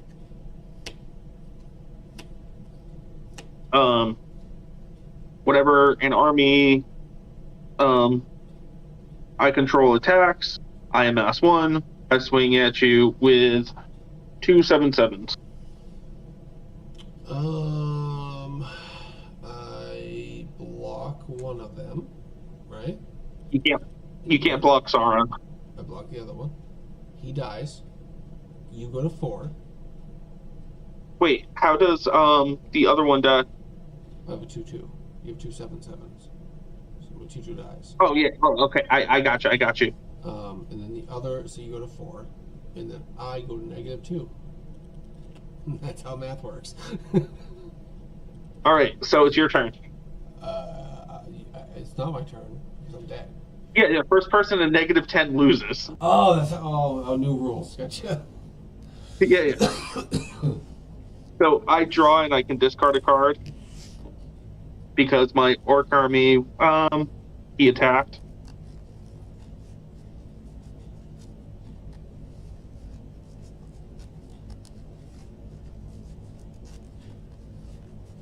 Oh, did you scoop? You killed me. What are you talking about? Did I Oh, scoop? I You dealt I me was 7. I legitimately had gonna go. 5. Like, what are you talking about? I was legitimately going to go to the -10. Why? Because I was trying to do this combo. No, I died. I hit 0 and I died. I wanted to try to win by mill. Well, you won by 0.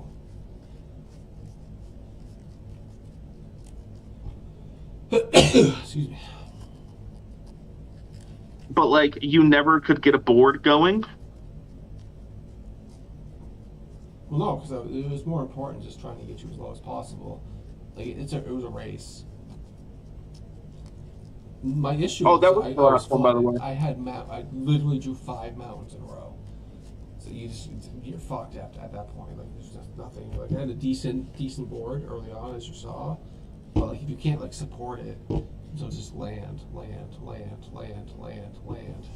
after the other. You just eventually there's nothing to sustain that. So this is what I was trying to do. So I was trying to let you get a board up because I had Blast Act in my hand for a little bit. I was trying to get you to. You know, Blast Act isn't the end all be all card, right? You talk about it like every time we talk about Magic. It's a good card, but like it's not like it's not. It's a decent, I guess, win condition, but. No, well, it's only good because of my fall of. Yeah, I know. It's just, sure. Blast Act. It does things. It does 13. Well, my whole play was like I wanted to get my orc army up to 100, and then I wanted to mill you based off of the orc armies. How were you going to get your orc army up to 100? Like in that last game with me. Like you want to go -10? Oh no! Like I was just bullshitting. I was trying to get it so where like you actually like had like a board of like a couple of small creatures. Yeah, that game just wasn't mine. So Really, I was flooded the entire game. It's so many fucking lands. Mono red doesn't do well when if you want to have lands in mono red, but like not ever draw. That was ridiculous. This is But yeah, that was I was trying to win by mill that game. mill me once. What? You didn't mill me once. Oh no, like I had the card that like if I got my orc army's power at a high level, like a high amount, I could have just milled you like a shit ton of cards. That was the point. Well, didn't happen. It did not. Could have. It did not.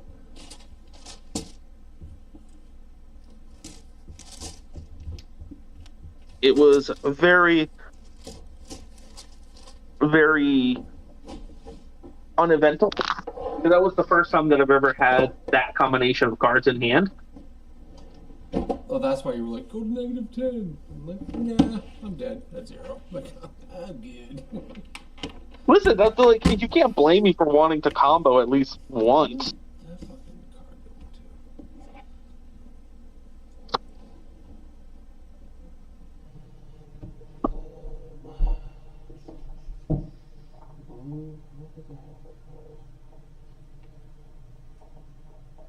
Yeah, that's a small one.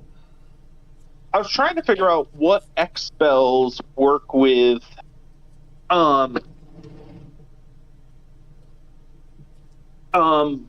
blue, green, and white.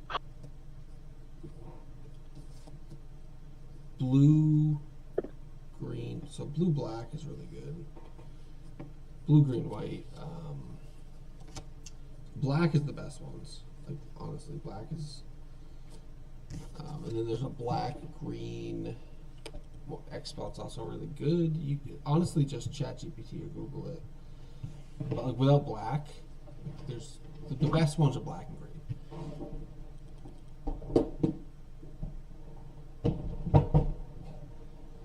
You put black and green. Yeah. Black and green have the best X spells. Villainous Wealth is probably the best one, which is X is, I believe, look at the top, X cards of target players, or X on the top, X cards. So if like X, let's say it's 20, which isn't impossible. I've seen X being like 80. I've won games, X being infinite.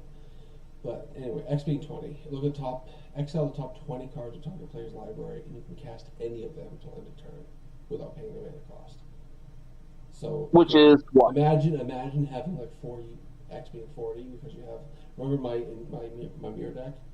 Which every creature that came out gave me X mana, and it was just like I would have like so much fucking mana, which Villainous Wealth is in that deck. So basically, like if you can get X to be like 100, I can cast your entire deck for free. What was that photo that you sent me? That was just showing my camera setup. Oh. Like if you just got like a webcam or something, it's just showing how I just put it on. I see ya. This seems to work pretty well. 4 o'clock there with you, or is it 3? It's 4. 4? Okay, so it's 3 here. That makes me a lot better. The entire time I thought it was like 4 o'clock. Could have probably played one more, but shouldn't.